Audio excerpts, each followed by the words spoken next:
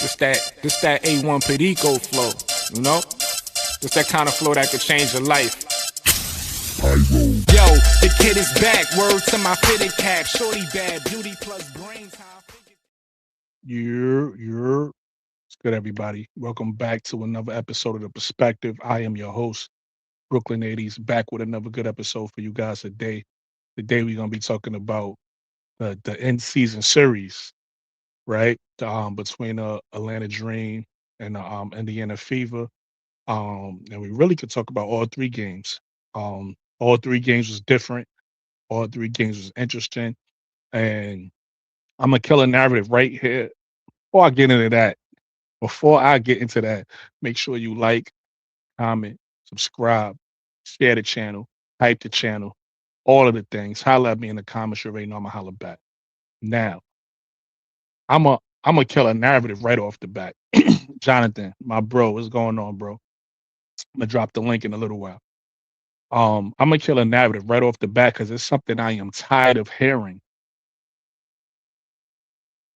These are professional coaches, people. They know what they're doing. And just because you don't like what they're doing, it don't mean you smarter than them. So I want to give a shout out to Stephanie White. I want to give a shout out to Carl Semesco. I want to give a shout out to the players on both teams. The only people, if I'm gonna kill somebody, I'm gonna say is the refs. As a person that was rooting for the Dream, it was times where they was calling fouls on Indiana where I was saying that's not a call. That's not a foul. Right. So the refs was terrible on both sides. So we gonna kill anybody. I'm gonna kill the refs. But we could get in a little bit of the coaching. This is a massive job from two elite coaches. So give these coaches their credit. Stephanie, CC fans, the Clarkies, whoever it is, I don't know who it is on that side that's calling for her firing. Stop it. You don't know nothing about basketball. That's the problem. You don't know what you're talking about. She's a good coach. Um, will she be the right coach for Cece? Who knows? Players have multiple coaches throughout their career. Maybe she wins a championship. Maybe Caitlin Clark wins a championship under Stephanie. Maybe she don't. But Stephanie White is a great coach. And the same thing with Carl Semesco. You know, all these Atlanta Dream fans, or the Angel Reese fans, whoever it is that's calling out Carl Semesco acting like he's not a good coach. He don't know what he's doing. Respectfully, shut up. You don't know what you're talking about. You're not smarter than a coach. You don't know basketball that well. How about you like just learn. Just watch and learn. I've been saying Mo 3, what's up, baby? You got the link already. You can jump up anytime you want. Um I'm gonna give a little intro and then we're gonna get into the conversations and everything like that. But yeah, I forgot to train in my thought before I said what's up to Mo. But basically, let's stop trashing these coaches, man. These coaches know what they're doing. Um, like I said on the Atlanta Dream side with Carl Semesco, this is a guy who, first of all, let me give credit to the if I'm saying her name, correct me. If I don't, forgive me, Tamika Wright. I'm a fan of Tamika Wright as well. She lost the job. Carl Semesco got the job.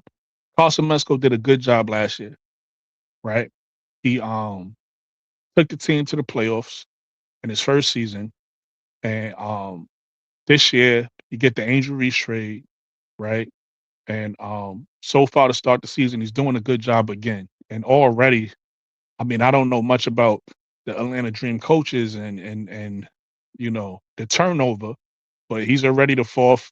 He already the top four in wins, right? In 2 years. He's doing a great job. The adjustments he's been making, adjustments Stephanie's been making. Um, this was a if you were a fan of women's basketball, or even if you wasn't a fan of women's basketball, this was a series to watch, right? The game one, this was 3 games. It was a 2-game series, but 3 games altogether. The first game, um, Indiana won, and Um, Atlanta had the issue that they have all year, just not generating offense, not generating good offense. The pace was terrible. Pace, if you don't know what pace mean, it just how many possessions you have, how quick you play. The pace was terrible for Atlanta. And to give Indiana credit, Indiana is one of the no, no, no, no. Let me rephrase that. Indiana is the best team in the league when it comes to pace. They have the best pace in the league. And not only do they have the best pace in the league, they have 3 go-to stars, right? Superstars, whatever you want to call them. They have 3 go-to stars who complement each other really well. So when they're playing at their best, meaning transition, pushing the ball, playing fast, hitting shots, making threes, Aaliyah Boston is doing what she's doing. She's working, and then they hitting them backdoor cuts. Indiana is a tough team to beat. This is a hard like their record, their play style and their record is not a reflection of how good they are. The things that hurt Indiana is defense, right? Defense. They have pieces that don't fit, right? It's certain things that they need to work on. We could get into that in this live. Um, but what makes Indiana dangerous and scary is their offense. They have one of the best offenses in the league, right? They have pieces that complement all of the pieces really well offensively. So in that first game, um, Chicago, excuse me. In that first game, Atlanta just didn't generate enough offense. In fact, all year, the most points we would generate is like 87 points, 87, 88 points. In that first game, it was a lot of one-on-one basketball. It was a lot of stagnant basketball. It wasn't really ball movement. They didn't really play as a team. They wasn't getting paint touches like they should have. You know what I'm saying? So, and my brother Mo3, who's going to be on this panel, uh, can speak about it better than I can because he actually remembers the game better than I do in that first game. Right. Fast forward to game 2. Right. A couple weeks later, Carl Semesco made adjustments. That's what make you a good coach, right? Carl Semesco made adjustments. Um, got us playing faster. We normally get off the slow starts. Got us playing. Got us to a faster start. Got us playing faster in general as far as pace goes.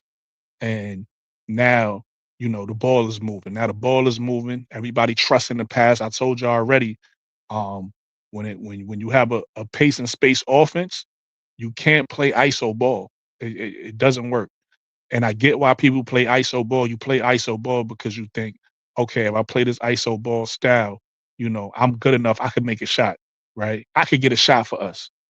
And what happens is when you do that, you kill the offense. In order for a pace and space offense to work, you need to trust the pass, you need to trust the ball movement, and trust your teammates. You just got to trust. And if you do that, the offense becomes easy, as you can see.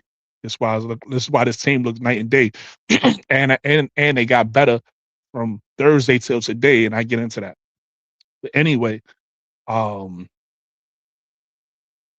Reddit. Reddit Milky Way says Carl did what everyone told him. Here you go. I'm not. We not jacking that. I'm gonna read your comment though. Carl did what everything we told him to do. People aren't dumb for calling out. That's not true. I'm not. We not jacking that. Reddit Milky Way. I'm not jacking that. What happened? I'm gonna tell you exactly what happened, and I've been saying this since the and listen. You already know. You can come up and speak your piece, Murdy Milk. If I disagree with you, I disagree with you, but I give you the floor to say your opinion. But this is what actually happened. What actually happened is a team has to have chemistry. You don't have chemistry on day one. So the things that y'all didn't like, y'all was blaming on the coach, and the coach had nothing to do with it. His offense hasn't changed. He's playing the same offense he started from day one to now. Now he made adjustments. You make adjustments. Of course, every coach does that. But it's not like he said, "Oh, let's throw out the game plan because these people online said I ain't coaching right. So now let's start doing this." That didn't happen. I'm sorry. I'm sorry to burst your bubble. Nobody watched you, Reddit Milky Way. Nobody turned you on or anybody else and said, "You want to know what? They're right. I'm gonna change my coaching style."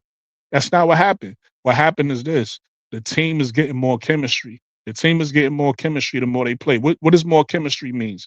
Real money. What up, player? What up, player? Real money says they play 2 more times. That's a fact. That's a fact. They play 2 more times. Um, So what does more chemistry mean? More chemistry means this.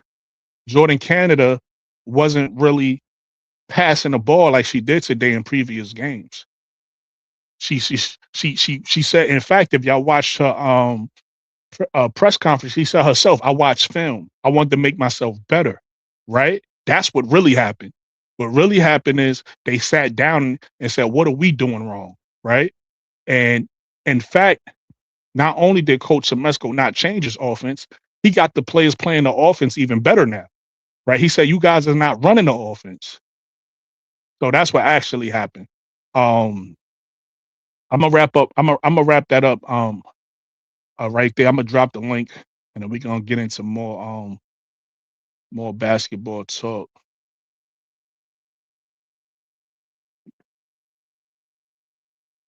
I'll drop this link so we can get into it. Like I said, if I got a criticism, it's gonna be against the refs because both of these coaches is great coaches. I'm not jacking. Stephanie White needs to be fired just because you don't like something as a fan. You need to be fired as a fan.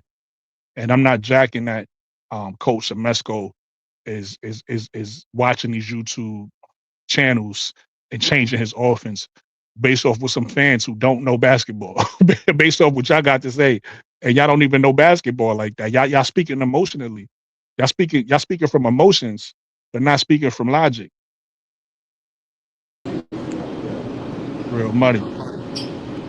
Real money. You not home? Nah. How long is it gonna take you to get home? Because I hear a lot of background noise. Oh, damn. Shit. Oh, shit. I'm at work. I was just gonna say, y'all You happy good? You now, bro? good? Nah. You good? You good? You good? Y'all, We'll y'all rock happy? like this tonight. Normally I like to keep my audio nice and clean, but listen, it ain't about being happy because I feel like tonight I'm not. Listen, I don't take tonight. Let's just say we play y'all the first round of playoffs or whatever. I don't feel like we just gonna beat y'all because of this. You get what I'm saying? It's Yeah. a long season, and the regular season. If you know basketball like I know basketball, the regular I'm emotional ready. That's funny. Um, if you know basketball like I know basketball, the regular season don't mean nothing. You got to win in the playoffs. That's why I tell a lot of CC fans, the ones I don't know if this is you, but the ones who be talking about, oh, Caitlin Clark got her get back. You know what I mean? When she beat Angel, I'm like, it don't count if it ain't a championship game. Like, okay, she won a Elite Eight game, or she won in regular season games. That don't count. You gotta win the chip, right? So it's the same thing with this. I'm not looking at this game like, oh yeah, we beat, you know what I mean? We beating No, but nah. a lot of It people feel is, though. the win feel good. I ain't gonna lie, but that's any team. I'm just gonna You say, feel good because you won. But I'm not sitting a here lot like, of, oh, nah, a lot of, this don't count. The playoffs count. a lot The of people playoffs acting like count. this. A lot of folks acting like this the playoffs already. Oh, Yeah. they on their way to the championship now because they beat them 2 times. They beat them. They already lost to them 1 time. It's 1-2. Okay, it's Nah, one it's two two right one. now. It's 2-1. We played 3 times. Yeah, it's 2-1 right now. It's 2-1 Yeah. right now. Everything all good. Just let the Yeah. season play out. But like I said, even in the next one, if y'all win or we win, it still don't matter. What matters is what happens in the playoffs. That's what really matters. You get what I'm saying? Yeah. And that's so. But listen, this is like I said. I don't know how long you've been listening, but I, Indiana got to me. Indiana got one of the best offenses in the league. Y'all definitely the top in pace. Yeah. When it comes to pace, y'all definitely number one. You get what I'm Bro, saying? we watching this coach every time. We watching this coach every first quarter, first half. They going crazy. Then what happened? She started doing dumb rotations, putting people in who don't score a bucket at all. Yeah, I'm not What I jacking told that. you, You another one. You trying to blame Steph. I'm what gonna I tell you told what you really about Ty happened. Harris. What I I'm gonna told you tell you about what. Ty Harris. What I told you about Mo Billings. Listen, What I told you about Ty Harris, bro. listen. We already know that Indiana got some holes in they on their team that they need to shore up. We know We that. got five But what players I who will can. say, We this is got what I say about Stephanie White. This is what I will say about Stephanie White, right? Because I'm not jacking the coach hate. It's if you take a look. First of all, y'all won the first game. So kudos to Stephanie White in game 1, right? 2 weeks, Because couple weeks ago. went on the heater. She went on the heater. That's the only reason. But look. So then, what Carl Semesco do? Right? He's such a bad coach. Carl Semesco. What up, Dre? What up, J Days? J Day say excuses. Hold on. Let me finish first. So then, game 2, Carl Semesco made adjustments. We didn't play y'all the same way we played y'all in the game 1. That's coaching. That's coaching that the fans is not giving him credit for. That I am, right? So he made adjustment, and we played better. We played a quicker pace. Look at what happened in the first half earlier today. Y'all killed us. So the adjustments that Carl Semesco made, already Stephanie White counted that, right? Now, in the second half, Carl Semesco said this is not even me. Carl Semesco said this. If you go watch his press conference, he said I had to counter what Stephanie White did. So that's coaching. That's chess match.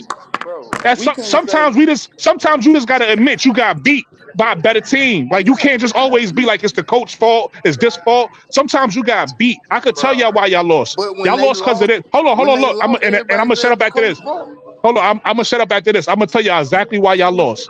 When Caitlin Clark got hot in the first half, I wasn't worried, especially when we hung around. I wasn't worried because I seen it before. And you know, as a Caitlin fan, you've seen it before in games too. Where she would get, I seen, remember the New York game? I think last year. I think it was last year. Remember that New York game when she got hot and hit all those threes in the first half? Got cold in the second half? You gotta keep it up for a full game. You get what I'm saying? Or if you don't keep it up for a full game, you gotta now change what you're doing, right? And get offense a different way. And so when she did that and I saw we was close, I said, oh, nah, we good. And then in that second half, you see how now it's we good. Now, I was like, we good. No, don't listen. I was getting scared. Listen, I would have got scared. What I said the other day, I said if you got Caitlin, hold on, bro. I said I wouldn't say that. I would say we both. Right now we are. Now, I'll say we are a better team. But when I say we are a better team, it's not like y'all fall off though. You get what I'm saying? Y'all still a scary team. Y'all still a scary team to play. I ain't gonna hold you. Because like I said, when those three monsters get to cooking, you get what I'm saying? It could go either way, but bro. Nate, we losing to the hype. We losing to the hype. Nate, what's up, bro? Hold on, let me address everybody. Nate, what's going on, my brother? Welcome to the panel. Jonathan Gonzalez, what's up, Brody? Welcome to the panel. What's up, man? My brother Mo 3, the silent assassin. Bang bang, welcome to the panel. And my brother Real Money. Nah, don't run from the smoke. Don't run from the smoke. We here now. So was Jonathan Gonzalez. And Nate usually be at work. I don't know if he at work now, but nah. Nah, your background is loud though. Get to say what you need to say, Real Money, and then drop off because your background is loud. Get to say what you want to say. Bro, everybody happy now. It feel good. You know it always feel good when you win, don't it? You know winning feel good, don't it? I'm put it to you like this. I don't think y'all have anything to hang your hat. But look, I don't think. When she counters, that's basketball. But I don't think y'all have anything to hang y'all head about on the last game. But this game, y'all got beat. Y'all got your ass beat this game. Everybody live right now. When they winning, ain't it? When they lost, I would have been live if they lost. You know me. Quiet. No, it was quiet. When they lose, you go up there and look at that top. Everything quiet. Nobody got red around their name when they lose. It's cool. I want everybody to feel good. Just know when we get in that winner box again, I want everybody to come with the same energy. Let's before you go, let's be honest about that though. Before y'all to get in that winner box again, there's a couple things y'all got to do, right? One is y'all got Stephanie, and this is on Stephanie White. This on Stephanie White. Stephanie White has to figure out a better team defensive scheme, right? Because it's with everybody on the island, and you let your point guard get attacked. That's about to say with Cece, you got to figure out a better way to protect her. Right? Shout out to my man Mo 3. Mo 3 said that yesterday. No backside help. Then that's one, right? Then y'all got to figure out y'all fall situation. Y'all got to. I think y'all should just go small ball. I think y'all need a small ball shooter. Bro. We got at the 4. Monique Billings Y'all should gotta go go. all offense. Let her go and No, get no, them yeah, not Monique. 800,000 and go. Listen, I said, and my brother Mo 3 disagreed with me, but I still stand on that. I said I think Sophie Cunningham or maybe another trade of another player that's a shooter. Y'all need a shooter at the 4 because that'll make Nah, y'all more Sophie need to be dangerous, guarding ball. She need to be guarding ball, bro. She a better right? on-ball defender. I'm trying to And tell that's you, pretty we get much us it. That's another pretty four. much it. Y'all bench is okay. Maybe I could add a couple, but y'all benches. So that's I'm telling the you, two we ain't things I even would say at full strength y'all need to yet. We still fix. got Bree Hall just sitting there. Bree Hall is a lockdown defender on defense. We got her just sitting there. Just wait till we I get. agree. I agree. I don't know why Everybody y'all have wasting their Bree fun. Holloway. Everybody have y'all fun. Talk about it. Talk about the turnovers. Talk about the loss. Talk about everything. But when we get back in that winner box, I want to hear the same thing. I want to hear You that already. same thing. You already. You Hey, already. Brooklyn, can I give my perspective Nigga, on this? look, Yeah, he do your talking thing. about Fever ain't no Ho- top team that we acting Hold on, like look, we hold on. So we this is what I figured want it out. Hold to on, say. Jonathan. Hold on. He So hold reading. on. Let him read the comment real quick because Fever I think not a it's top pertaining. team for us to be acting like we figured it out. The reason why these two games were good is because the playoffs and the rivalry. Yeah, I I beg agree, to but I think differ the though. Fever is a No, I top beg team. to differ. I We do a think the top Fever is a team. top team. I think everything she said is a right, but that I agree with Yeah, everything. But I do everything think they're good a with top that. team. But guess what? I don't think so. They just pumping the rivalry back up, bro. Everything you remember all this stuff with There's nothing Dez, they could do everybody, about it. nobody That's wasn't those. thinking about that. That's the two All people that was care about the most. It is what it is. Like whether yeah, you like it or not. yeah. It's cool though. Everybody have fun, you know. Have All y'all right, fun, Jonathan. y'all. What you got? All right, real. All Good right, looking for your commentary. What you got, Jonathan? all right. So one thing I am so happy that we won that game, but I'm not going to act like we ended the chapter there. You know, this is at the end of the day, we're still in the season. I'm more concerned about the playoffs because the playoffs are hits different. You know what I'm saying? You know, you know, when we lost to the Fever that first game, man, Yo, hold on, Jonathan. I Really wasn't. quick, Dre, if you want to come up, you can, Brody. I dropped the link in the chat. Get, Jonathan. Yeah. So when we lost that first game, that first meeting to the Fever on Tuesday, you know what I'm saying, we had to do a lot of like game planning whenever we got them back. And I wasn't really that upset that we lost to them because we had them twice. So I was like, you know, we'll get them back and they'll probably get us back. But, you know, for us to get them back to back, that's good. But, you Especially at know, home. Another thing to yeah, your point, especially at home. Jonathan. This was our first win at State Farm Arena, right? Right, Rashad. Rashad is in Yeah. Atlanta, so he know this is our first State Farm Arena win. So Yeah, Yeah. So because I'm I good. think the Oh, only speaking other of game was State, the Aces. speaking of State Farm Arena, Brooklyn, I'm going to be at State Farm Arena on Monday, June 22nd. You know, okay. I'll be headed to Atlanta to check out the recent Dream and them against the Simcoe. If y'all don't know, my brother Rashad on the panel is media for the Dream. He be at the game. So if you bump into him, make sure you say what's up. He one of the dopest. Rashad deadass. Y'all don't know, but Rashad is one of the dopest in the game. Like he done interviewed all types of rap. Like you know what I mean? He low key, but this one of the dopest in the game right now. You know I gotta give you flowers, my brother. But so if you in Well, State Farm and you see Rashad, make sure you say what's up to him. I Y'all don't definitely even will. know, You know, but man, if y'all watch, because hold on, look, this is the funny thing, Rashad. They don't even know. If they watch the press game conferences, they hear your voice. They just don't know. I'll be hearing you when you be asking your questions. nah, Yeah, Brooklyn. Jonathan. Yeah, nah. If I see Rashad, I'm gonna say what's up too. But heck, I maybe even collab with him if I see him. You know, Yeah. or do a Rashad YouTube is live dope. with him Rashad and is all dope. that. Yeah. So And you everybody know, follow his channel too. He do lives too, but he don't only talk about basketball. Sometimes he talk about news and just different things that's going on. So definitely tap in with Rashad and everybody subscribe and follow him too. Yeah, Jonathan. uh, yes. So you know, we did a good job on the offensive side. I mean, and despite defense could have played a little bit better. You know, it's like every time we were scoring, we're letting them score.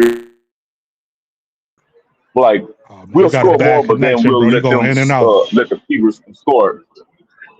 Oh, my bad, my bad. Oh, am I good now? Now you good, bro. Right now we can hear you. Yeah. Okay. Yeah. So definitely gotta do better on the defensive side. And I think that's probably our issue against the Fever, that we kind of like slow down defense. We get them on offense, but and we I ain't saying that we don't play good defense, because we do, but sometimes we let them like kind of stay in it a bit. Now this game they were a lot better on defense. You know what I'm saying? I just feel like we gotta try to like keep it going on a run, like going on a I 15 feel or what you're 21. You saying. know, hold them I in. get what you're saying. I will say this though. I will say this to what you said. You got to remember you playing against another top team, right? So when I Yeah, say when I say top team, I don't mean like how how how well do y'all know men's basketball? Everybody in here, y'all know men's basketball pretty well, right?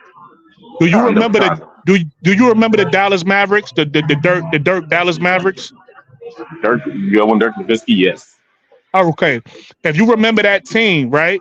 That team might not Hmm. have the best defense, but they offense used to be on fire. So Right. that's kind of like Indiana. Indiana, when I say top team, I don't mean like overall they this great team. They got weaknesses, like I just told Real Money, but they offense, Hmm. they one of the best in the league. You got to give it up, right? They play Right. fast. They play really. They're a Yeah. transition team. They like to play fast. That's why they score so many points. The teams that don't score a lot of points play too slow, right? I'm gonna give you a perfect example: the Connecticut Sun, right? Even though they only got 2 wins on the season, they one of the most athletic teams in the league, right? If you look at them top to bottom, they all like 6'1" athletic. If they play faster, they'll win more games. They play too slow. They just Indiana need a. plays fast. Indiana plays fast, and they got shooters, right? And they got a system that they trust. So it's like, Aaliyah Boston going to get her numbers. Kelsey Mitchell going to get her numbers. Caitlin Clark, depending on the game, is going to get her numbers, right? And Sophie Right. Cunningham going to make some threes usually. So it's like when they going and they clicking. So when you say that we didn't play good defense, it's only but so much you could do against a great offensive team. You get what I'm saying? Like that, Kelsey Mitchell is going to score no matter how good your defense is. Aaliyah Boston Yeah. gonna get her points no matter how. So I hear what you're saying. I think we did the best we could against a good offensive team. And here's just what I want to say. You know what I'm saying? And Kelsey Mitchell is a phenomenal player, a great shooter. She's not scared to go to that basket. I feel like when Kelsey goes to that basket and hit them layups, she is until she gets hot. That's when them three balls start flying. Like I would trust Kelsey Mitchell first before I go to any player. You know what I'm saying? Is she their most If reliable Kelsey gets player? on, yeah, if Kelsey gets on fire, the Fever will be on fire. Yeah, they And tough. that's what. When she get going, they And scary. this, hold on, Brooklyn, hold on. And I'm not saying like Boston and the other players ain't capable of Clark ain't capable of doing that. It's just it's best to get Kelsey Mitchell going, because if Mm, Kelsey Mitchell I agree with goes you. off, that's gonna make the other players comfortable and go off. Next thing you know, Caitlin's gonna get these assists. She's gonna hit those logo threes. Boston's gonna get gonna kill in that paint, and she's gonna hit a few threes herself. You know what I'm saying? The first, I feel like sometimes a team's first priority is to attack Kelsey Mitchell. If they can slow down Kelsey Mitchell, they'll be good. Yeah. Plus, she's like their key player. Like she, honestly, and that's my opinion. People can go against it, but Kelsey Mitchell's the Yeah. best player on the team without a doubt. And also, I think it really um, depends on, to your point, I think it depends on what you look at, right? Because you could arguably say it's Aaliyah Boston for the work she do, but then you could arguably say it's Kelsey Mitchell because she's their best scorer, right, right? So it depends on what you value. But I don't think that's a bad take. right. And here's another thing. Although the Fever lost, I'm going to need people to stop putting the blame on certain players that's not really the blame. Like everybody, you can't keep blaming the whole team except for Caitlin. You know what I'm saying? Caitlin has to take blame on these losses too. That because one thing, you're not being a real basketball fan, and you're not even being real about yourself when you're being too coward, when you're not trying to hold your favorite player accountable for some of the mistakes that she made that Facts, hurt this team and give that team cause that team them losses. You know what I'm saying? Mitchell and facts, Boston can facts. only do so much to the point that if the other players are not doing it, or Caitlin ain't stepping up, then there's possibly no chance. Stephanie White, she can only do so much on the coaching. Like she's doing whatever she can to get Caitlin then going. Like we're not. She don't want to play Caitlin's basketball. She wants to play Fever basketball. You know what I'm saying? Until Mm. people realize that they're gonna be crashing out when their team loses. Because let's be honest, I'm gonna be honest. I think if everybody just play Fever basketball and the fans start focusing more on the Fever and not their favorite player, I think the Fever probably would be going 13-2 right now instead of 9-6 or 9-7. They should be 9-7. But the selfishness and of what's going on in that organization, that fan base, the stuff that's going on involving Caitlin Clark, that's a big distraction in that team. That team is like discouraged when they the ones are taking the blame, even though they got to do all the work to make Caitlin look good, and that's not a good thing. And the fact that y'all talking about you want Stephanie White fire Stephanie in her first year as the Indiana Fever head coach, almost took them to the finals. Just Mhm. one series away of going to the finals. Now, You know what I'm to your saying? point, not only that, before she got there, right? She did it with Connecticut, so she a proven coach. Yeah, yeah, she's been proven to be the best coach. But my thing is, if they want to be stupid and try to get Coach Stephanie White on here and call for her firing. Okay, okay, fine. Like you know, yeah, doing. Oh, hey, don't. I'm sorry, y'all. I'm at work. I was distracted by some customers. I It's ain't all want nobody good. It's knowing. all good, Brody. Yeah, You ain't but got to get it all out. Pause, no homo. You don't got to get it all out now too. Like if we listen. We could have an open discussion. It don't got to be like this one go, that one go. We could talk as long as we don't talk over each other and we let everybody get their point out. We could have an open yeah, discussion too. But yeah, Jonathan. yeah. So yeah, the thing is, man, Indiana don't realize what kind of a great head coach Stephanie White is. They got a good one, man. Like they have a chance to go far in the playoffs. Like you let honestly, she's a better head coach than Carlson Mesco. Obviously, you know what I'm saying. It's just Mesco, I he, disagree. he I was. disagree with that. I, But I good. mean, I ain't mad but, at your opinion. That's your opinion. I ain't mad at it.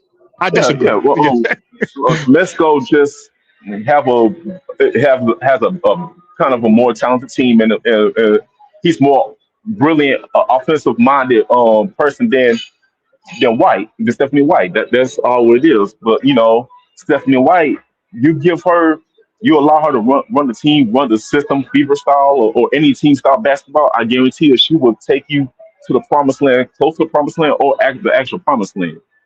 I'm gonna put it like this: if Angel Reese has Stephanie White as a head coach, I think she'll go to the finals. You know why? Because Angel is a great defensive player. She's coachable. You know what I'm saying? She's on. She'll have teammates that vibe with her and have great chemistry with her. Everyone gets along with her. You know what I'm saying? Her and Stephanie, they both love defense. Well, Angel Reese will probably be a better defensive player if Stephanie White is her head coach, and then she'll have an assistant coach that can build up Angel Reese's offense, and get Angel Reese the confidence, to get that mid range going once she get all the fundamentals down. Can't you imagine what how dangerous the dream would be if Stephanie White was their head coach instead of the head coach at Indiana, and she gets Reese's fundamentals down and the mid range down. The chemistry with her, and then bringing back Teresa So let me Witherspoon ask as you a a favor. question. Let me ask you a question, right? If Right, that's how you feel, they got somebody named Simpson, right? right, Simpson. So she should be able to develop her the same way you saying she should be able to develop Angel Reese, correct? right. Yes, but here's the thing. And Simpson, what you saying about her, Carson Metzko is actually doing. Like he's actually, you see. I don't know if y'all was it this. I think it was this game. Was it this game? I think it was this game. Y'all seen where Angel Reese came down in transition. She missed it, but y'all seen her shoot the three, right? Like she was confident. All right, let's move. Let's move on because he busy right now. Mute your mic, Jonathan. Yeah. All right. So Mo3, Nate, Rashad, any one of y'all want to talk next is cool. Like I said, we really I really like conversational pieces. It don't have to be a monologue from somebody. If y'all got y'all monologues together and y'all want to go off, I mean, can I? have Because at it. I was Have trying at to it. see when. I'd rather us all kind of like have a topic and we discuss, whatever the topic is. It don't have to be no particular topic, but I like discussions better, conversations better. But if y'all got y'all monologues together, do y'all thing too. That's cool too. Monologue. I just the reffing this year is the officiating is just it was getting better, and then we went right back to it's like they went the parlays. It's like you almost know who's going to win these games when you see the betting lines. Like you see a game starting to get out of control unless the team is playing really good. Point. You know what I'm saying? That's a good point. Because I don't look at the betting line, so that's a good point. I don't either. But anybody else who look, hold on, because that's a really good point. Anybody in the comment section or anybody who watched this back, if you are better, do you feel that way? Do you feel like depending on whatever? Because I like say if we watch Amazon, right? If they got Amazon, they talk about it. They'll say, "Oh, this player is gonna score over this or have this many assists or this many." So if you one of those people who pay attention to that. Tell me if you noticed that. If you noticed the games are swayed based off with the betting, that's a good point, Nate. Go ahead. So like tonight, like you know what I'm saying, like the Dream game, they had a betting line on Angel. Like I don't know if you saw some of those calls. They like, all right, let's push this toward Atlanta because it's a bigger field. You know, they go by certain things. Like you start seeing the line start to change midway as the game goes, and then the refs start calling it differently. You know what I'm saying? And then like with the Sky game. I'm like, I hope they don't do this because I saw the line come up again as a notification. I got the Bleacher Report and it just kept popping up. I don't gamble, but it just kept popping up. I'm like, come on, man. What is this? What does this thing keep popping up? It kept saying like a +10. If Dallas doesn't do this, then, so they're going to miss the line and they usually cover. They made sure like all of a sudden when that popped up, call, foul. Oh, it was ridiculous, man. I'm like, come on. I'm like, not again. And the final line, there was a +10.5 and then covered. So I think it's pretty egregious how, what I'm saying, it was so many phantom calls. And it's like, since y'all want to bring in Natasha Cloud. I was going to say, no, she ain't got a Scott, man. She got a whole, a whole giant target, which they couldn't really do nothing about because Rakia was able to cover up a lot of that, what the refs were like. I don't know if you probably didn't see it, the Golden Valkyries game. The game when Sky won that game. Just like this, it's the same thing. It was a betting thing because I remember hearing the guys call it. It's like, I don't know, man. It's like, it's kind of crazy. They trying to hit the line because they kept trying to call foul on the Sky right when the game was out of line, but they covered. Golden State covered when they kept giving them free throws. It is ridiculous, man. It's ridiculous. The game, like, Rakia got pulled to the ground and they called foul on her to give Valkyries more free throws so they can cover the line. It is ridiculous, man. It's every game. They call it close enough to make sure it covers the points, and then whatever happens. But they want to make sure it's close enough where it covers. And it's pretty ridiculous. Saying is correct. Like I said, I haven't been paying attention to that, so I don't know. Yeah. But if what you're saying is correct, what people don't realize, professional sports is a business. So as much as we fans and we wish everything would happen, don't get it twisted. I'm not one of those people who feel like everything is controlled or everything is, like for lack of a better term, controlled in professional sports. But I do know not everything comes down to chance. Certain things come down to what's gonna be the best for our bottom line, right? And that's how these contracts keep going. In the NBA, these contracts keep going like this every year. That's fine. That's fine. No, that's fine. We can talk. And I like that. Live King said he wanted discussion. Let's bring discussion. I don't think you can have. How can the San Antonio Spurs and the OKC Thunder be two of the bigger more dominant teams in kind of Mhm. recent NBA history. I would say I ever love since I love this example. I love this example you brought up. Oh, we Rashad, what's go. going on, Rashad? What was that? We can go from 2012 NBA Finals, Kevin Durant's first time taking OKC to the finals, all the way up to now. For the most part, okay, they were bad for like maybe 3 seasons, maybe 2 seasons after the Paul George trade. That was it. Every other time they've been a consistent contender in the Western Conference. What incentive does Adam Silver have for OKC to be a good basketball team? The San Antonio Spurs. So What I can answer that. Okay, all right, here Yeah. we go. Well, let's go San Antonio Spurs. What incentive did David Stern or Adam Silver have for the San Antonio Spurs to stop LeBron from winning another one in Miami? What did David Stern win from Kobe and Shaq and Derek These are Fisher? All all them great those points. I love it. not winning more championships because San Yeah. Antonio, Texas, with boring Tim Duncan, bank shot. Like, why was that a thing? That's why I don't know if I could fully agree with that.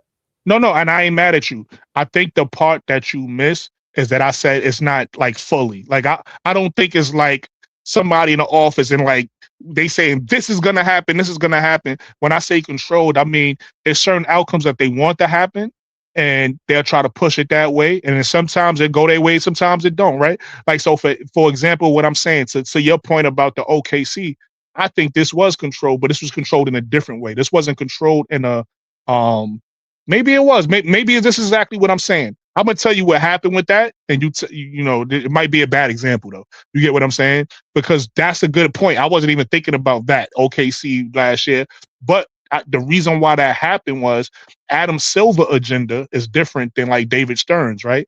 Adam Silver's agenda is basically, and if you kind of look at it, he did the same thing in the WNBA. I don't know how much his hands is on things in the WNBA, but he's trying to bring parity through the league in the NBA. He feels like more parity through the league in the NBA is better for business, meaning that you know the narrative on NBA is, oh, if I'm in a big market, I have a better chance of winning. And then we already Yeah. know in the NBA historically, it's only been before the past 10 years or 8 years or however it's been historically, it's only been like 6 teams that was really winning back to back. You had the 70s where you had a whole bunch of teams win, this team win. But the dynasties in the NBA was the Bulls, it was the Celtics, it's the Lakers. It's usually the same teams that win. You get what I'm saying? So David Stern felt like it was better for business. I could be at OKC. I could be in New Orleans. I could be in San Antonio, and I could feel like I have a chance. So that's why they did that, better for Parity. business. Yeah, they But wanted more parity. yeah, they felt like it was better for business. What I was saying though was kind of like this year, right? I'm not, listen, I'm a New Yorker, and I'm not going to sit up here and be blasphemous and say the New Yorks didn't deserve to win because of the way they won, coming being down and coming back in those games, and Jalen Brunson being 6'0" nothing and 7'5", and shout out everything to the Knicks. But if I'm being honest, if I think about the Knicks not winning in 53 years, this is great for basketball. It's great for, but here's my conspiracy theory though on that. I haven't said this publicly, and I haven't even put a lot of thought in this. I don't even know if this is true or not. But I got a feeling that if it is true, I wouldn't be surprised. Wnba, you already know with this whole America, let's make America great again, right? We already know with the pride that America has, like America is real prideful. We need to be number one, right? That's America's state of mind, right? With Wnba, when they do the national anthem, and this nigga be sitting there like this, I wouldn't be surprised if somebody put in the call and said, make sure he don't do it.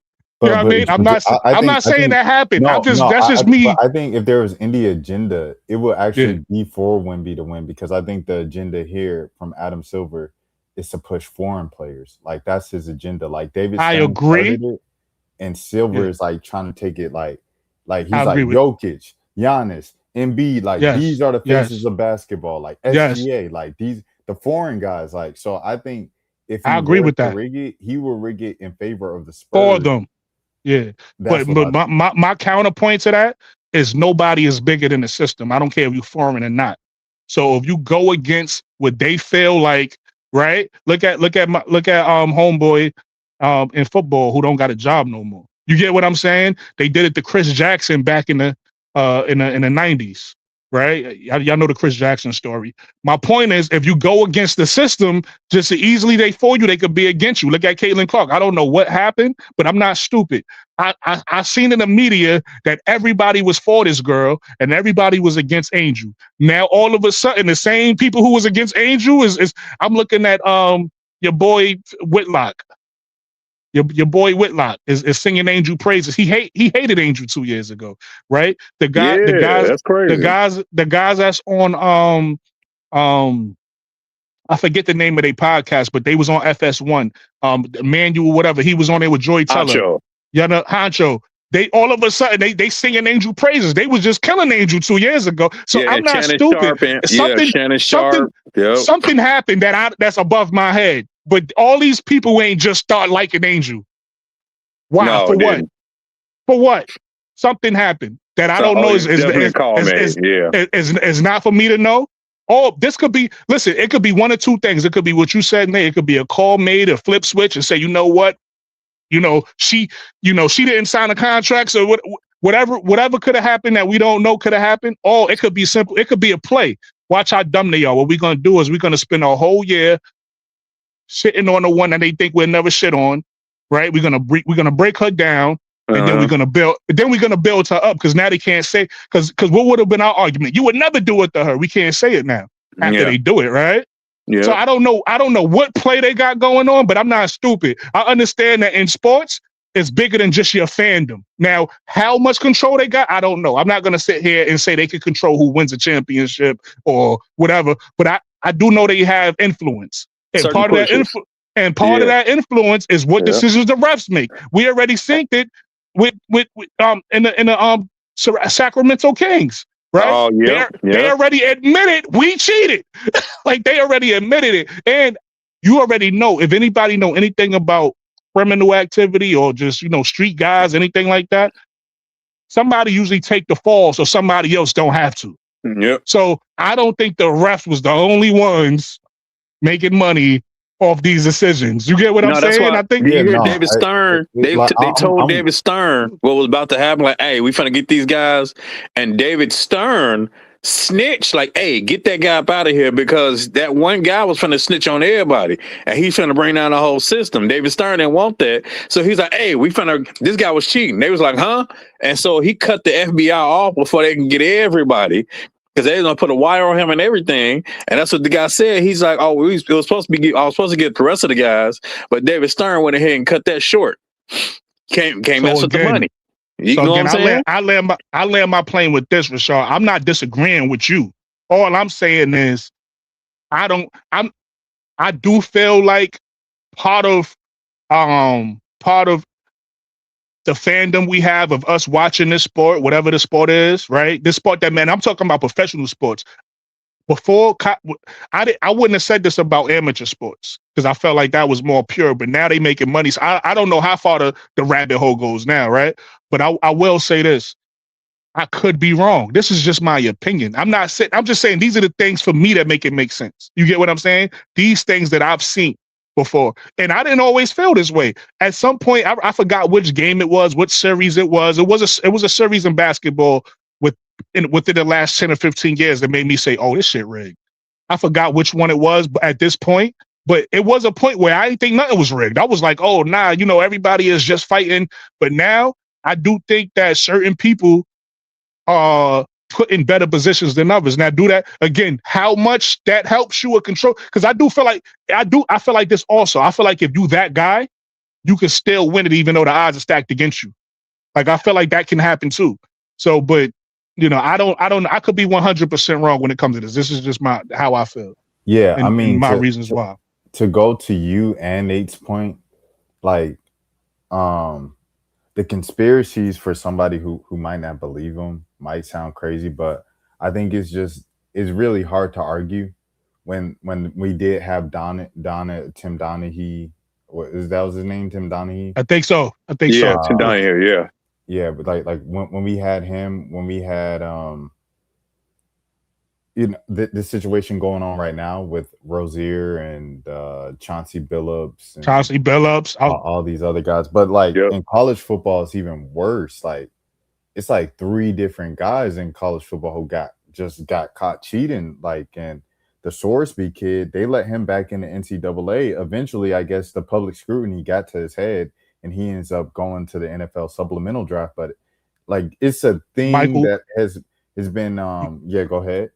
No, I ain't trying to interrupt. I was gonna say Michael Porter Jr. brother, just like a year or two ago. Exactly. He banned from the NBA. Exactly. It's just so many of these things that have been exposed for, like, so when people say it, you can't, I think it's extremely dismissive to be like, oh, that's crazy talk.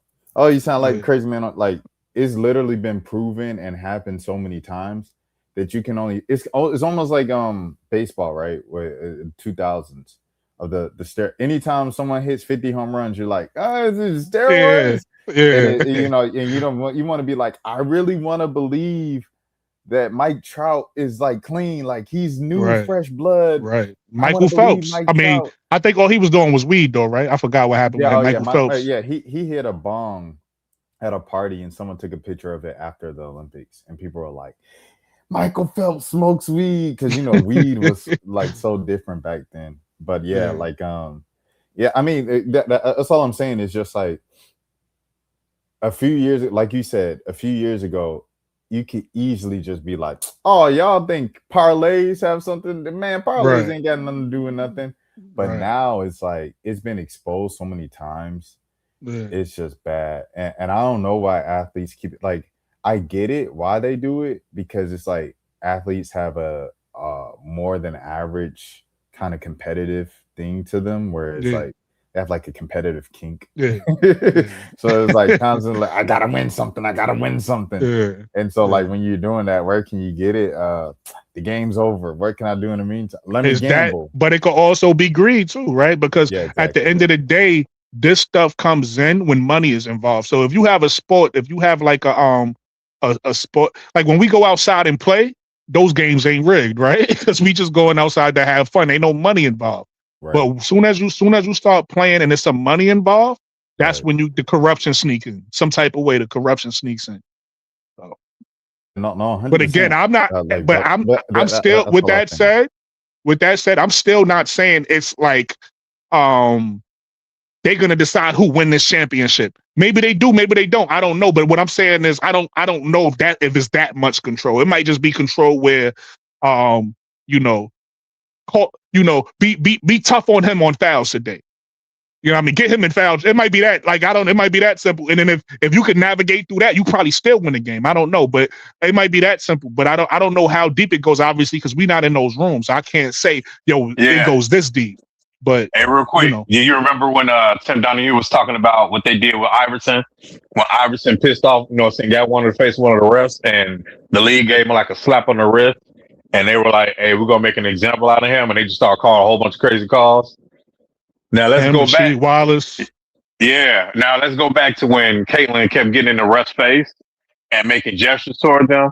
And then, they wasn't saying nothing. And they didn't say, you know what I'm saying? Jamel Hill came out and said she was at the game. And she said, hearing Caitlin Clark, hearing what she said out of her mouth to the refs is ridiculous.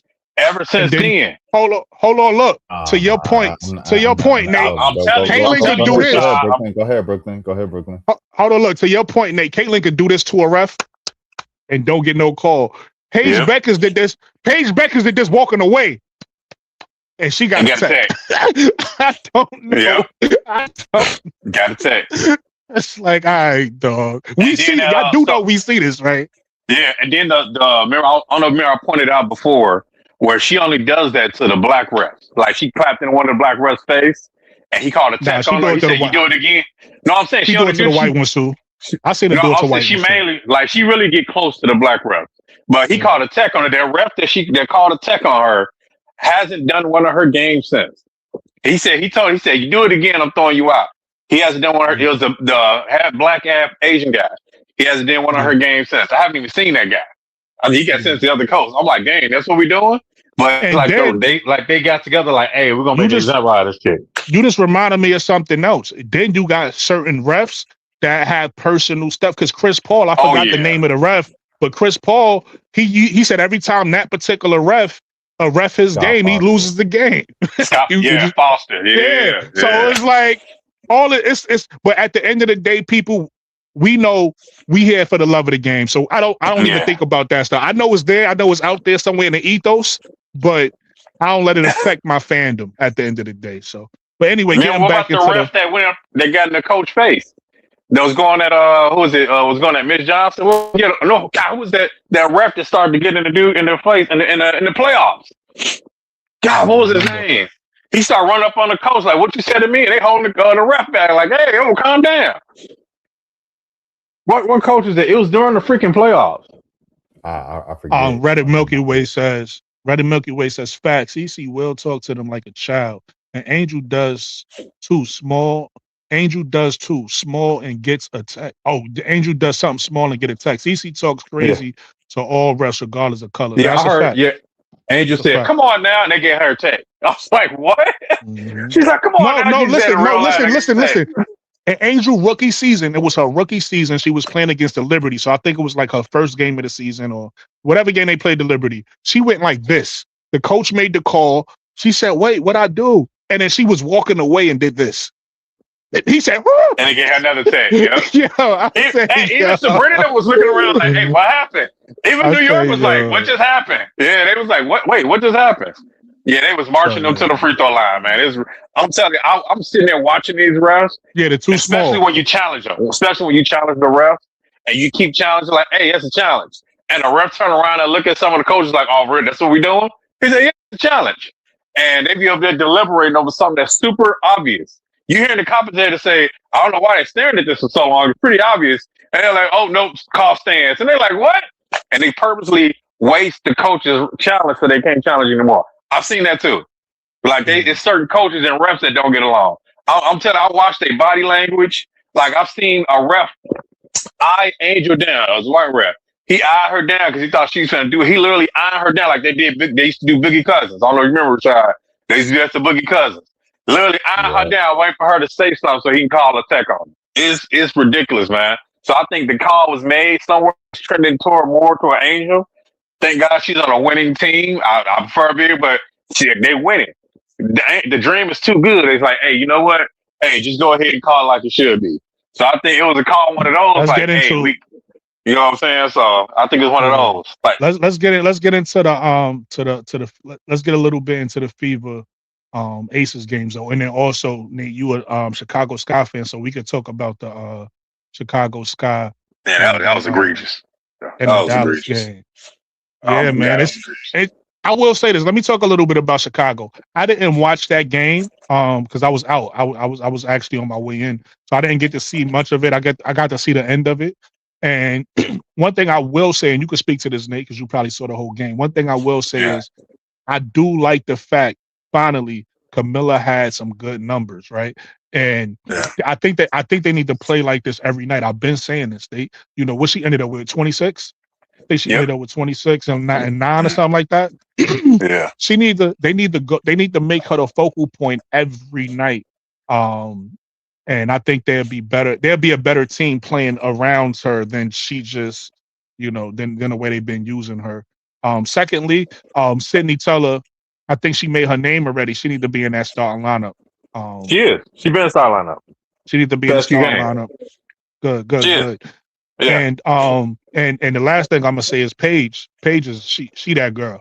She that girl. Even though I don't think that was a foul, I'm gonna be honest. She remember what I said. I'm honest, Nate. Yeah. I don't think Natasha Cloud fouled her. When I look at it, it looked like a foul to me. But then the ghost foul on Camilla. I'm like, what's happening? To Paige credit, that was a tough shot regardless. So the fact that you just pulled up with that much moxie, right?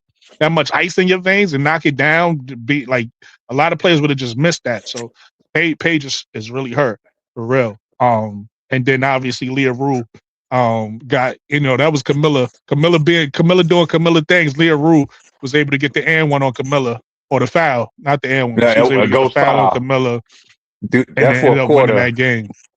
But speak to the game because I didn't see it. So like, how did the game? Because I was winning from what the commentators. I'm almost done with. From what the commentators said, when I heard at the end, they said that Dallas came back and stole this game at home because y'all basically had the game in a bag. So yeah, speak to the game. Man, it was. I was screaming and yelling all game. It was a really good game plan. It was really good adjustments, first, second, third quarter, because they went through Camilla from the start. From the start, I'm like, that's what we're talking about. Like, she was killing them. They literally had no, you know what I'm saying? No one could guard her. You know what I'm saying? The only thing they could do is constantly call ticky-tack fouls. She just, every time you look, it was probably actually one or two actual fouls, but it was like light contact. It was ridiculous, man. It was, but then you couldn't foul, you couldn't even breathe on Dallas, and that's what Sydney said. Like, I guess you got to play 5 feet off of them because you're trying to get over a screen. Oh, that's a foul. Like, that's how they get back in the game. Yes, they made some mistakes. The refs, I told you, everybody can complain about the refs. Every single team is like that. That's the one thing we all can agree on. The refs suck. I don't know where they found these refs at. They terrible. But yeah. Horrible. So that's when people are like, oh, the refs can't cost you a game. Yes, they can. If you ever play professional sports, you know once you start getting, when you go on the momentum and you start getting different type of call, it changes the way you play. It totally changes the way you play, and they the way you play. And it, to your point, it also changes the way you coach. It also changes the way you coach because if a player gets enough, you gotta take that play out. And now you gotta play players who you might not be comfortable with, might not. So to your point. So it got so bad. That's how I know it got bad because Maddie finally played.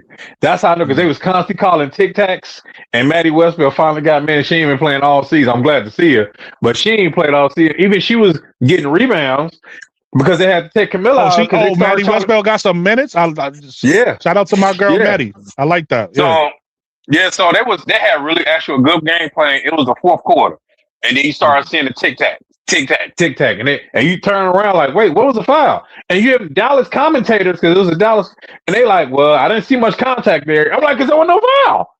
And then it was like back to back to back ghost phantom calls on Camilla. Like they was like, hey, we gotta get her out the game because they can't stop her because Dallas would come down and hit a 3, and then Camilla, you know what I'm saying, they throw a kick to her, she kick it back and hit a 3. And they like, hey, we gotta get her out the game.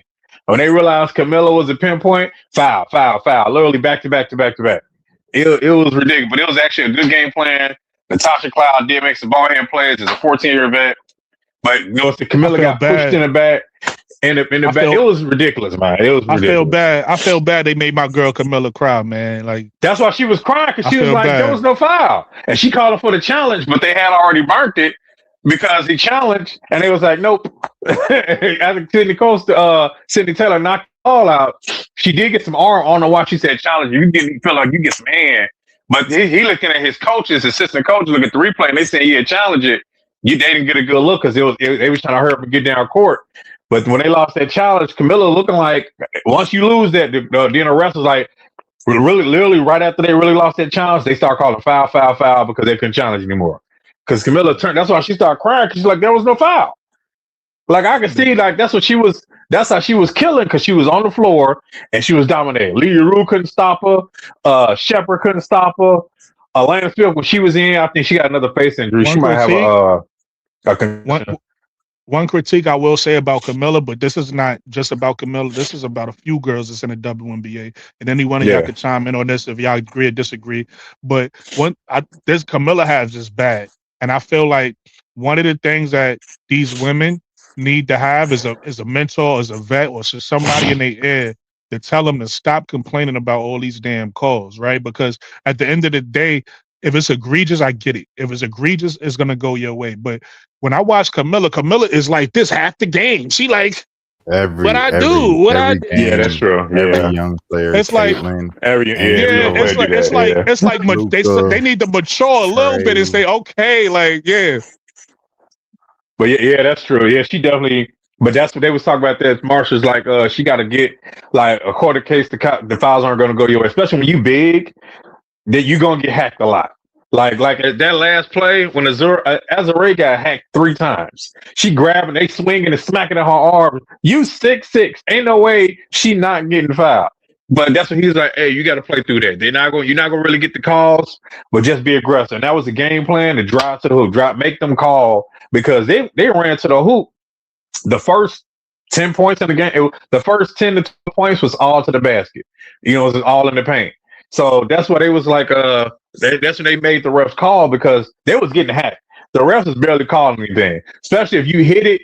They weren't calling anything. They would watch to see if you score, and then if you don't score, they'd be like, "All right, foul." And they was like, "Oh man, that was a late whistle." But they gonna call it? So it definitely was egregious and obvious, especially when the home commentators are saying, "I didn't see any contact there. Where was the foul?" So it definitely got egregious. But yeah, when you putting your hands up half the time, like especially she had a bad habit. She stopped that now. Well, she cut it down a lot of when she has her hands up, she'll lean over. Like she'll have her hands tilted, and you can't do that. You know what I'm saying? Because that's the first thing they do. That's like a rip you through talking foul. about the verdict? You talking about the verticality? She do this, Yeah, the verticality, yeah. She And do that. she'll She do that a lean lot. over. Yeah, She she'll do that a lean lot. over. So, and that's a lot of her fouls. It's her leaning over. And then I know one was a and then stupid she foul go from where this. She go from this to this. Yep. Yeah, you got it. That's a Yeah, fact. I know she had That's a a couple. fact. And it's also being young, and you right. You know what I'm saying? It's also being young. The vets can tell you a lot, but it's also reps. She Yeah, has but to I know feel like like she's not gonna I get just feel no like whistle. there's certain things as a professional you got to learn though. Like you could do it at Yeah. college. You know what I mean? Like there's certain things. It's like like you, especially Yeah. in your third. You start getting your third, fourth, whatever. It's like like come on. And I'm not saying never do it. We all get emotional.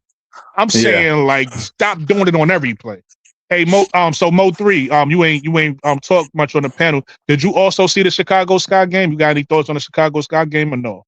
Because after that Yeah, we're gonna transition into the dream. Go ahead, Brody. yeah, I saw it, and they, I love you, right? But come on, bro. They ain't lose the Right. game because of the ref. And not, don't get me Oh, wrong, you didn't watch the the game ref, there? the ref was bad. Yes, I did. The ref No. was bad, but that's not the reason why they lost. Okay. Down the stretch, they were up 6 with the ball, and they made 2 consecutive turnovers. Did you forgot that part? That had nothing to do with the refs. You That talk had about nothing when to she do. with Camilla when she got pushed in the back, according they called, and then they called She over the back. she Oh, ain't get okay. she ain't get pushed in the back. Look, like I just said, Mo On three. the When you inbound. call, when you constantly change, when you Hold on, constantly getting Nate. Hold on, called. Nate. Hold on. Let All right, go everybody. ahead, mute I myself. don't mind if y'all ping pong. Just let him get his thought out. We can have a conversation. Let him get his thought out, and Yeah, then and then you get your. yeah, bro, I'm talking about the inbound pass when Camilla went backcourt. She got the ball and she went backcourt. She ain't get pushed in the back. When they showed the replay, that's what I thought at first. But when they showed the replay, the Lee Yuru went for the ball. She ain't touch Camilla. She went for the ball. Camilla had to go to Camilla had to go backcourt to get the ball to avoid Lee Rue getting the ball. Yeah, So that was that a was just terrible that turnover. was just, that was Yeah. just a turnover. That had nothing to do with the refs not calling no foul or nothing. That was just they just threw the ball backcourt. I don't know why they thought they could go backcourt. They should have did what the Wings did on the next possession when the Wings called a timeout. They made sure they took out the ball on the other side of the court so that they could go backcourt just in case. That's what they should have.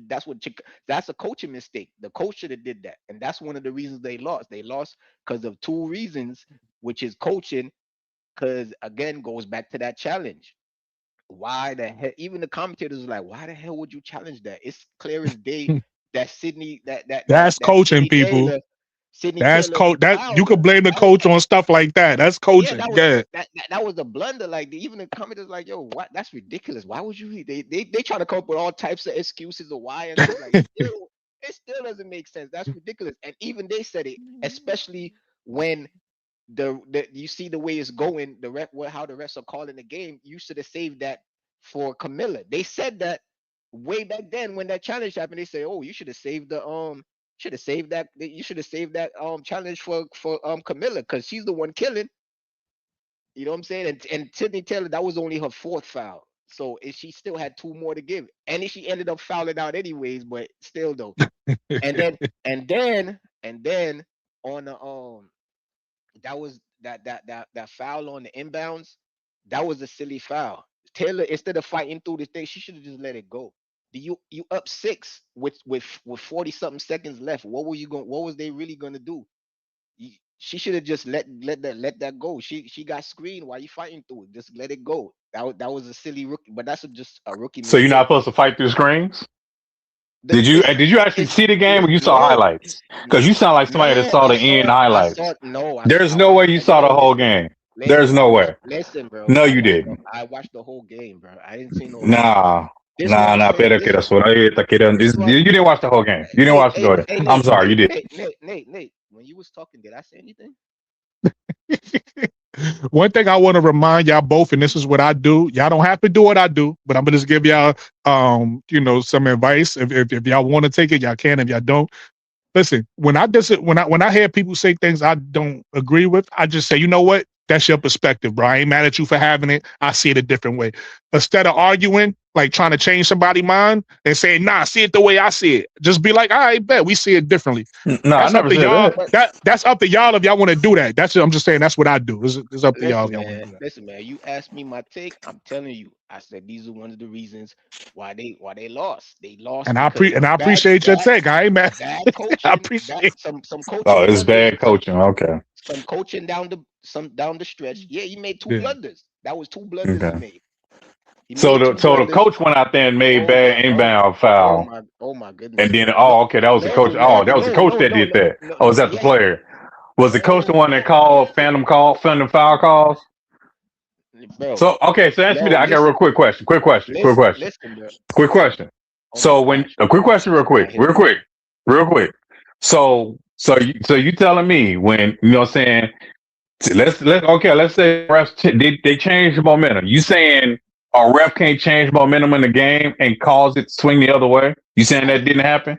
I didn't say that. That's literally I what you didn't. just said. You said it was the No, I coach didn't. fault. Okay, No, gotcha. listen. You changing the goal. You moving the goalposts. You said that was the reason why they lost. No, I'm I telling you, that's asked not you a the reason question. why You they said you lost. didn't say that. You I said it didn't was a say that. coach. I You didn't just say said nothing. it was a coach. I didn't You say just nothing I about. said Let did him the Listen, talk. ref brother. Yo, change the Nate. Yo, momentum of Nate. the Let him game? talk. Let him talk, All Nate. right. Let him talk. Okay. Bruh, I didn't say nothing about no momentum changing. Nothing. You just brought that up out the blue.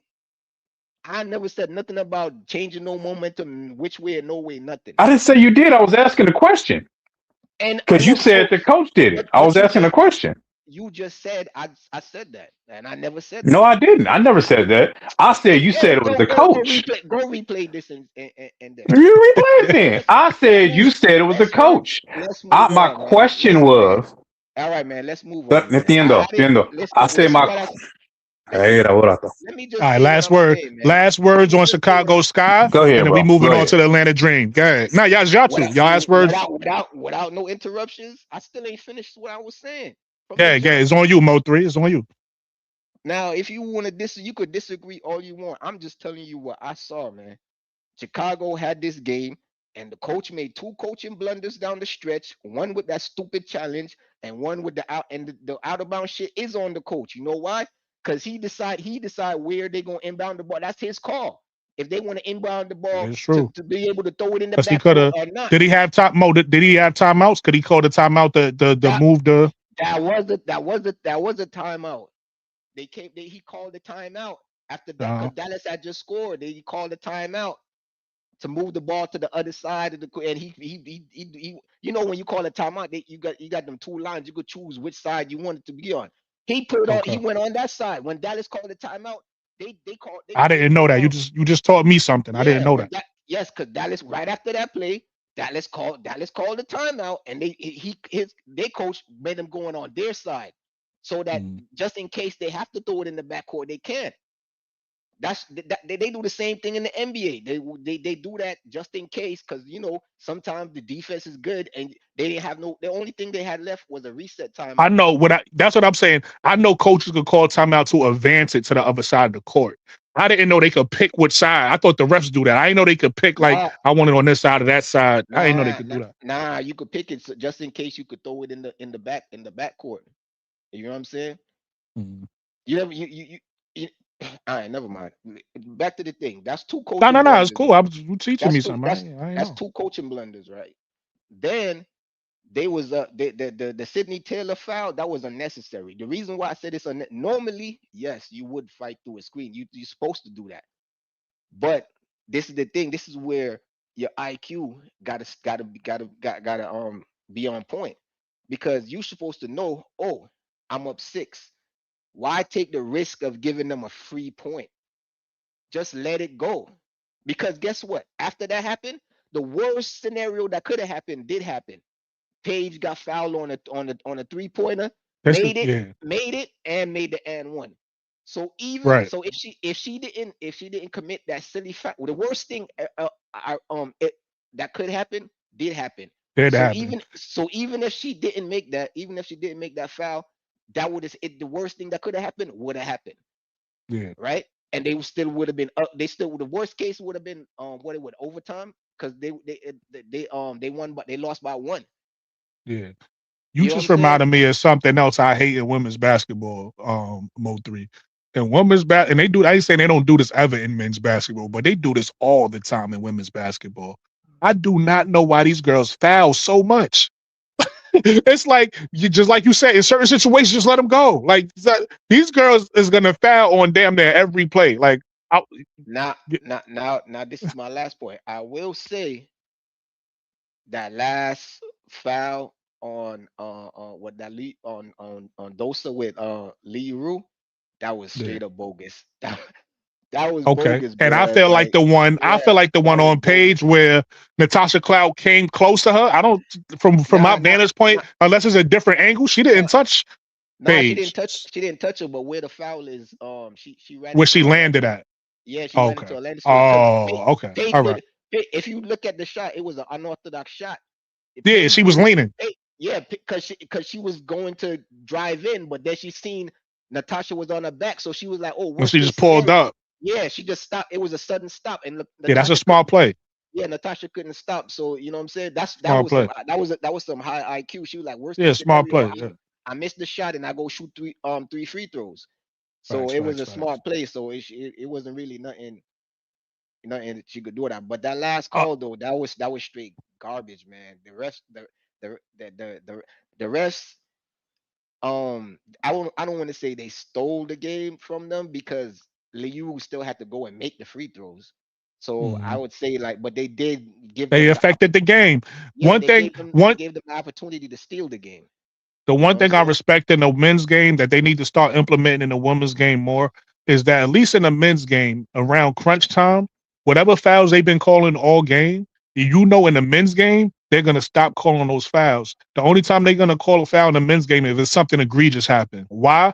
Because they always say we don't want the refs to decide the game for us. Let us decide the game. So if it's a little bit of contact, the refs is not gonna blow that whistle. You got to make the shot.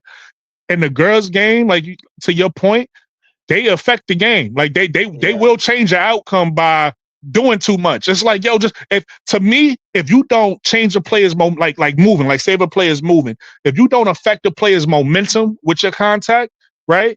Or if a player is shooting, if you don't hit the arm and affect their shot with your contact, it shouldn't be a call. You feel me? and Like and, an- only and time it should be a call. Go ahead, go ahead.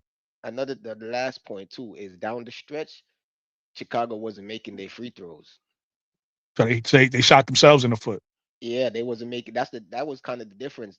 Dallas made their free throws, and Chicago did it because it wasn't like they wasn't getting free throws. Matter of fact, I'm pretty sure they shot more free throws than the Wings did. They just wasn't You wanna making know them. what's funny? You wanna know what's funny about what you just said, Mo3 too? So to your point, so I didn't know that. You just because I get like I said, I wasn't able to watch the game. I came in late. I was outside. You just showed me two teams that this happened to within. And so I'm assuming I don't know if y'all watch every game, but I don't know if y'all saw the Toronto Temple versus Connecticut. Was it yesterday? I Yeah. think it was yesterday. Now I didn't see Connecticut. that. I was watching that Connecticut game. had No, that no, game in the yes, I bag. was watching it, and then I was And like, oh, Marina Mabry went Toronto crazy. lost, so I cut it off. And then later on, I'm on ESPN, and I see that I was like, what, they won? I'm like, yo. you So I was like, you that saw was that game, crazy. Rashad? Yeah, I saw the highlights. I saw Marina. Marina Mabry. I don't know if I reacted to it, and I was like, I don't know what happened. I don't know if like her and Sanaya broke up, like, but she was Right, playing right, mad. right. Like, I'm That's like, a fact. what's You know going what's on? funny? You saying that? I made a joke the other day, and I was just fucking around, but it might have had some validity to it now that you say that. Sanaya was doing TikToks with Reese, they point guard. I forget her name, Reese, whatever. Something Walker. And she was doing TikToks with her, and I had wrote in the comments. I'm just joking around. I'm like, yo, Sanaa, you need to stop. I said, you clearly got a type. I said, you need to leave these light skins alone, right? And Ah, now that you say that, I'm like, I'm wondering if, like, you know what I mean? But going nah, for the I think teammates, she just took going it to for the the. teammates is the move is a crazy play. That's a That's a crazy fact. play. That is a fact. You know what I think it is though? It could be what you said, but I think it's more so. So if you know a little bit about Marina, obviously she was with Chicago. She axed out of Chicago, right? She axed out of Right. Chicago because she wanted to get on the winning team. She gets to Connecticut. Last year, she was trying to axe out of Connecticut. This is before the she met the rookies and all that, and they had their little relationship, whatever. So she was trying to get out of Connecticut, and the I believe it's the GM or somebody for Connecticut said no. We're gonna keep her. She asked to be here, whatever she said. But anyway, they didn't get rid of her. Come fast forward to um expansion draft time, they didn't protect her. So I guess they was like, all right, you want it out, this is your way out. And I think, people change their mind over time. Again, I'm not in those rooms, so I don't know. But I'm assuming maybe because of her Sanaya Rivers relationship and obviously the team moving to Houston, all of the things, I think she might have got comfortable in Connecticut and maybe didn't want to leave. And now they didn't protect her and gave her what she asked for earlier. And now she probably it's probably that little grudge there, like, I'm gonna stick it to y'all every time. You Yeah, get what I'm nah, saying? So she it could was be that hooping too. for sure. Like I said though, she feels different this year. Like dating back to rival, right? Like she Yeah, went off in that one game in Philly, like in the mm, big yeah. arena where the Sixers play. She went off in that, and it seems like ever since then she's kind Her of been game like kind of elevated a little bit. yeah, yeah, and Yeah, it's like she's always been a good player, but like I haven't seen it this consistently. Like because she did this in Washington too. What was that like last week? Where yeah. they end up losing the game because Citron had the catch and shoot The turnaround at the turnaround, catch buzzer. and shoot. Yeah, Yeah, at the buzzer. But like right before that, it was like Marina like went Tracy McGrady, like three in the corner, three in the foul, three in the, I'm like, bro. if she would have hit one more three, she would have had the record. She tied the record, 9 threes in the game. She Yeah, would have hit one more, she would have had the record. and Brundello after the game last night was like, that's the closest thing I've seen to Sue Bird. You look like Sue Bird or Tarasi out there. You look like DT out there. And I'm like, yo, Yeah, that's crazy high praise. yeah. But to Now be that was honest, like, definitely one of the greatest games and gotta be yeah, in WNBA history. well, because she Definitely, went definitely nine for for the 12. tempo, right? Because a Yeah, yeah, new franchise, so definitely 100%. for them. Yeah, that was the greatest. Yeah, 9 for But 12. Even that efficiency. To your point, yeah, that was yeah, yeah. crazy. Yeah, I think you can be like obnoxious with it all season and just be like, that was the greatest performance. That was the greatest game in Toronto Tempo history. Like it's right, just right. Because it's a fact. this is the That's a greatest player in fact. Toronto Tempo history, Marina Mabry. Because Imagine Brittany she would have Sykes had got that hurt. at home. Imagine she Yeah, got yeah, right, if she right. got No, another performance in her like that. If she do that at home, that'd be crazy. she had, like I said, she's done it twice this season, and then she Mhm. did it at Unrivaled in Philly. So it's like Mhm.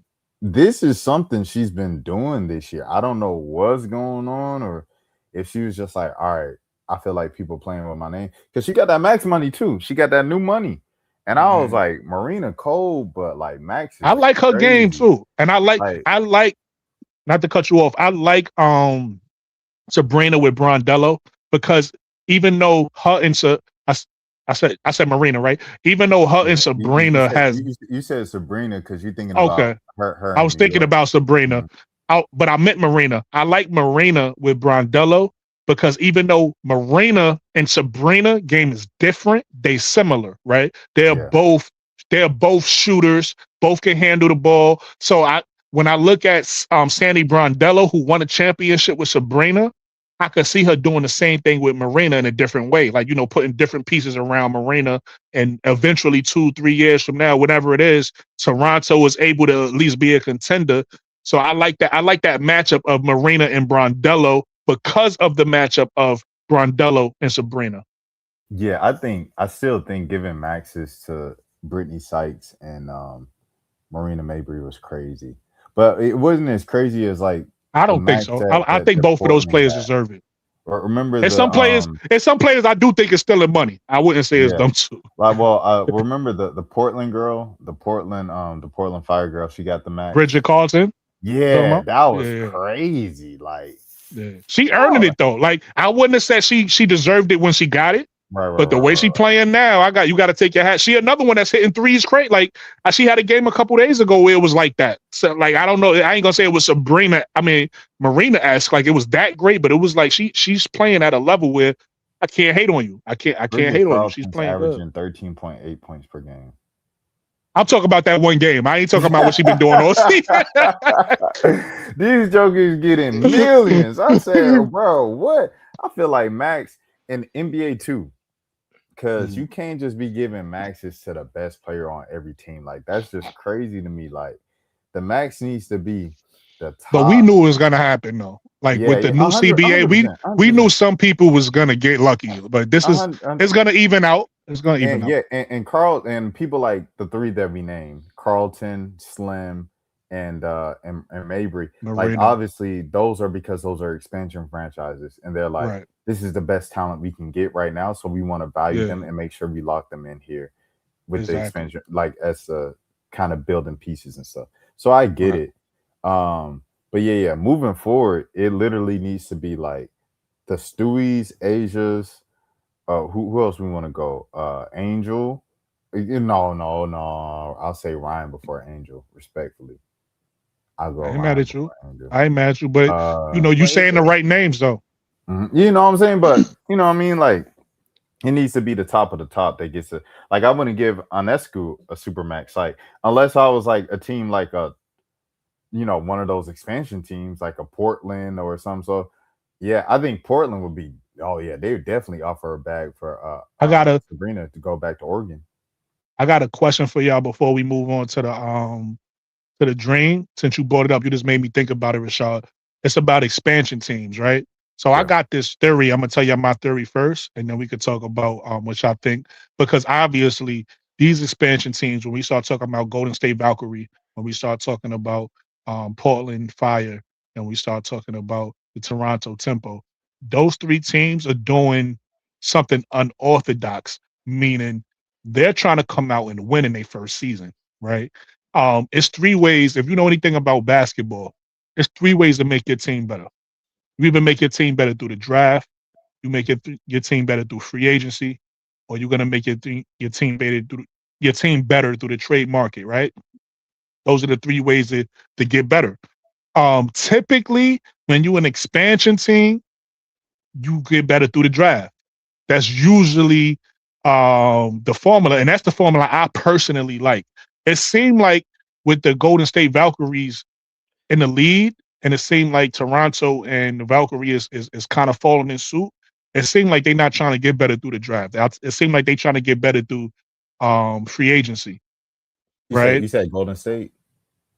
Yeah, Golden State, all three of them, last year and the two from this year. It seemed like they all trying to get better through free agency opposed to the draft, which is fine. That's a way to get better. There's nothing wrong with that. But I just don't think that's the best way, especially when you can end up with a Juju, or you can end up, you know what I mean? You an expansion team and you could really get a franchise player for the next, you could get a Sarah Strong, or you could get you know what I mean? These next players coming out, you could grab one of them or two of them. You know what I mean? Be bad for 2 seasons. Who cares? Ain't nobody like if you're bad for if you're the let's give example what I'm saying. If you're the San Antonio Spurs, right? A team that ends up with a Tim Duncan and already have a David Robinson from years ago, and then you make yourself into a dynasty. That's another team I forgot to mention. That could be considered a dynasty on the male side. But if you could turn your team from the San Antonio Spurs and go like that, why not do that? So that's my question to y'all. In my opinion, I feel like it's better if you're an expansion team to build through the draft and be bad for your first couple of seasons and then get good, opposed to trying to win right out the gate and then try to attract free agents. Because if we look at, I'm gonna land my plane with this. If we look at Golden State, their free agent this year was Gabby Williams, and I don't know if that's enough to win you a championship. None of us is looking at. We like Golden State; they're a good team. They one of the top teams, but I don't think none of us have them as a favorite, right? we think they're gonna make the playoffs and be dangerous and scary, but none of us is like, oh yeah, they're a contender to the Aces, right? Because you need that if you are gonna be a contender, you need that person you need that fee, you need that person that's gonna be like, okay, you have her, we have her, right? And they haven't done that in free agency, or I don't see that happening in free agency. So what's your thoughts on that? On if you were an expansion team, how you should build going forward? All right. Quick thing though. With the max money thing, sometimes that's unavoidable because it's just like Rashad said. With the expansion teams, they really had no choice but to do that. But for Right, everybody else, it really gets triggered by your accolades. Like what happened with Alana Smith in Dallas. They had to pay her the max because she was defensive player of the year. right. You know what I'm saying? So certain things you do trigger, and to take it to Try to the get the money. NBA, to take it to the NBA, that's what happened to Klay Thompson. That's why he never got a max because he never made a defense. They kept him off that what it was, a defensive team or all Oh, word, NBA I didn't team. know that. They kept it was one team. I think it was an all NBA. They kept him off an all NBA team, and that's how Golden State was able to keep him for so long because Mm. they didn't have He to pay him wasn't the max. eligible for the money. Yeah, Yeah, he wasn't eligible for the max, and the thing that they did with the CBA, they adopted basically everything from the NBA. So all that stuff is triggered by your accolades. So as it they should was be. matter of fact, they was talking about that. I don't know. I don't think it was the broadcast. I think it was some podcast I was watching after. They was talking about the way Angel might be playing is playing. If she keep playing like this, she gonna trigger the max, He and gonna trigger Atlanta, that. Yeah. yeah, If and she make an Atlanta, all W, all she gotta do is make an all WNBA team, yeah, and she get the max. yeah. But then they're gonna say Atlanta won't be able to afford all four of them. Somebody gonna have to go They'll between. figure, they'll figure it out. Nah, It'll, 100%, it'll 100%. probably Yeah, be Bree Jones. Who you in Atlanta? Who you think it'd be? I think it'd probably be Bree Jones if it had to be somebody. Our woman out. Who you What say, you think, Mo? Rashad? Oh, me. Bree Jones. Now, cause I don't. you in Atlanta, so you would have a better idea than me. I honestly don't know because, like, And I'm not saying I want anybody out. I want them to keep yeah, no, no, everybody. no. I like Bree Jones, I hear but what you're I'm saying. just saying if it had to be somebody. No, because I'm thinking, like, even forget Bree Jones, respectfully, right now, for the sake of the conversation, the current starting five, because It'd be too expensive.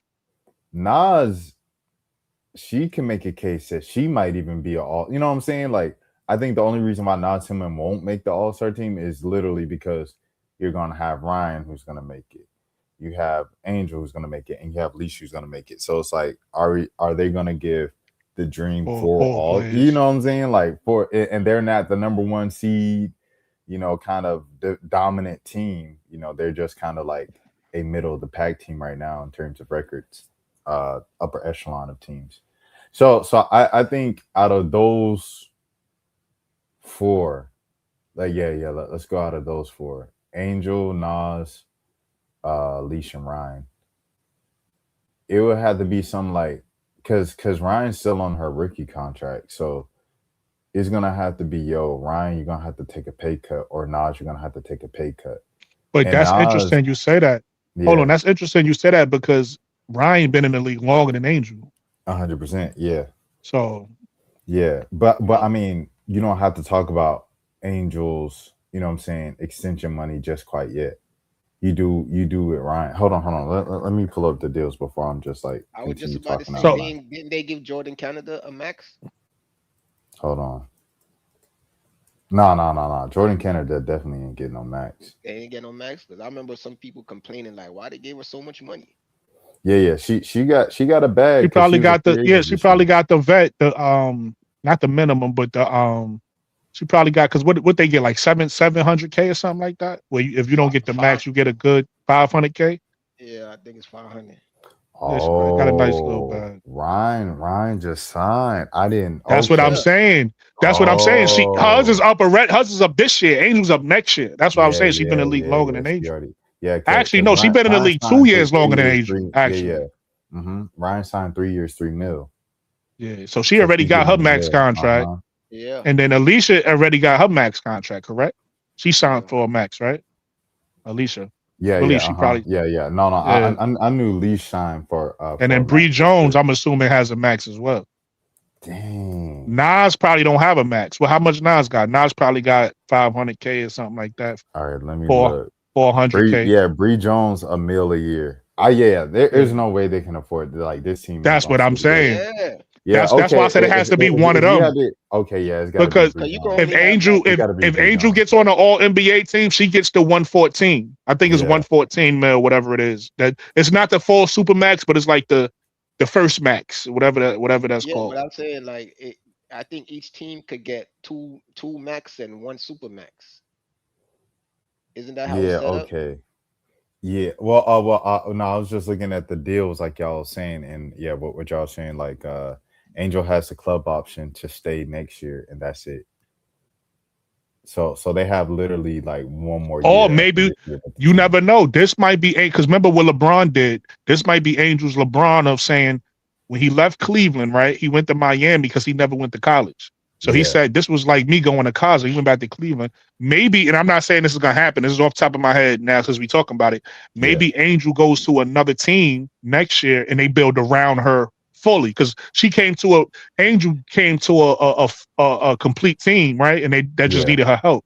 They didn't yeah. build around Angel. So Right. maybe Angel gets her max next year, and then even though I think Atlanta's a perfect place for like on and off the court business, she's friends with Lotto, so it's hard for me to see her leaving Atlanta. But if she did, maybe that'd be the plan. Maybe she goes to New York or something. Who knows You, what you if mean New you York mean got the same team? 2028? Not next year, because that's what I'm Yeah, saying. She get the contract next year. Her CC ain't they up next year if they on Nah. all yeah, WNBA? nah. The She had a problem. club option, but Yeah, they opted into the club option. The team did. yeah. That's what I'm gonna say. It's not up to her. It's up to the team, and they already picked her up. Yeah, They already said, "Oh, we're not even gonna wait. We're gonna exercise the option right now. We want to right. keep her." Well, one more Okay, year of affordability. So Yeah, gotcha. like I said, like the Dream have 2 seasons with this team. The team yeah, ain't gonna last that third season. So it's like So they got a then you 2-year just say, window to win the championship. yeah, pretty yeah, much. That Yeah, changes a you lot. got I ain't 2 even years. know that. That's the Yeah, interesting. Good pickup, Mo3. I ain't even hmm know that. So now we know they got a 2-year window to win as constructed. They could reconstruct after 2 years and do something different, but as constructed, they got a 2-year window. yeah. hmm All right, yeah. so that's interesting. But All right, so again, finish your point about the what you think expansion teams should how they should go forward. I mean, it depends on the market it's in. You know what I'm saying? Like, if you're in like a big market or a popular market, you don't you could go any which route, but the better route Yeah, would be like free agent because people are willing to come there. people are gonna want to come. Yeah, you know what I'm saying? For the off the court stuff. Yeah, yeah. And so but if you're like in a small market, the best would be the draft.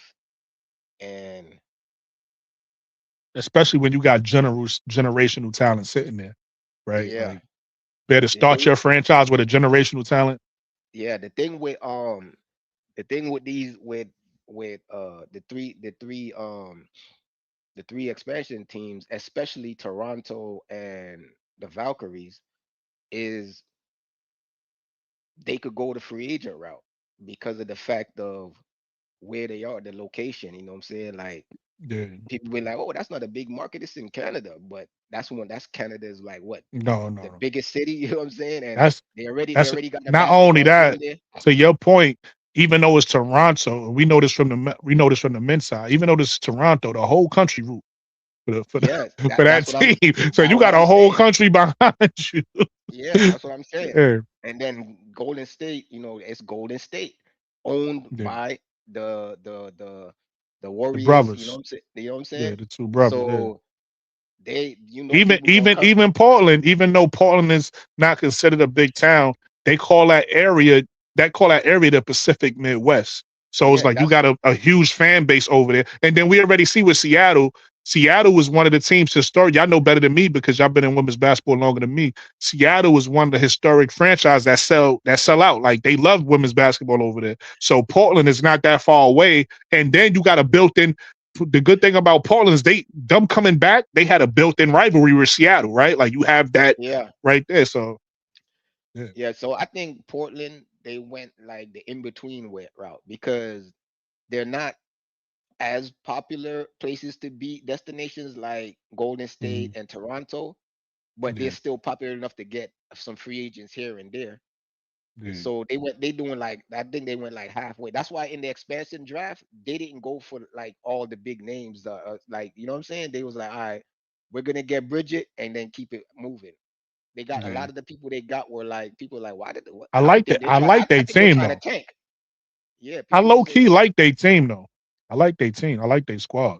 Like you said, they squad is not sexy right now, but the players they got on their squad, like Sarah Ashley Barker is a dog. You know what I'm yeah, saying? And then, like I said, Bridget Carlson, I got to give her credit because I didn't have no high hopes for her. Like I was like, you know what I mean? Portland lost the expansion draft, but even though she's not averaging that much, Rashad, Bridget Carlson been balling. She been the balling for them, problem hitting big the, shots. the problem with Bridget was her like her whole momentum got shifted when she got injured. Because Yeah, before she got injured, Portland was on the road. They were whooping people, and they were in the playoff hunt. They was hovering around like the bottom half of the playoff type. You know what I'm saying? From that yeah, 6 to 8 spot. Well, you know, and yeah.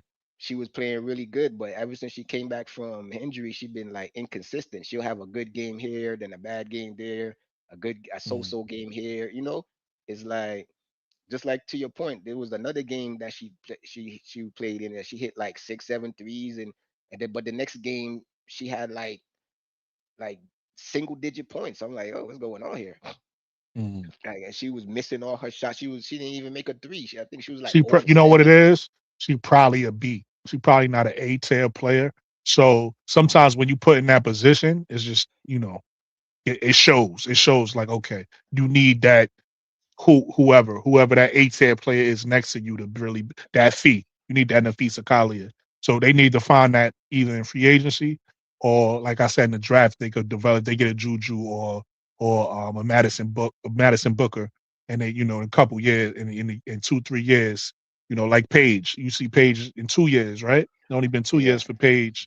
You see but she already one of the top players in this league. So maybe that's what they need to find it in either the draft if they could get a top pick, which we'll see where they at, right? Because I think they've been playing too good to get one of them. Um, but you never know how these ping pong balls go. So yeah. we'll see. And And then we also just talked about when they want to shake some shit up and they be like, Dallas, #1 pick, the Wizards. oh, Yeah. and I almost forgot one thing too with the Golden State Warriors. I mean, it's the Warriors, Golden State Valkyries. Yeah. One of the reasons why Natalie Nacosta got that job is because during her interview, she pitched them a 5 year strategy to get a Championship. championship. That's smart. Most You know what I'm coaches have saying? a 3 to 5 year plan. I don't know if it's going to work with that strategy because, like I said, okay, let's just say this year, right? They got they got they got Gabby Williams, who I like, by the way. I'm not dissing Gabby Williams. I just don't think she is an A-star player that's going to win you a championship. So they got Gabby Williams, and let's just say they make it to the second round of the playoffs or whatever. They're a good team, so I do think they can advance in the playoffs. Okay, now what do you do next year? Like, do you trying to bring? Because I don't think they could bring somebody else in there. I don't know what their money look like, but They're I not think trying I to. think they banking on Gabby Williams, Kayla Thornton, and Veronica Burton. I think that's they three. That's their big three. And I don't know if Nah, that big three gonna win you a championship. nah, that's not it. The plan. That's not the plan. Is to get better. They use the first 3 years to attract more like higher caliber free agents, Mhm. and then the next 2 years, those are the championship years. So by the So third you by saying the they still last. got cap space? Because I don't. That's what I'm saying. I don't know if they got cap space to continue adding free agents. So you saying they still Well, have they enough honestly cap keep space? adding. They gonna like swap people out and stuff. Like, cause you gotta remember, there's gonna be expansion drafts like crazy. So Yeah, that's true. it's player like what happened to, like, you know what I'm saying, or certain players they just gonna let walk, like what they did with Mo Billings. They Yeah, just let Mo that's true. Billings walk because everybody thought like she was playing so good in she was playing so good last season. After Thornton got injured, people was like, oh, for sure they was gonna keep her, but they Yeah. didn't. They just let her walk for nothing. Timmy Fan Bagley. Oh, Tammy, yeah, they let She's Tammy another walk one. too. She's Yeah, another one. Yeah. they let her walk too. So they just using that to get Gabby is one of the first free agents. Now Gabby's there. I like And Gabby. I do like they her, keep but playing so good. They make the we'll see. playoffs. They make the Yeah. play. All they got to do is stay in that hunt. You know what I'm saying? Do better than they did last year. Last year they was the 8th seed. So all they got to do is be like the 7th, 6th, or 5th. If they Yeah. could I be think they will be in that because range they right got there, they have one of the top defenses in the league, if not the yeah, top. It's between them and Minnesota. yeah. And So they then they got got a it's like they coach. want. They got a coach that won coach of the year. So they got things where they got the owners, you know what I'm saying? They know these owners are willing to do whatever the player, you know what I'm saying? So they got the Yeah. owners down. They lead, they're leading the league in attendance. So they you know what I'm saying, they hella popular. They got they got everything, you know what I'm saying? They got the nice area, you know what I'm saying, where people want to be, the weather, all that. So all they got to do is be winning, and people creators can think want to be thinking, you know what? I think I might be the one to put them over the hump. You know what I'm saying? And they'll be willing to Yeah. go there. So I feel like they have it was a good strategy, and that we'll just see if it works by year. I say the middle of the third. I say by the middle of next season. So far, it's working. Yeah, we by the middle of next season, we should see what their team is gonna be. It might not Yeah. be like the final team, but it's gonna be like what they're gonna be A better pushing a better team. Yeah. for the next 2 years to try to get a championship. So far they looking good, right? Because I don't expect them to win the championship in their first, second, whatever season. So Nah, so far, so they don't either. right, that's what I'm saying. So far, their plan is a good plan. We'll see. And also, and I'm gonna let you. I'll chime in and give you a point after this, Rashad. I don't have an issue with if you go with any of the three routes. I think all three routes is a good route. Like you said, depending on your destination, all three routes is a good route to make your team better. It's just that those are the three main routes: is either draft, it's either trade market or free agency. I just for me personally, if I'm the GM, if I'm running a expansion team, I'm trying to build through the draft. I'm going to these games. I'm looking to see who these players are, and I'm trying to get the right pieces, kind of like how Golden State did it, right? When I say Golden State, I'm talking about Steph Curry, Klay Thompson, Draymond Green. I'm trying to draft correctly and build my team through the draft. That's what I'm trying to do. But it's not a bad way to build your team through free agency or build your team through the trade market. Yeah, Rashad, what's your thoughts before we move on to Atlanta? Yeah, I'll say I think you kind of have to go through you have to I'll say expansion draft. Expansion draft's your best chance. Uh Hmm. you kind of have to make like Mo was saying, like you got to make that big swing up front and then kind of let the rest of the chips fall where they may. You have to make yourself a competitive team as soon as possible from a business standpoint, because Mhm. it's like as you mentioned before, the Portland Fire already existed. Like they were a team in the late '90s to early Hold, 2000s. hold on, hold on, Rashad. I'm sorry. Jonathan, you got a little background noise, brother. Mute your mic for me. Yeah, Rashad. Oh Yeah, yeah, my fault. you good, you good. But yeah, it's like yeah, they already existed before and they went out of business. So it's Yeah. like them coming back, what's gonna ensure you guys stay in business? Of course, you're gonna sell out the first season like Golden State did last year. Portland is doing so far the first couple of months of this season, and they'll probably will for the rest of the season. Because there's that initial excitement of the WNBA's here. And there's so Right. much excitement around the Yeah. So you WNBA want in to keep the general. fans engaged. Yeah, I got you. Exactly. The only way to keep them engaged is to put a competitive team on the floor. So it's Facts. like you can't really risk a trust the process situation with an expansion team or you gonna mess around. By the time the process is Especially complete, you gonna be out of business again. right, especially if you got the best odds and then them balls fuck you. Pause. You know what I mean? You're gonna be tight. That You're gonna was be crazy. tight. Yeah, it was crazy. No, 100% though, because it's like, say Connecticut, right? Connecticut Right. is. And you think Juju is walking through that door? We're I gonna was be about a to say Houston they with are Juju. darn near putting in all their chips on Juju Watkins being the face And they of the end up with DC the Comics. third pick. They gonna be sick. Exactly. You gonna end up with, you know what I'm saying, some guard from Oregon or something like that. You know what I mean? Like, Nah, they gonna end up with Hannah, so they still gonna be. That's if Hannah. I'm assuming Hannah go through, because to me, and y'all could tell me what y'all order is. To me, and this is if Juju don't decide to stay another year, right? This is assuming she's coming out, because she could stay another year. She redshirted. So this is, to me, is Juju number one, is Madison Booker number two, and it's just Shirley because of size to me, because they have the perfect size to be superstars on this level. And then it's 5 King. number I'm three. gonna tell you, like, you Number gonna say three, her dog though. actually. Oh, Hold what? on. No. I got two people. Oh. Go ahead. No. Go ahead. I want to hear I these was two gonna say either number three is either Michaela Blake's, not Michaela Blake's, Michaela Williams from LSU, Michaela Williams, or Hannah Hidalgo. Nah, but For me, you overrating size too much. Because it's like, I think you have to look at Olivia Miles, what Olivia Olivia Miles Miles is is doing this season. dog. It's like you might look back But at part of Hannah that is her Hidalgo. size. She's 5'10". 100%. But you have to look at what Olivia Miles is doing this season, and a lot of the stuff we kind of wrote off with Olivia Miles as time went on. Like, Not her me. and Not me. Hidalgo, they doing A the lot of people did. same. They, you know what I'm saying? They did the Nah, same stuff in Hidalgo. college. I wouldn't be mad if Hidalgo went to. I can't see her going over Juju, but I could see her being Number the two. second pick. Yeah, I wouldn't be mad like, at that especially at after all. what Olivia's doing. Like, I think after what we're seeing with Olivia, I think people are like, okay, we got to and then Citron. If you like, could get that dynamic guard, that dynamic guard. Yo, we have to take that Notre Dame big three. Oh, that Notre Dame. I see what you're saying. You saying that Notre Dame pedigree. Citron, you know what I'm saying? Shout out to Ivy, bro. Shout out to you heard me earlier. I'm happy my girl Maddie Westbeld getting some minutes. Maddie Westbeld is nice. You need to get some minutes. But I mean, but that big three in general, bro, like, them jokers is crazy.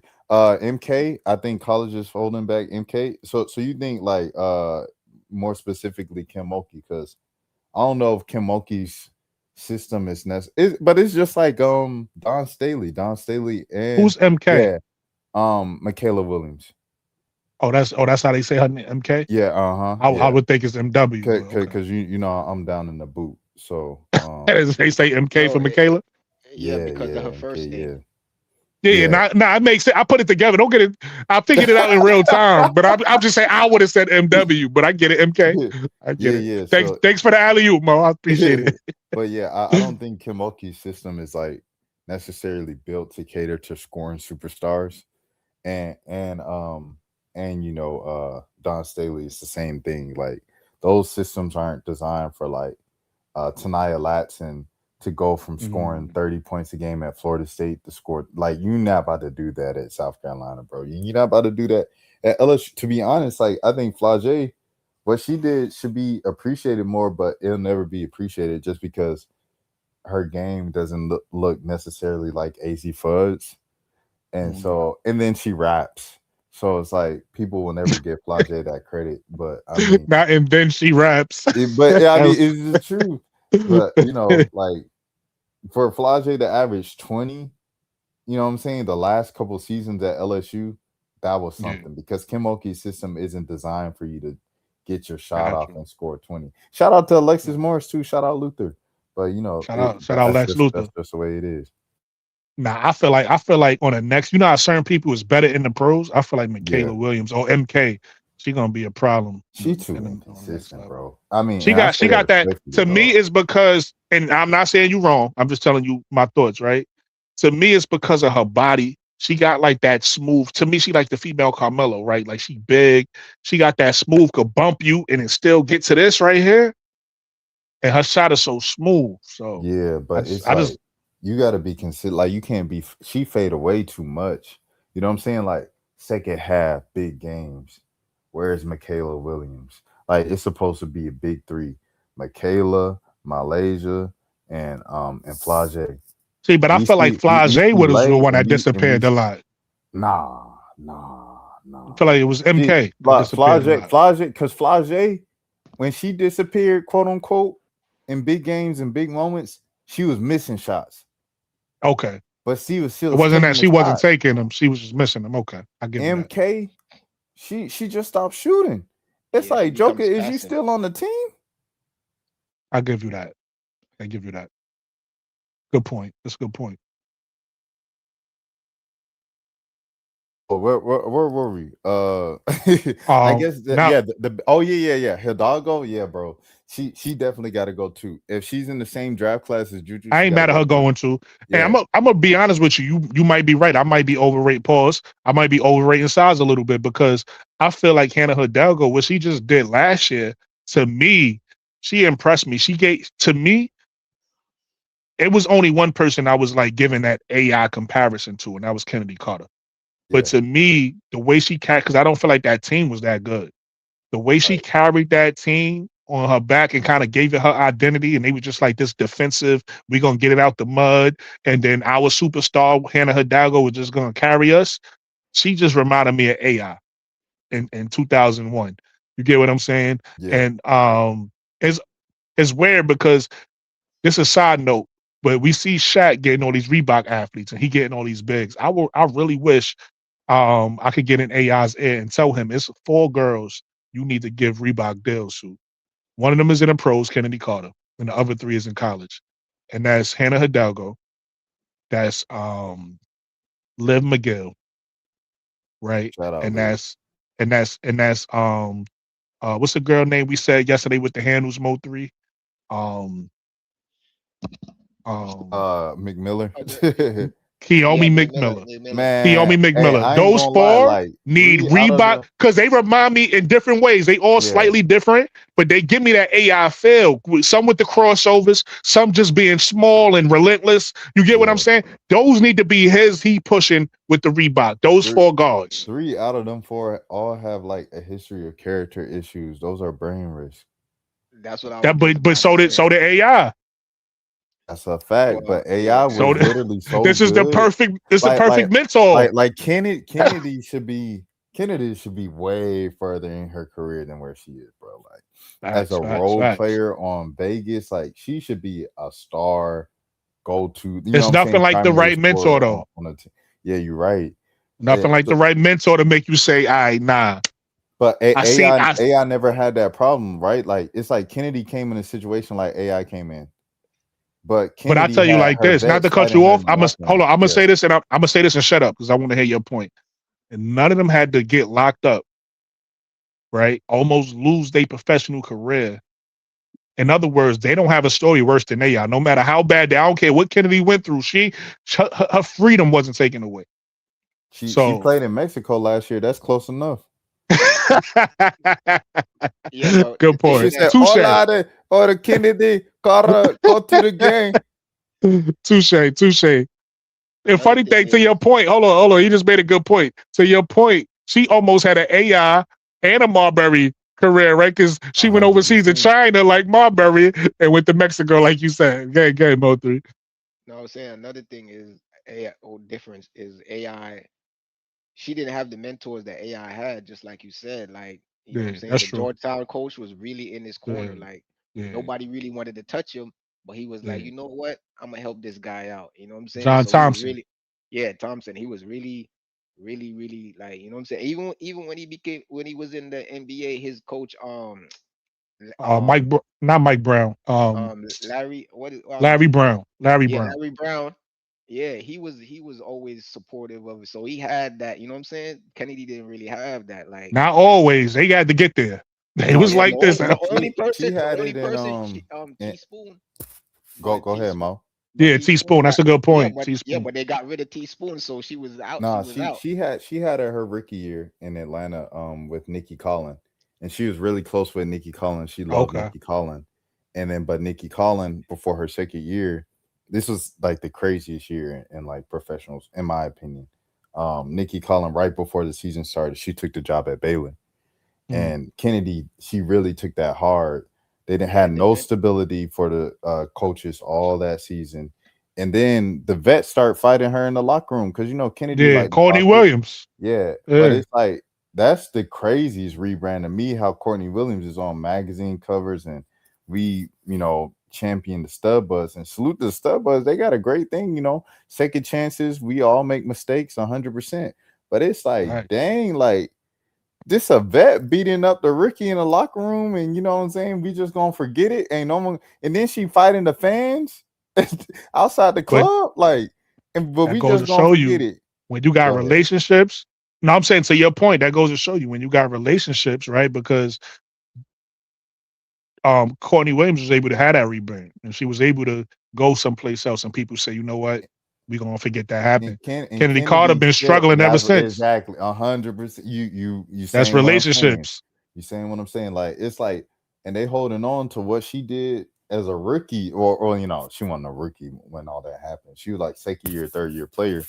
But then that went over with her to LA. I don't know what happened. Like nobody knows I heard because it. I heard it was between her and Liz Cambage yeah, out of yeah, LA. yeah, Something yeah. happened. But it Yeah. wasn't as loud as it was in Atlanta. In Atlanta, like Tiffany Hayes is like live tweeting these conspiracies as they're hitting the timeline in real time, and then she's deleting them. Like that team was the messiest Messy team as I ever fuck. seen. And it's crazy because it's like Elizabeth Williams, I always held her in a high regard because she was like so quiet and she was like the main person speaking when it came to political topics and stuff for the team. And it's like, Will, you a vet too on the team, like, and she won't even. She like liking the post from the other players, like, you better watch your mouth, youngin. And I'm like, bro, this is crazy. Like, I never seen something like that. Like, the whole team was against her, bro. To your point, Will showed me what happened with Angel. Will showed me she a politician. Like you said, like she's gonna public facing. She's gonna show like she's the perfect vet, but she not. Her- Will her- she hey, fooling hey, people? yeah, but I ain't gonna go too personal, but I do want to make one joke. And Will, if you hear this, it's a joke. Yeah, I mean, you seen her brother get popped Have thick by skin. Jose Alvarado. You know what I'm saying? So, Nah, you see, I don't know what happened. What happened with that? no. It was her brother Mark Williams, the center for Yeah, I know her brother the is. Yeah, Suns, and I don't know what Jose happened between him Alvarado and when Alvarado. when he was on the Pelicans, Yeah, they got into that little they scruffle and got into it. Alvarado caught him. Alvarado caught him with a hook. Popped them. Well, Alvarado from But New you York. but you got to think about the reach though. Mark Yeah, Williams, yeah, 7 foot. How in the yeah. world did you let a 5'10" dude get to your face? Right, right. Well, one thing I learned about fighting, if you're gonna fight, the taller person, you have to come. Y'all got to come down to the same level. So, Right. But I um, mean, but that was a side note. That was besides the point. yeah, nah, great conversation. Great conversation though. You want to finish about the expansion draft, or you want to get right into the Yeah, draft? no. That was pretty much the point. I was just saying I think you should focus on the expansion draft and creating a competitive team from day one, because if you try to Gotcha. rebuild from Yeah, a traditional way you of can we're lose gonna be your bad, fan base. yeah, and then you're gonna lose your Gotcha. team. You know what I'm saying? Gotcha. So I I mean, think it's yeah, just very you might important lose to, money. Makes you sense. know, That's good. Listen, great points from both of y'all. And you know what? Y'all probably more right than I am, because I'm thinking of it being used to the NBA system that's been around and stable for years. I'm not thinking of it in a sense where the WNBA is like was sinking but now is on an upward trajectory. We don't want to do nothing to yeah, make it go back down. So that like makes a lot of sense. you got to think about it like this. If the Sixers, if they won 9 games the year they won 9 games, and like Julius They might have Erving, lost their Moses Malone, franchise. Mo Cheeks, Ellen Iverson, Dikembe Mutombo, Eric Snow, if those guys didn't exist, McKee, all them jokers, if they Yeah, didn't exist and that was their first year, and man, and you talking about Embiid, talking about trust the process, man, them jokers will be out. And Embiid getting hurt his first 2 seasons, he's supposed to be the one saving y'all. Them jokers right. would have been done by year 5. That's a fact. That's a Would have good been point. no That's a Ben good point. Simmons. So y'all actually changed my perspective, and that's what I love about this. See, people. That's what I be trying to tell people on here. It's okay to be wrong. That's why earlier in the show, when you was like, I disagree when you're talking about whatever you're talking about, the whatever, I know, I forget what I If know what we was feels talking about, but I rigged, forget what to call it. Yeah, it if was it's like it rigged. feels rigged. I Yeah. like that you challenged me, right? Because what happens is if I don't take it personal and you don't take it personal, we have a conversation. We find some type of common ground. We either agree to disagree, or we go, oh yeah, you know what? I ain't think about that. You right. So in this particular instance, you actually changed my mind because I didn't think about it from you may actually lose your whole franchise if you don't Yeah. make this thing successful. And they Like, you already know what I lost it mean? before. Portland literally already had a Literally Portland. Like lost you it, could and they look only up. had it they only had it 3 years Yeah, before, right? And it you was can gone. look at the photos of the people in the '90s. Like this is it's not like this is a new. You know what I mean? For Yeah, Toronto, it is, but not for Portland. yeah. So that's a great point. You actually changed my mind. In the WNBA so far with this structure, I do think it is better to go through free agency to build your team. So that means you want to like build something to make people want to come, right? So that means you actually got to be somewhat good to make people say, I want to sign there. I believe in what you guys are doing. So you actually changed my mind on that. You, All you got a right. got to get you question. got So to give mid players the super max. yeah, you said you got a question, Bo? Yeah, I got a question. What's up? Like, cause I'm just thinking like, um, Connecticut it's like they trying to game the system because they're gonna have like how is it gonna work? They're gonna have the Hmm. expansion draft because they're changing to Houston. They're becoming the Houston Comets, Yeah, they're becoming Houston, but that's not an which expansion draft. They just changed their franchise. It's not going to be expansion draft next year because is not. the teams that's expansion draft they come 2 years, right? The Philly and Philly Detroit, and Cleveland. Philly and Cleveland, they come in 2 years, right? 2028. So Wait. 2027, Hold on. Because you said Detroit, and I remember it was a yeah, whole Detroit coming no. too. Okay, because it was like No, the Detroit Unless you heard shot. some, unless you know something I don't know. 2030, Nah, it was just 2030. like I They're just coming remember the whole 2030. thing with the name of the shot was like, Yeah, the is it shot. copyrighted and all that? And Oh but yeah, they did the yeah. same thing The with same thing Houston with too. the same thing with Houston. They trying to figure Yeah, out. Yeah, you're right. You're yeah. right. But they did say Mo that it's just a name change. It ain't gonna be a like, so the players is gonna still be the same players on the team Oh, next year. Yeah. But to your point though, again, like me and Rashad just said, is they have the best odds. They've been bad this year. Or they bad this year. They was bad last year, right? So and you know the WNBA they go off your last 2 years. yeah, So they have the best odds to get the number one pick. They just gotta hope Juju don't decide I need one more year because a lot of guards did that. A lot of players that's becoming a trend now. They making money, right? A lot of Yeah, players are but saying, you know I what, do think it's different now because when you making Olivia money when you Miles come to did the it, pros. yeah, Olivia Miles did it 1 year before the new CBA, so it's Yeah. kind of like she was waiting for the We'll new money. see because Now you got to Juju doesn't realize have to wait for it the new wasn't money. New money's no, already but there. it wasn't just a financial decision though, right? yeah. Right. For Olivia Miles is also she wanted one more year of health before she Oh came to yeah, the next level. Because you got to realize this level is definitely it's a notch up in physicality. So 100%. with Juju coming off her injury, she might it's up to her confidence. Like, am I ready to go to that next level? So she might decide she need another. But we'll see. I hope she comes out That for selfish reasons, right? But we'll Yeah, see. and she might Uh, want 2 years with Jazzy too. yeah, that too. And not just Jazzy. From what I understand, they got like a pipeline, right? They got some good Yeah. players coming in, right? Yeah. Um. yeah. So That's yeah, good. that's that's Yeah. another thing that people are with Olivia Miles. Um, a lot of people are like, "Oh man, I can't believe she's playing." Like that's why she fit in so seamlessly with the WNBA style. Is Yeah. because of We went to the TCU one and one yeah. of the reasons why she went to TCU to learn to Hmm. play that style. Yeah. Listen, thank God it worked out for her though, because Helly Van Liffen. I don't know. I don't.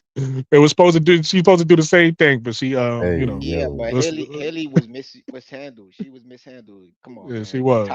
But Tyler and yeah. Chicago Hey, did She not know yeah. what was. they were doing. She was. Haley was hooping in Connecticut, and then you know what I'm That saying was they Yeah, dropped her, and and then they strange. they shut it brought her back down. on the Now you want to That know what's was something that's WNBA. strange? Here's what's strange. Their weakness is shooting, right? Helly Van Lith is one of their best shooters. They put her on a developmental contract. Then they got Ashlyn Jackson from Duke, the girl who hit that shot over. They got her on the developmental contract. So it's like they best shooters. They they got them on develop. So I don't know if they're Oh, doing that on purpose. Like, yo, let's just hold them for Juju or I Yeah, so I don't. Well, Yeah, but Ashlyn was playing in that league with Diamond and Upshot. Deja No, Kelly. Ashley. Yeah, She was playing with No. Deja Kelly She's and on them. Connecticut. She No, on I Connecticut. mean, but That's she you was talk like, about Cheyenne Sellers. Cheyenne Sellers is over there. no. Really? It was one of them girls from Duke was in that league at the beginning of the year. So I'm like, oh snap, she got Okay, called up I from the don't know. league. I don't. Yeah, But I don't know. I Yeah, never I saw think that. so. What I Brooke, think she so. where Brooke, she was at? Hold on, not to cut you off, Mo3. Where she was at was Seattle. No, not Seattle, because that's where Ty and Amira. She was on what team was she on? She was on another team, and they cut her, and then she went to Connecticut. I forget what team it was. Was it Portland? I forget. It was a different team. She was on there. She was on their training camp roster. They cut her, and then Connecticut picked her up. Yeah, I Yeah, remember from Mo3. the draft because yeah, she slid in the draft. Go ahead, Mo. Connecticut cut Haley Van Lith from the team. Period. Did No, she not? they had to do that. She was on the roster. They cut her and then picked her back up on a developmental That's contract. what they did. Yeah, that's what Okay. happened. So when you cut a player, either yourself, the team that cut you, or another team could pick you up on a developmental contract. So that's what happened. She was on the actual roster. They cut her and then picked up for a developmental, and then they also picked up Ashlyn Jackson for a developmental contract. Oh, so I'm they try to tank. That's why they did it. They Yeah, trying to tank. but I'm They trying to mad that tank. They they. were like, I'm hold up, you said if playing you too trying to good. tank, you know who you might be thinking of, Rashad. I'm mad that, and I think she's in the up. I don't know if she's in the upside sheet or not. They Connecticut cut the point guard from last year that was on the Aces. Um, Obviously one was Deja Kelly, the other one was from the nerd from Oh, Harvard, Harmony Turner. Harmony Turner. Now She was on I don't Connecticut. like. I know Connecticut Harmony cut Turner's her. down there, Yeah, they but cut her. I think I Golden want her State in the though. league. Ashlyn Jackson was drafted by Golden State. She That's was who on she Golden slid. State. There you Yeah, go. And then they because cut I her, and wanted then Connecticut picked the up. Dream to pick her up in the draft. I was Yeah, like to get yeah, a I like shooting. her. Listen, this is side note, but you know how some of the girls you be knowing is pretty, and then some of them be catching you. She walked in. She walked in a little pregame outfit the other day. I was like, oh, okay. I didn't know you had it in you. I wasn't familiar with your But game, hey, Ashlyn, but speaking of, I think she one of them. I don't know if Aaliyah Nye is hurt right now. She was in street clothes today, but Yeah, they like said the they keep saying she's Dream, out, yeah, so the I don't know if Dream she's hurt or could not. use her. Like they could Yeah, use a three. They literally have no three. Like that's why Ryan you know Howard's what I playing 40 minutes a game. You know what I think they doing, and you closer to the team than me, so you correct me if I'm wrong. I think their person is Izzy Borlace. So I think right now they're like let's let because I like on top of what you're saying about Aaliyah now, I like India Navarre too. Because India Navarre give Yeah, you a shout out spark on the India. defensive end. She give you a spark on both ends, right? But India, I like think you they say, go back to size. She's it just goes. not It big go back to enough to size. play She's that not that three. small. Not the three, but she's 5'10". So she could, she could provide some defense. But my point is, I think, and you correct, you closer to the team than me, so I don't know if you heard something or know something. But from the outside looking in, from my vantage point, I think they're developing. Their mindset is let's develop Andy Navarre. Aaliyah now, even though she don't need as much development, she a second year player. She still came to our system late. So let's let her watch a little bit. And then once Izzy Borlace kind of get acclimated in a rotation, then we'll bring another one of them in. I don't know which one is going to be, but then they might, later on in the season, they might decide, let's add another one in right now. Because to your point, I would love to see either one of them play, but it don't seem like they're playing none of them. It seems like they just like Izzy and Okai, you getting the bulk of the minutes. And if we need you, Sika, you come in. But to me, it seemed like the bench is going to be Izzy Borlace, is going to be Medina Okai, and it's going to be Tahina Pow. And then obviously when Bree Jones come back, Nas Hillman. That seemed like the bench mob to me. They But need some like Ryan don't have it. She don't have any rest. You know what I'm saying? Like there's no Nia listen, Coffee. There's no Mike I agree Caldwell. with you. I would love to see Aaliyah Nye get some minutes. I And then agree with you. yeah, no. I'm just saying like they need a three period. Like Indian Yeah, Navarre doesn't have the size of a three, I and agree. Izzy Here too. Borlace is a two, but A Izzy two. Borlace is a two Well, no, plus Izzy she don't Izzy's play 6 foot defense though. though. but So she could don't play. play She could play defense the though. three. She don't Yeah, play you're right. She defense. don't. So Yeah, it's no, like, you're right. yeah, You see, Ryan's your best Cece perimeter had her on defender. skates. Yeah, Cece yeah, had her on skates. yeah. You know what I'm saying? Like she played her and Cece like the same player on defense. You know what I mean? Like, Yeah, so it's just like Ryan is your best perimeter defender on the team. So if I sit out the best perimeter defender on the team, I'm not about to put you back in, replace you with someone who doesn't play defense. So it's like they need a legit three with size of a three. And I think what a that's a Leonard. Like yeah. I'm about to a say Leonard they has that definitely size. got it. They Yeah. definitely So got it on the bench. So yeah. I I agree with you. mean, yeah. But to Carson Mesco's side of things, I'm noticing he likes to look because that's I don't know if you noticed, and that's one of the things I wanted to get into. If y'all want, we could kind of transition into just talking about the dream. We could talk about all three games. We could just talk about today's game, and we could talk about the two if y'all want, however y'all want to do it. But my point, what I was saying was he found. So y'all know, obviously, we all been paying attention. You around the team, Rashad. They've been getting off to those slow starts, right? Right. And then also our defense been really good this year, but our offense kind of like we've been scoring in the 80s. We haven't really been getting to the 90s or the hundreds. He What he figured out in the last two games is when he goes small, right? And we run and when he goes small, we get in transition. That's when we start generating more offense. So that's kind of what he's been doing. If you notice, he's been putting in Izzy Borlase. When he put in Izzy Borlase, he normally let Nas Hillman play the five. And then they push. And Jordan Canada been pushing. She's been making at a point, make a miss. And she said in the press conference, you was there, make a miss, get in transition. So that's been his plan. I'm not saying I agree with her. He's right. I know you saying that you want more size, but I'm saying his plan has been to go small and get in transition.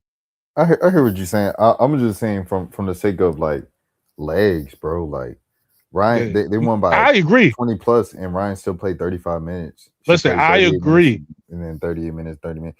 Yeah, so it's just like you do just need somebody to like whether small, but you got to play deep because to run, you got to get a stop, you got to get a turnover to Facts. run. You know what I'm saying? Facts. So I can't just put in Borlase and have who we say like I can't have a lineup of JC Pow like which Carl ran today, Smeshko ran today. Like I can't have that as my backcourt with Borlase at the three. You know what I'm saying? Like this barbecue chicken, like it ain't no fast break opportunities because you just taking the ball out every single time from out of bounds. Yeah. So I don't know. I agree. That's the thing I'm looking at. I'm like, in order for that to work with Ryan getting rest, you're gonna need a three. Like Ania Coffee would have been perfect for the team, but you know how that goes. Yeah, I'm not high on her, but I like Aaliyah now. I do like Aaliyah now. So we'll see if she's implemented into the lineup eventually. But right now, so this is where I agree with you though, because I forgot I was about to say this a second ago. You look at the Knicks, right? They had Tom Thibodeau, who's a good coach, but the knock on him is he plays too much, right? Same roster, you get Mike Brown, you go further than you ever did, and you win a championship. Same roster. So to your point, you don't want to wear your players down and then expect them to give you something at the end of the season. So Yeah, they because may need Ryan to. is They may already playing both ways. Like right already playing she's the two shut ways. You're giving down. up a lot of energy. Yeah, she's a shutdown So defender and sometimes the primary ball handler and sometimes yep, the number one scorer. So it's like, yep, dang, what the you know what I mean? Like she's already exerting more energy than most players on the floor, and then she's gonna play all the minutes. Like that doesn't facts, calculate right. Like facts. you really think that's You got a great point. literally what was the problem last year? Finishing games, and then in the playoffs, like finishing games. You think you about to finish games and have fresh legs in the playoffs? It's gonna be the same thing. Them jokers. How did the Dream lose in the first round with Bree Jones? Angel, it's gonna be the Right, same thing, and right. it starts in May and June when you have your star player playing 40 minutes a game.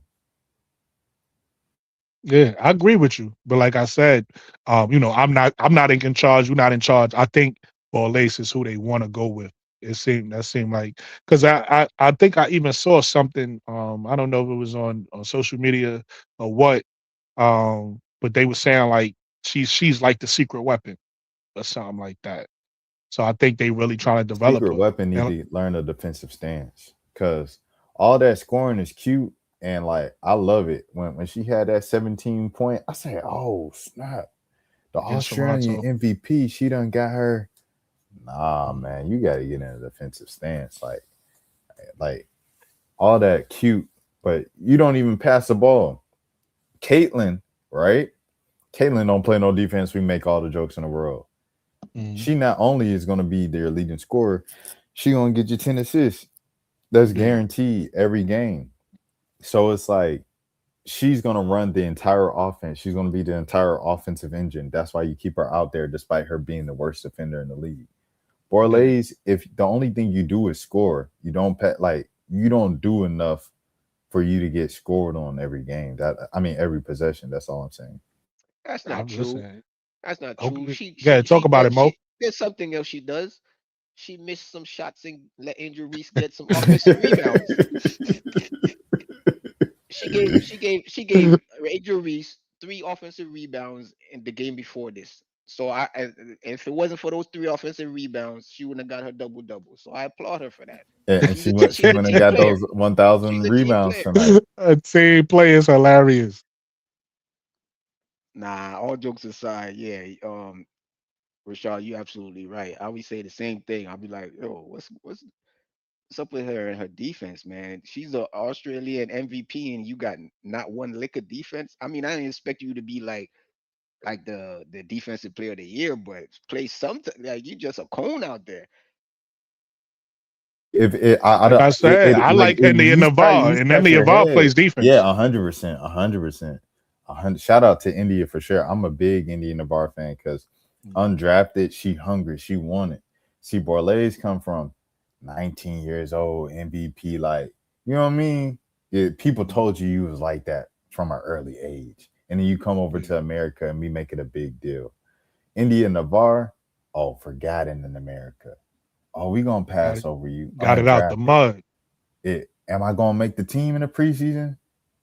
She outplayed Thierry, who was already on the team. She outplayed a couple other jokers that's already been in the league before to make that final roster. And every time she come in them blowouts in the regular season, she played harder than anybody else. Man, I like her. She make a difference when she. You can That's what see it. I'm You can saying. see her difference. It's When she head come in, even scratching. if and I'm talking about not points. Like you can Yeah. see, she like when she come in, she changed the energy, like That's the what I'm energy of the saying. game. It's head scratching. You sitting on the bench. You finally get an opportunity and you're not playing defense. Like, you can't affect if the shot goes down or not. You can affect your effort. And that's all defense is effort.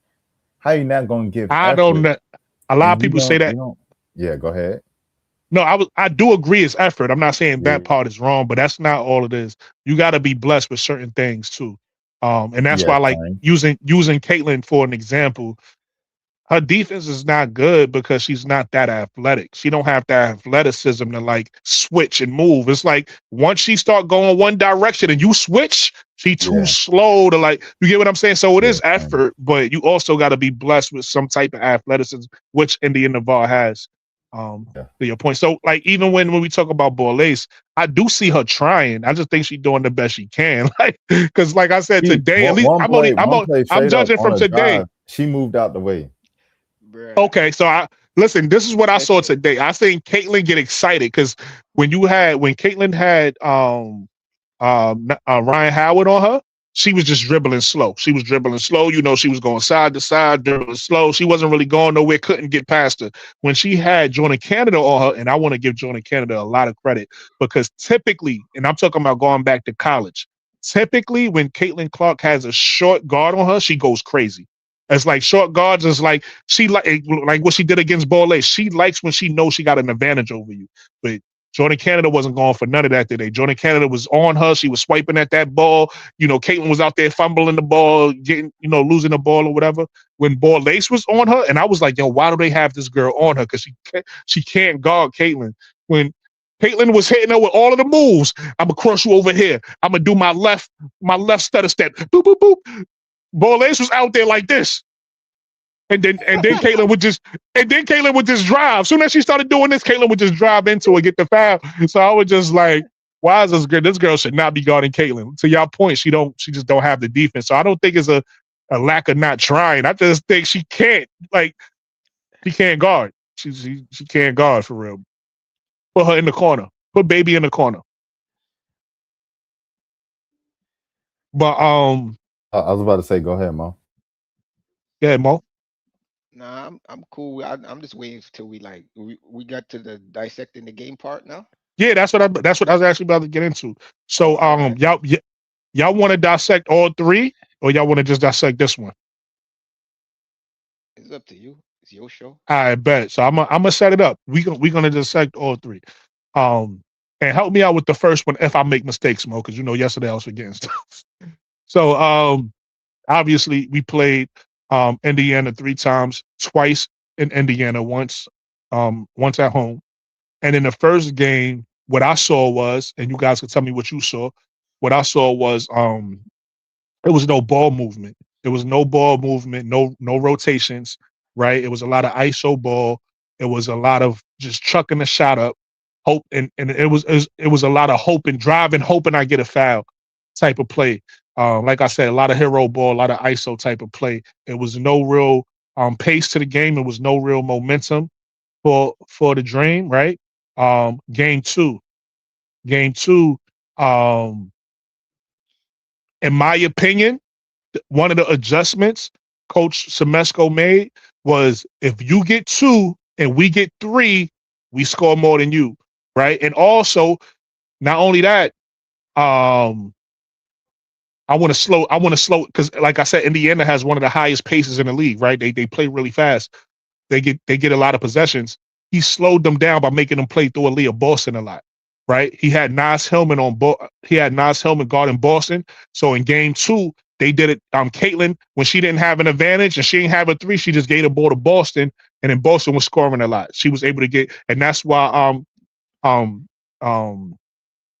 Kelsey Mitchell in game 2 wasn't really scoring to the second half, right? It was Caitlin and the Boston show, which was in our favor because they was getting a lot of 2s. They wasn't getting a lot of 3s, and we was running on them. We was playing fast. We was pushing. We was getting layups. We was getting second chances. We was getting 3s. That's why in the first 3 quarters of the second game, we was basically beating them until that fourth quarter where everything kind of collapsed. They panicked. They stopped running the offense. They started going back into the ISO ball, right?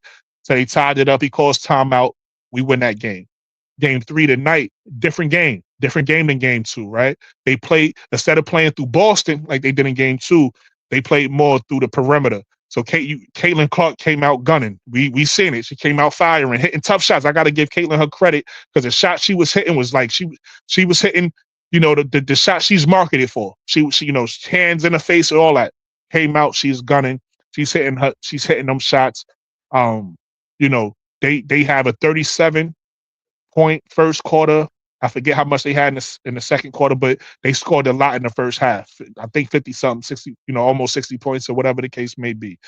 I wasn't worried because you got to keep that up. We've seen this from Caitlin before, right? We've seen this from Caitlin before where she gets hot for a half or for a quarter, and then she gets cold, right? I don't think she really got cold per se in the second half, but she disappeared. She wasn't as impactful. And one thing we did in game 2, I forgot to mention, is everybody contributed as far as all 5 starters, right? Had 15 plus points. We kind of did the same thing tonight. Everybody didn't have 15 plus, but every starter at a different point in the game, whether second, first, third, fourth quarter, was impactful, right? In the beginning of the game for Atlanta was Nas Hillman, right? Nas Hillman, and I forgot who else was with her, but it was Nas Hillman. Second quarter, I believe it was like Alicia Gray and Ryan Howard, a little bit of Angel. Third quarter, I believe it was like Angel, and this is where because Jordan Canada had 0. I'm gonna end with that. Jordan Canada had 0.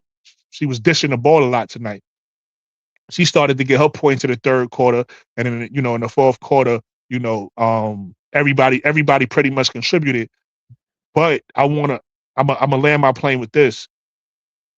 I feel like Jordan Canada, the adjustment she made, saying, "I want to get my team involved. I want to get my I'm a because one of the mistakes they made early in the season was sometimes because Jordan Canada is such a good scorer, Alicia Gray such a good scorer, Ryan Howard such a good scorer. Sometimes they would say, "Let me make the shot," right? And all three of them was doing that because the way Carson Mesco run the offense, anybody could initiate the pick and roll, anybody could initiate the offense. Sometimes they wasn't moving the ball. Jordan Canada took it upon herself tonight to say, it's on. I'm the point guard. It's on me. I'm a keep us in transition, right? Which was important because that gave us the offense that we've been lacking all season. I'm gonna keep us in transition. I'm gonna keep our pace up, and I'm gonna make sure everybody get their touches. So now everybody is comfortable. Nas got her touches. Angel got her touches. Alicia, Ryan, everybody got their touches um before Jordan decided to start taking her shots. So I'm gonna land my plane with that. That was my assessments of all three games, and I want to land also with saying I want to give Carson Mesco his flowers because I watch all these other channels, and all I keep hearing is how bad of a coach he is. He don't make these adjustments. He's not doing this, but nobody give him credit for what he is doing, and what he is doing is winning. He's winning games. He's winning games even when his offense wasn't working, and all he had was a defense. He's winning games when his players chemistry was still growing, which is still growing, but we see it game by game getting better and better. It is what it is, regardless of people want to admit it or not. Game by game, we see the play. We see Angel not getting the ball to Angel getting the ball. Right, that was a complaint early in the season. Now she's getting the ball. Right, so it's like everybody want to put blame on Carl, and it's like all of that is not Carl's fault. Sometimes it's the players on the floor fault. I land with that. I do want to say this before Mo goes with his assessments. Um, Yo, the AR stands and the Caitlyn stands, y'all gotta stop, bro. Like I've been trying to tell him. Stephanie White Talk can't about get it. fired, bro. Like y'all can't fire a coach every year, bro. Like that's just not realistic. And then the Angel Reese, like the Carlos Mesco firing him, like he literally led the franchise to their most wins ever last year. Like you Really quick, can't fire a coach hold after on. that. Go ahead, lie. No, I don't want to stop you. I just want to add this to what you're saying. You know they really think that Carson Mesco is coming and turning YouTube on and then listening to their opinions and then going back and changing his offense. You know that's what they think, right? Like I mean, Okay. I've been critical of Smeshko this year, but it's like the rotations, the minutes thing that we just went over. I never said the Dream need a coach. Like I think that's kind of just dumb. He obviously knows something about basketball because, and you could be like, oh well, he has such a talented team. Tanisha Wright had the same team, and they didn't. I mean, of course, she didn't have Bree Jones and Brittany Griner. Like that makes a But difference. she still had a good. No, she still had a good team though, right? Like I remember she had Cheyenne Parker though. Tina Charles and Cheyenne Parker. Yeah, and Tina Charles, like right? that's still Coffee. the same level. You know what I mean? So it's just like, and that didn't happen. So yeah, like Carl Smith, like I just wanted to say that, like y'all got to stop calling for good coaches' jobs, bro. Like just because like they didn't win the game that night or they didn't do something that you didn't like. Right. They know more than basketball, more about basketball than you do. Right. All right, like I said last time, I'm gonna stop with the Semesco slander because he showed me that he he's the competent coach that sees when where he's doing something is not working, he's adjusting, and he's not just adjusting after watching the film. He's starting to adjust in game. End game. Yeah. You know what I'm saying? The only problem I still have with him is I feel like he doesn't like maybe he does it behind the scenes or what. I don't know. I just feel like he doesn't advocate enough for his For star his players, players. Okay. mainly Angel. You know what I'm saying? There's a lot of times where I feel like he should have just been like, you know what I'm saying? And would it kill him to show a little emotion on the sideline? He just there, like, you know what I'm saying, looking like Santa's helper. It just ain't his bag. That just ain't his bag. I said that before. I said that on Brokaw channel. I was like, we can't expect, because Brokaw was comparing Semesco to the coach in Washington. But I'm like, yo, all our personalities is different. You can't expect, everybody. Yeah. He a laid back guy. Yeah, I get it. That's what I said. That's just a personal thing of mine. But as far as the coaching goes, he's Mm. showed me like, yeah, he's a competent coach. He's doing, he's adjusting because a lot of people, I don't know, I don't really hear anybody talking about this, but he's made a concerted effort to to um I wouldn't say make it a focal point, but make it more of a put more of an emphasis on getting Angel the ball down low and scoring. Because if you look, 4 out of the last 6 games, Angel Reese took the most shots. You know what I'm saying? Yeah, Regardless if she making them or not. You know what I'm saying? So he's like you know what I'm saying? That's like you can't complain about that. He's everything he sees that he's doing wrong. He's like, oh, maybe we could have won this game if we would have gave Angel some more looks down low or something. You know what I'm saying? right. And what it's been working the last 3 games ever since the first Indiana loss. That's when I see not only his adjustments but the teammates adjustment, mainly Jordan Canada. I was Yes, all over and that's Jordan the Canada in the first game. You know what I'm saying? the Because I'm like, yo, what the? It's like it's just like you said. She was just like, oh, I'm gonna just do it myself. When now she drives in, she looks around to see is she yo. looks Did at, you? huh?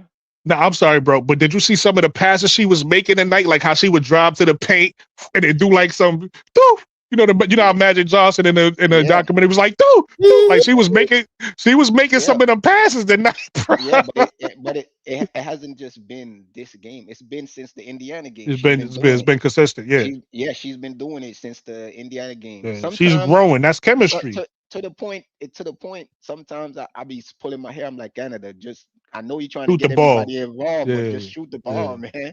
You know what yeah. I'm saying? But yeah, so you know what I'm saying?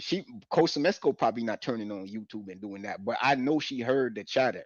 Either she watching herself or Some of somebody them told players, no, those because they players was watch us. yeah, What I because was they saying, was people was roasting her all over social media, like, yeah. oh, Canada, you don't want to pass the ball. They some of them watch us. What I was saying was it ain't no coach gonna get on Yeah, yeah, yeah. and say, That's what you I'm know saying. Yeah, what? the You coach know ain't what? gonna My game plan ain't working. What did AD say I should do? Like, ain't no coach doing nah, that. nah, And nah, these nah. people are saying that. People was like, the coach seen us. You seen him? He did what we Nah. said. Yeah, yeah, yeah, yeah, The coach yeah. did Like, what we said. yeah, Like, shut up. players and former players definitely like watch YouTubers. But Facts. current coaches, active coaches don't, because like the reason why they're not active on social media, like because they're literally spending all of their time watching film and studying. Exactly. But my So, point though, Rashad, is even if they did, you know what they not gonna do? listen to us. they're What not they they're not say? gonna say they're not gonna take their blade book and say, you know what, do me a favor, burn this. Because Oh, because they no, just told me something I ain't think about. but we coached our teams to like intramural championships. Right. Like we coached the adult league to the, you know what I'm saying, to the LA Fitness spring. But some of them never did that. Listen, I'm gonna put it to you like this. I ain't gonna name no names because I don't want to be messy. Because I want to be supportive to people. I'd rather educate people than tear them down. But some of these people on here, and I'm saying some, I'm really talking about one. Some of these people on here literally said on their channel is I don't know much about basketball. I never played. I never. If you never Nah, played, why you I'm think all you for the giving a beef. coach advice? I'm all for the beef. No, no, no. Because shout out to the person. I want them to be Nah, successful. no They're shout Angel out to Reese them. fan. Nah, They're no Angel Reese shout fan. out. I don't want no beef. I'd rather Nah, I'm on the support you. beef. Give me the But beef. just but I just think inherit the about beef. this. But Rashad, just think about this statement though. I never played. I never even played basketball before. So like even if we ain't played professional, a lot of us went outside and played. This person Right. said I never even played before, but they think they could give the coach advice. They think they know more than a professional coach. That's like mind-boggling to me. Like that's like, you know what I mean? That really messed with my brain because I'm like, how do you even think like that? It's like it's crazy that you think you smarter than somebody. Never mind. But Yeah, I'm gonna say shout out to KL Chenard. He's a sports writer or a basketball writer for the Hawks primarily over here in mm, Atlanta. and Yeah. he was at Milwaukee before then, but he's been in Atlanta for like 15 years, and he's like one of the smartest basketball writers I know. But I asked him, like, I was just trying to pick his brain a few years ago, like, how do you get so, like, how do you learn so much about basketball? He was like, playing helps me out a lot. So, you know, KL's like 50s, 60s, maybe even. Nah, I think he's probably still 50s. But you know, he's still out there playing with the young guys and stuff like that at the park. White dude too. And you Yeah. know, but he plays just to continue to know about basketball, about the What's game that new? What he's the kids writing is and covering doing? about. Yeah. Exactly. And you have to do that, like you have to be involved with the game some way, like I hands think on that's a better to kind of word. get it. Involved. You don't necessarily, for me, you don't necessarily have to play the game to know the game, but you have to have. For me, you like. I don't feel like I know the game because I played the game, right? I did play the game, and it's my favorite game. But I feel like I'm good at. I feel like my knowledge and the stuff I come from literally one thing, and it's my love of the game. If you know, we all old enough to remember the '90s, right? They used to have this commercial and it's saying of I love the game, right? Y'all remember that I love the game saying, right? There's only some people, even in today's sport, right? It's more evident in today's sport because of how much money they making. You could kind of tell who's loved the game, like a Kobe Bryant that's obsessed with the game, or who just there because they talented and they gonna get paid. Ball Some people, baller. I don't want to throw this on them, but some people say that's like a Ben Simmons type. You get what I'm saying? Like, don't want to put in. Nah, I'm not. I ain't gonna say that. Respect to Ben Simmons, but that's a knock on him. The knock on him is he don't really love playing basketball. You was just 6'10", and you know what I mean. You could do it, and you got a check. So it's like I think the love of the game should allow you to like learn it and then speak about it, opposed to you know nothing about the game and you just speaking about how you feel now. Now you're just speaking about emotion, like you know more than a professional coach. It's like stop it, five. You get what I'm Yeah. saying? I mean, but like it's that audacity that like helps you kind of get attention. You know what I'm saying? Like you got to think about like Nick That's a Wright fact. or Colin Coward. You know what I'm saying? Some of the biggest names. It's like they have the audacity to kind of say with conviction and confidence, like, and be just dead wrong. But like they say it Right. so convincingly, people will be like, That's yeah. "This Some man people lost his believe it. mind," and then you Right. just keep tuning in because it's like, what he about to say What next? And else he it's like, about to say? we're good, LeBron. We have Ben Simmons. You know, like or the fate of the universe on the line. Give me equal dollar. Like you know, those things happen from that. So your point, I would say, and you just reminded me, the one positive thing that I do say about people that's like that on the internet. So if y'all watching this, my compliment to you guys, which I do really well, is y'all entertaining, right? Y'all entertaining the people, right? Because y'all make up, y'all like I'm not trying to be funny. I'm being real when I say this. Y'all make up like fantasy world things that don't exist. Like the coach, like you telling the coach what to do, right? Like you making it up to the point where people are captivated by the things you say, and that's a good thing. Like it's part what people don't realize is when you doing these shows on TV or whatever or YouTube, you want to be entertaining to a certain extent. You want to be captivating. These people create like a storyline, soap opera type of drama that's captivating and it brings in viewers. So that's a salute to them for that. That I give them. For me, the issue is the basketball knowledge. And it's like you said, the audacity with some of the things that they say on the basketball side. But on the entertainment side, y'all killing it. Keep doing what y'all doing. I'm not no hater. Keep doing it. But just my one, I ain't gonna say advice because I can't give nobody advice, but I'm gonna say my one critique to anybody that's out there doing things like that is just try to. There's nothing wrong with elevating your basketball now. Just elevate it. Learn. You know what I mean? Learn something, and then you're gonna be like, oh, okay. You know what I mean? And that's it. That's all. I'm not what I'm saying ain't coming from no hate. It's literally just I wish people would say smarter things like, hey, Carl Mesco is actually doing a good job. I'm not saying he can't be critiqued. I'm not saying Stephanie White can't be critiqued. But to say that they bad coaches and they need to be fired or, they need to throw out their game plan because they're not playing the way you want them to play as if you know something, that's the issue I have. It's like, come on, dog, you got to be smarter than that. And that's why when I talk about Carl Mesco, I don't necessarily try to kill him. I might say I might do certain things differently. So I'm gonna give you an example. When he goes to that small ball lineup that I brought up earlier, right?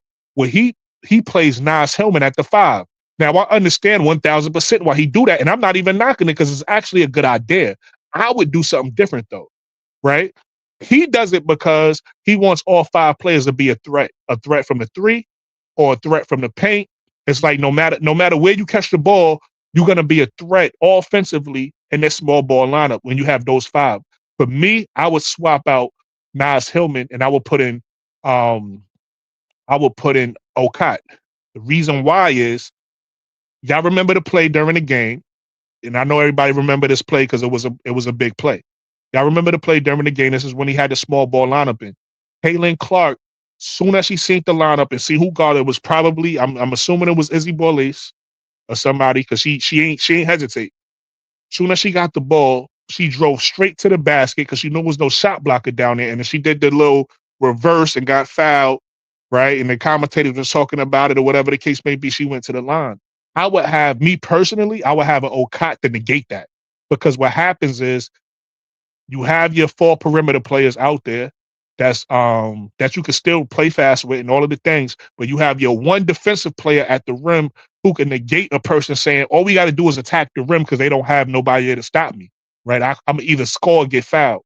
Medina Okat negates that. So I would do that differently than Carl. I don't think I'm smarter than Carl, though.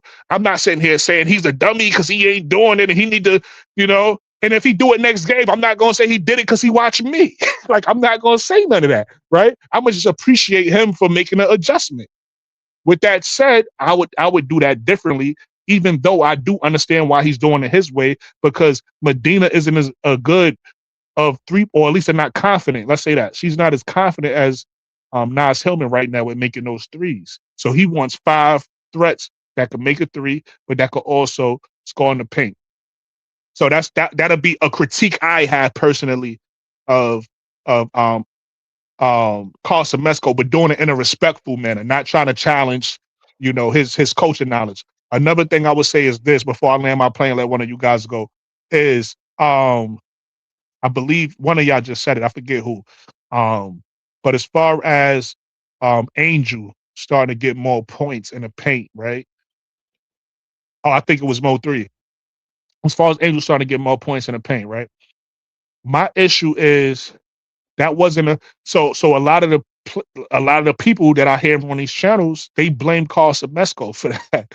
And that's not a Carl Semesco's problem, right? Because what happens is the offense that he implemented, the offense he implemented didn't keep Angel out the paint. Or it didn't say don't pass Angel the ball when she's in the paint. The players just didn't do it. That's not Carl Semesco's fault. That's a chemistry fault. That's a player's fault. What happens is when you do something, again, it's a new offense for everybody. They not used to playing with Angel. Angel's not used to this offense. You start to play with a player, you got to start to learn where they like the ball. You got to start to learn, because in that offense, you can shoot from anywhere. So they probably not even thinking because if you play with a big like Brianna Jones, you see a big popping, right? You play with a big like I can't think of her name, but the one in Connecticut, the big one, I'm talking about. You play with a big like that, she plays inside, but she could also shoot the 3, right? She's confident shooting the 3. So it's like now you're playing with a big like Angel who's trying to learn how to shoot the 3. So she's not confident in that yet. So they probably not even thinking about hitting her, because when they would hit the other bigs, maybe they would hit them in different spots. So it probably wasn't nothing personal. It's just adjustments, it's chemistry. And then the more they play, they realize like, oh, Angel is really good in this position. Oh, her hands are so good, I can throw the ball, because a lot of times they don't throw the ball, they think they're going to get a turnover, which that's another critique I have. Again, not on Carl, but those perimeter players, not just Jordan Canada, all of them, Ryan Howard, Nas Hillman, all of them, they're terrible at entry passes. I noticed, because in the game prior, was it this game? No, I think it was a game prior to this. Tipson kept tipping those passes. They kept trying to throw it in, and Tipson was just deflecting everything. So I was like, oh, they just bad. Like, it's not personal. It's not like they don't want to give the ball to Angel. They're trying to keep the ball from Angel. They're bad at making those passes, right? And maybe somebody like Jordan Canada, maybe I'm not in her head, maybe somebody like Jordan Canada said, okay, I need to be better. right? Angel, and then she's getting the ball to Angel's better, right? Angel was asking for this pass. I need to be better. Maybe that's happening. But again, it bothers me when people say, oh, that's a call fault. He's not coaching good because the players on the floor is not making good decisions. But he obviously is coaching good because every time he call a timeout and he get them back on track, they start doing the things everybody asks him to do. That's an adjustment. So that's my issue when everybody blame everything on call that's going wrong. And I'm like, clearly the players is just having chemistry issues. It's not like the coach is like, don't give Angel the ball. Everybody stand back. And that's another thing. They think a lot. I heard a lot of people say, not a lot of people, I heard someone say, um, call offense is he just want to shoot the three. No, his offense is pace and space. You know who else offense is space and space? Is Spo from the Miami Heat. Everybody call him a genius, right? That's another pace and space offense. Call offense is pace and space, meaning he want whatever shot you take, whether it's on the perimeter or whether it's in the paint, he want to give you the best spacing to have so you can get the most wide open shot. And guess what? When we start talking about Angel, when she's been in the paint, she's had a this year she had a lot of one-on-one opportunities. Now obviously not every game because they throw like 2 and 3 bodies at it sometimes, right? But a lot of times she has those one-on-one opportunities, and that's the opportunities he wants. It's not like he don't want the ball to get in the paint.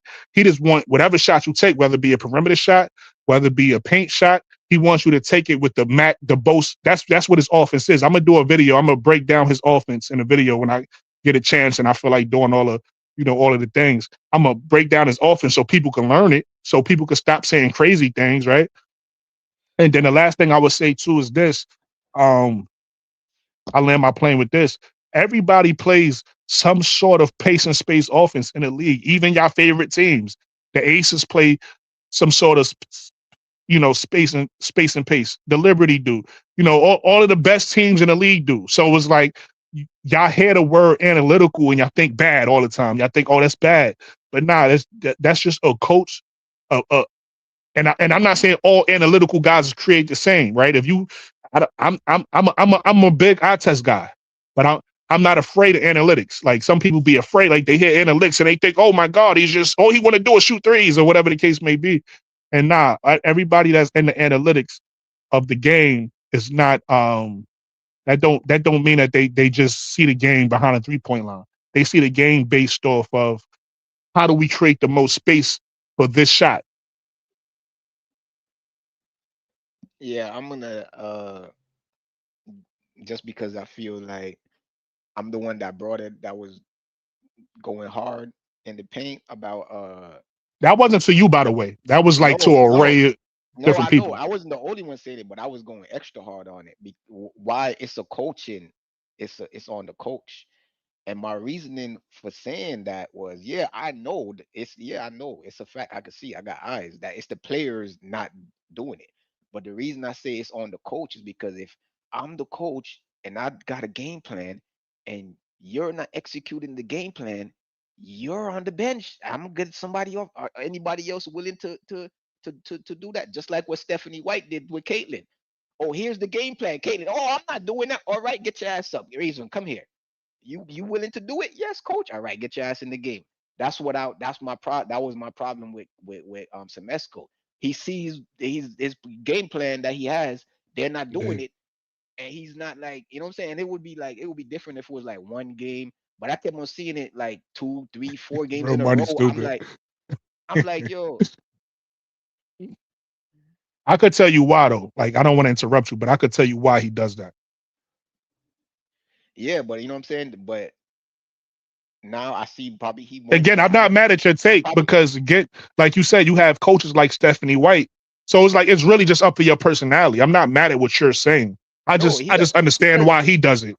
he doesn't have to do it. He could do it behind the scenes or whatever. He doesn't have to make a show of it. I just use Mm. Stephanie White as an example because that was, that went viral. That moment Yeah, went viral. You know what I'm saying? So I'm just saying he could have did that. Like he could have told her, yeah, like, yo, hold up, man. That's not the plan. The plan is to yeah. do this. Why we not doing this? You know what I'm Right. saying? Because that 5 out, it works. It was working, but the players weren't doing it right. You know what I'm saying? Like Mhm. it was just But that's baffling the to me. thing. He's still running it. It's just that Angel Yes, isn't yeah, like, yeah, you know what he's I still mean? running. She's He's still running it, but the difference is the players are doing what they're supposed to be doing. yeah. They They're read trust in the past. They trust it. They read. they're Yeah, reading and reacting to the a lot better. to what the defense gives them. You know what I'm Yeah, saying? They're not just doing their own thing. They're doing what the coach told them. So yeah. maybe he did it in the back room one day. He sat down, probably after the Indiana game, because They do. They watch what that's when to your everything changed. He probably was yeah like, "Yo, hey, listen, man, that's not the offense we running. What's y'all problem?" to And your point. because it's not even just Canada that's been doing it. I mean, Ryan Howard been doing it too. The only Yeah, one that hasn't been done, she did it today too. I was surprised she did it. She did it a few times. That wasn't on board with it was Alicia. She was being stubborn. Every time I get it, I'm gonna shoot it. But today, she wasn't. She didn't really do that. A lot of yeah. times, she tried to get past Angel the ball, and you know what I'm saying. It was even one where she was. Or drove and got fouled. Yeah, it was even when she had the shot. Like that would be a normal shot she would take. It was right there Yeah, when she was yeah. She wide would just open. let it fly. She would just let Yeah, it she was fly. wide Like open, but she still passed it to Angel, and Angel rewarded her and scored. But I'm saying like that's not what she would that's normally chemistry, do. though, right? Yeah, that's You know what I'm adjustment. saying? Yeah. But So to your point, I believe Angel. Somebody said. I think it was Angel in one of her press conferences. She said that Semesco was a big film guy. So she said they said even if they don't practice, they watching film, right? yeah, And so so he's teaching, and that was gonna be my point. And I said I could tell you why he does that. So to your point when you said Stephanie, take him out, right? And I'm not saying that's a bad or a good thing. I'm just saying that could work depending on the type of player you have. yeah, That could either work or not work for them, right? What Carl tries to do is he wants you to he wants you to learn it. So he's gonna leave even when you out there you making mistakes like not moving the ball. He's gonna leave you so you can get it right. Like that's the type of coach he is. He wants you to get it right. So he's not gonna. And I think, and this is a critique I have, right? This is another critique I have of him. But I think this is why he does the critique I have of him. The critique I have of him is I want you to start playing your bench more. To Rashad's point, so more bodies can be fresh because he played those starters a lot of minutes. But I think the reason he's doing that is because he feels as though these are my main guys, right? These are my best players, my main guys. I need you guys to learn this offense first, right? Before I start implementing other people in. I need you guys to start moving the ball, trusting each other, cutting, not stand when you because one of the rules of his offense, if you watch the his video, he got videos. You don't even have to wait for me to do the thing. If you type Carl Comesco's offense, he got like he got a bunch of videos online about his offense that everybody got so much opinions on, but they don't even know what he does. One of his rules is when you pass the ball, do something, right? And again, it's a read and react. So he don't tell you what to do. You just got to know I'm a pass and I'm a cut, or I'm a pass and I'm a screen. I'm a pass and I'm gonna do something. Not I'm a pass and then I'm gonna look at you. That's not part of his offense. But they was doing that. But I think the reason why he leaves people out there even when they making mistakes is because he wanted to start to get in your head to be like, I did it wrong already. I did it wrong 2 or 3 times. Let me do it right now. Like, let me start to figure it out. And then once those starters, it becomes like second nature to them because another thing, I've been saying this a lot too, Mo3. Again, this is not coming from me. I listen to people smarter than me. Rick Carlisle, not Rick Carlisle, Rick Adelman, who just passed away, God rest his soul. I'm a Tracy McGrady fan, right? Anybody who know me know that. So when Tracy McGrady was in Houston, his coach was Jeff Van Gundy. Jeff Van Gundy runs a defensive centric. Um, um, um, he focuses more on the defensive end, right? That's his game plan. Rick Carlisle runs read and react. So it's a total different. He went from a defensive coach to an offensive coach, and not only did he go to an offensive coach, his offensive coach don't even have a system where he call a bunch of plays. He got a system out there that you gotta just trust the system. That's how I know what Carl Semesco was doing because he's not the only coach who does this. Like I said, Coach Spo in Miami runs pace and space. There's a few coaches that run pace and spaces types offense, right? Like they all different. They all run it in their way. Like it's a different type of offense, but it's basically got the same principles, right? And one of the main principles of a pace and space read and react offense is you got to pass the ball. You got to trust your teammate.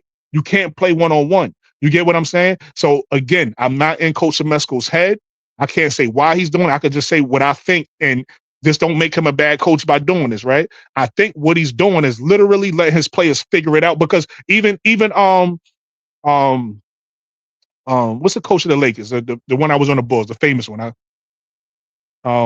can't think his Phil name right That now. was Jackson. on. Phil Jackson. Even Phil Jackson wasn't a coach that called timeout. He was a coach that when they wasn't running the triangle right, he would let them figure it out. Some coaches is like that. Some coaches is, to your point, Mo, to like Stephanie White, is gonna be like, nope, y'all getting it wrong. Y'all not doing what I said. Let's come back here and regroup. Some coaches are like that. Some coaches is like Phil Jackson and is gonna be like, we talked about this. Y'all figure it out. Right? And then they would have to say, all right, we not running this. The players on the floor got to say, we not doing this right. And that's who Carl Semesco is. He's not going to jump the gun. He's not going to jump the conclusions. He's going to let them figure it out on the fly. And that might get you out the slow starts. That might mean we might lose a couple games because we making mistakes. We telegraphing passes, because we see that early in the season. We don't see that now, but we see them throwing passes. Remember that Dallas game early in the season? The Dallas was just jumping the passing lane because they was telegraphing. So that's what I'm saying. If you understand what he's doing, it starts to make sense to you. It starts to be like, oh, okay. But if you don't understand what he's doing, you're going to be like, he's a terrible coach. What is he doing? He's not doing nothing. He ain't calling no plays. He's not getting Angel the ball in the paint. And that's what a lot of people do online. And I'm like, yo, bro, But learn the offense before you critique it. I already knew that was two coaching style. That's why I said I'm gonna give him like a few more games, because he could Right. be one of the he could be that coach, or he could be, like he said, a film Or a guy, bad coach. And then or he or a film deserves, guy. because But to your point, a I'm film sorry. Now, guy. let me just say this one, and I'm gonna shut up. To your point, because I kind of agree with you. I hate to really critique Tyler Marsh because of his boss, because I don't like. I feel like when you got bad leadership, it trickles down. But I don't. I think the jury's out on Tyler Marsh. I don't think he's a good coach. To your point, but yeah, bro. Yeah, that's what I'm saying. If you're a film coach, they'll let you stay out there, do the mistake. That's why I said I give him like 3 more games. But I didn't even have to wait that long. The very next game, I seen things starting to change. So I guess he went into the Yeah. film room and said, "Yo, this is why I told you to do this. You didn't do what I told you to do. You didn't want to do your own thing, and look what happened. Who's the coach? I'm the coach, right? All right. So you's the player. You probably listen to me. Now try it my way and see if it works. If it doesn't work, then you could keep doing your stuff." They tried it his way and it's been working. Hey, look, 3 games in a row, they passed 100 points. That's yeah. This is Just just like you making me just like feel you good, Mo. Yeah, just like you said earlier, back in they was like in the middle of the pack, you know what I'm saying, Yeah. with the They was averaging points. 87. Yeah, out of the top teams, they was the worst. You know what I'm Mm-hmm. saying? So Offensively, yeah, yeah, one of the best offensive. defensively, one of the Yeah, worst offensively. Yeah. yeah. So yeah, but the main thing, I kind of agree with you with about the adjustments that Carl made. The thing is, I think he did it. I think the adjustments he made were opposite Okay. of what you said, and he made a concerted effort to get paint points and stop shooting all them threes. If you knew the first game, they were shooting a That's what lot I of was saying threes. though. It may not They sound like I said that, but I do oh agree I with you. thought I thought you said they were reverse. Mm-mm. Thought you said the first game they were, you know what I'm saying, that because they shot less than 23s this game.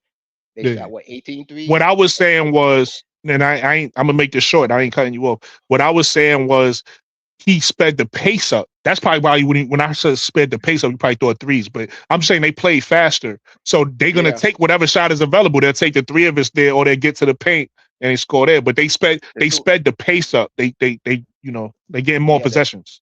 the two adjustments he made from game one to game two, the two major ones was Mm. stop taking all those ill-advised threes. Just stop jacking up threes, especially if you're not making them. Trust the ball And then movement, and then yeah, more better ball movement, um get in and transition, push the ball. not just push the ball, because they push it, they just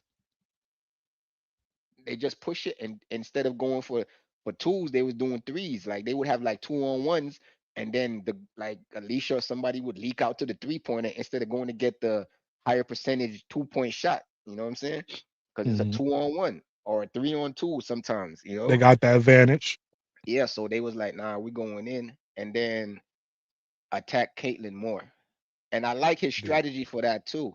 He didn't give Stephanie. He did the same. Stephanie. I'm starting to think Stephanie White is not is Semesco is a better coach than Stephanie White because That's what I'm trying to tell people, he that you got he to used see what you watching. he used the same strategy on her twice. That's what he did Well, the no, I'm first. gonna give her credit. I'm gonna give her credit because he said this. This is not even coming from me. He said if you go watch his press conference, Mo 3, he said in the first half, he gave her credit. He said they adjusted to what we was doing. That's how Yeah, Kate, they was able to score. And he said we had to readjust at halftime. yeah, yeah. So she did. She This did is what. adjust. Yeah, but this is why I say he's better because he savors adjustments. He doesn't. He could have adjusted Yeah, while he that game adjusted was. and then adjusted.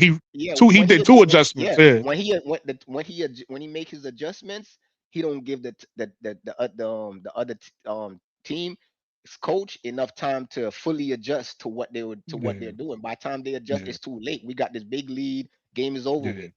You know what I'm yeah. saying? And then he did that two games in a row. He did that last game, and it's mainly pertaining to his strategy of how he's playing Caitlin Clark on defense and offense.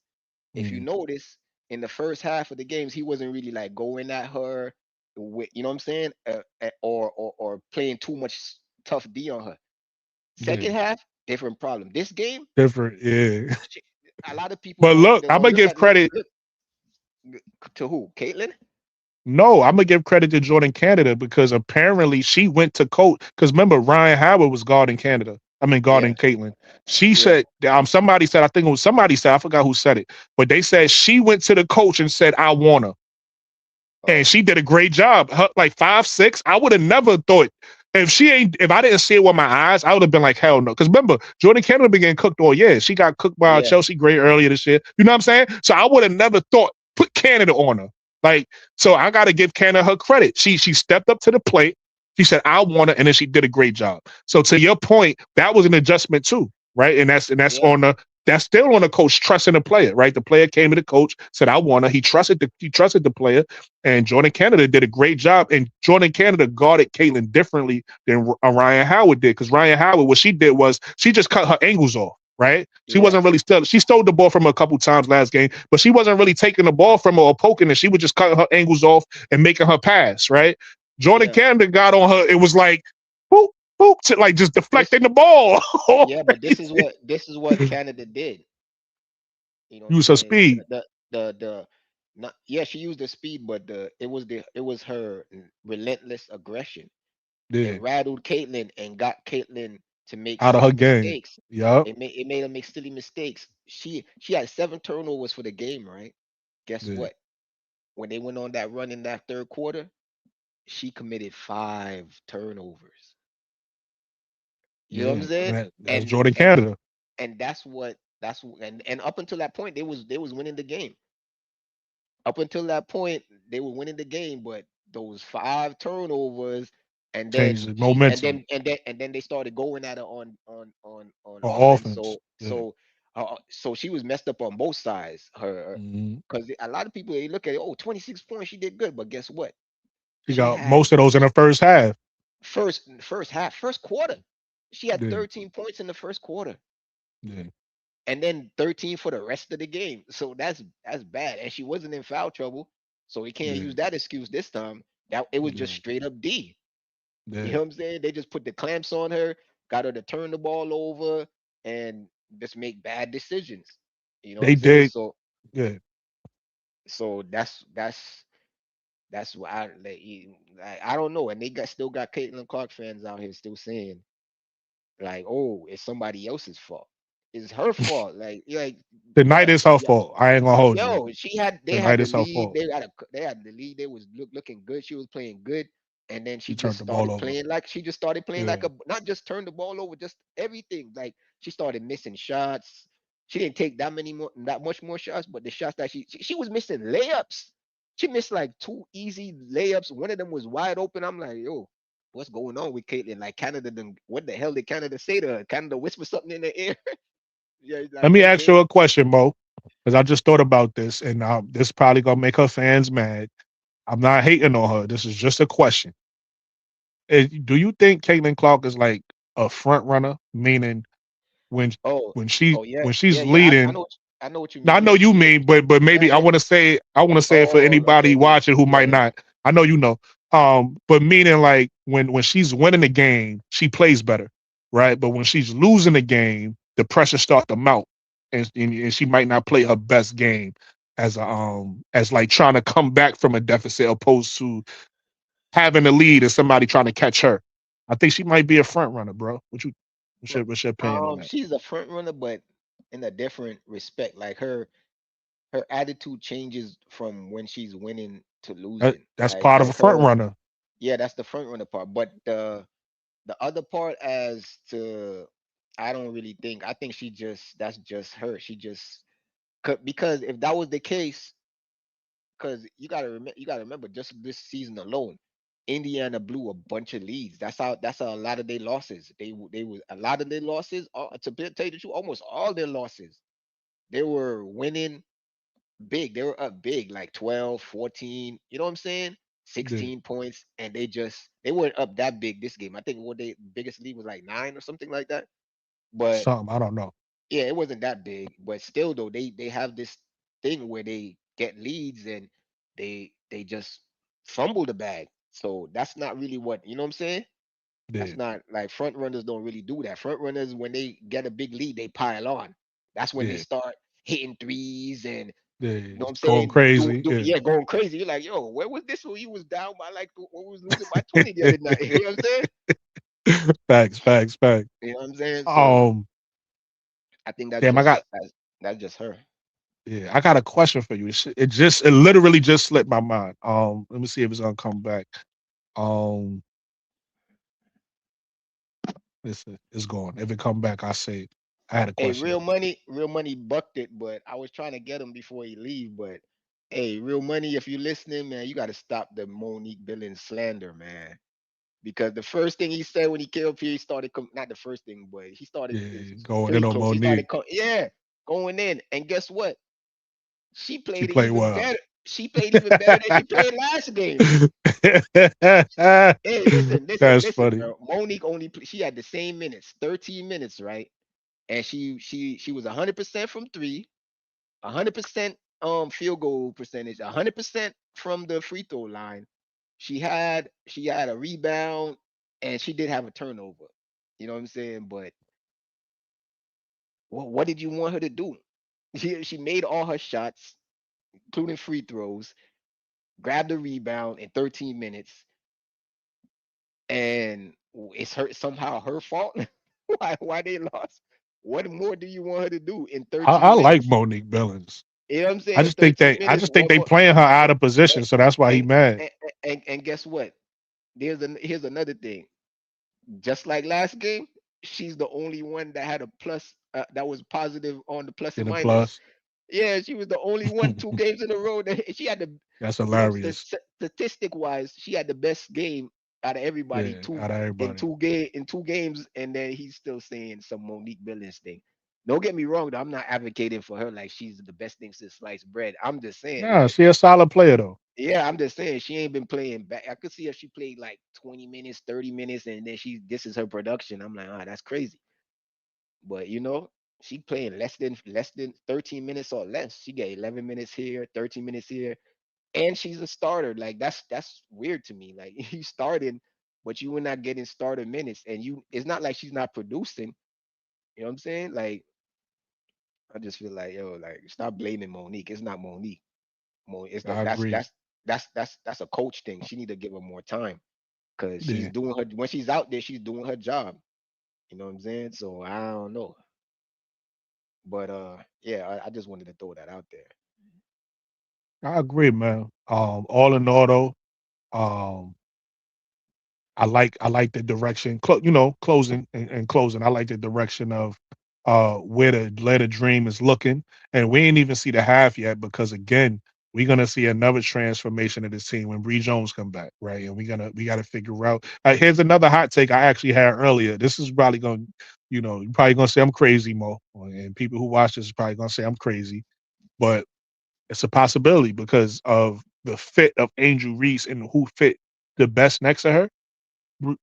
and also with Bree Jones being a vet, especially coming off injury, she might just feel like, this is best for the team.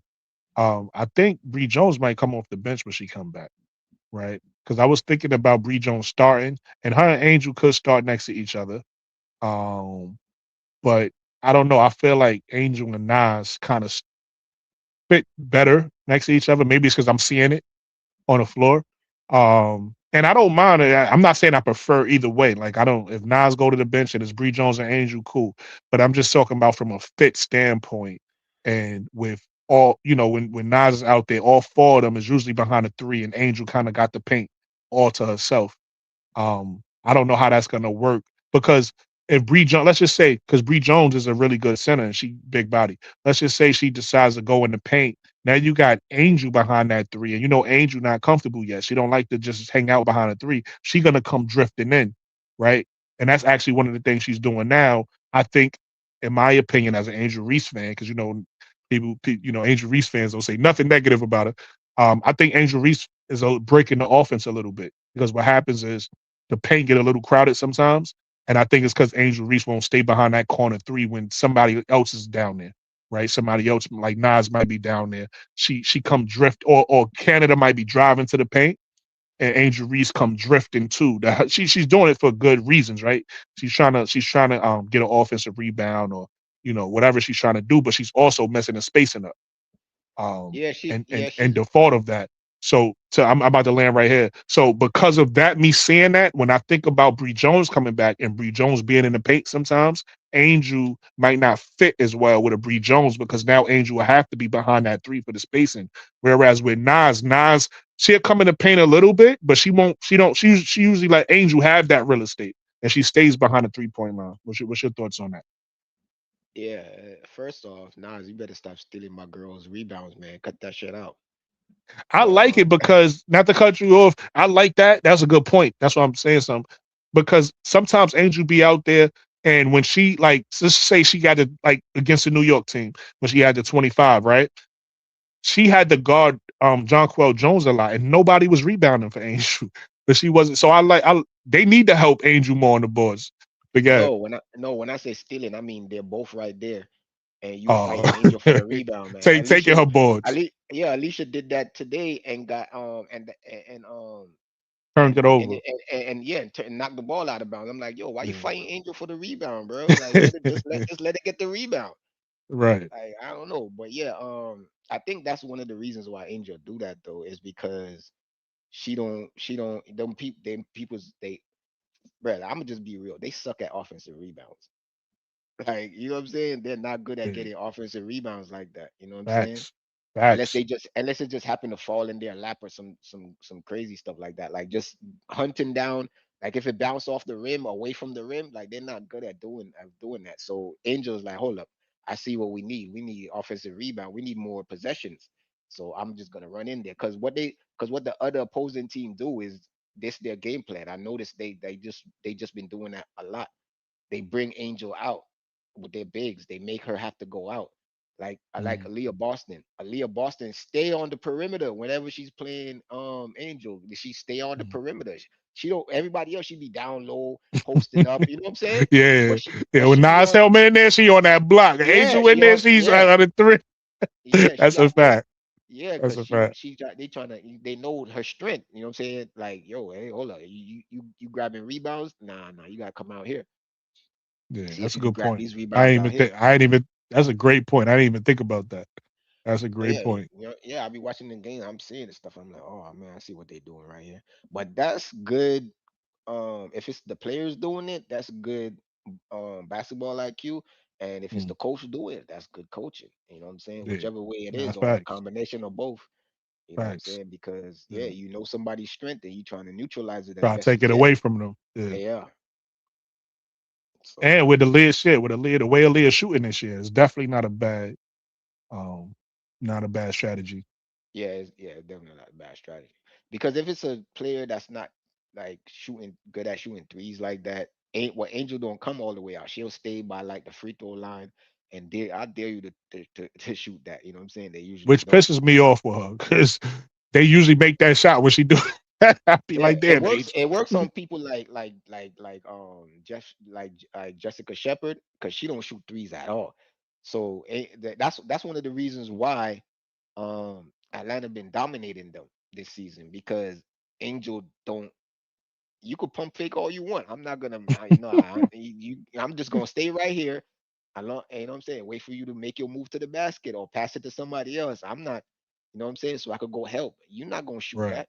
You know what I'm saying? She don't. I think she don't even really shoot. She don't shoot middies like that. I think her shoot seem like a shoot like. And I watch every Dallas game, so I seen her shoot like.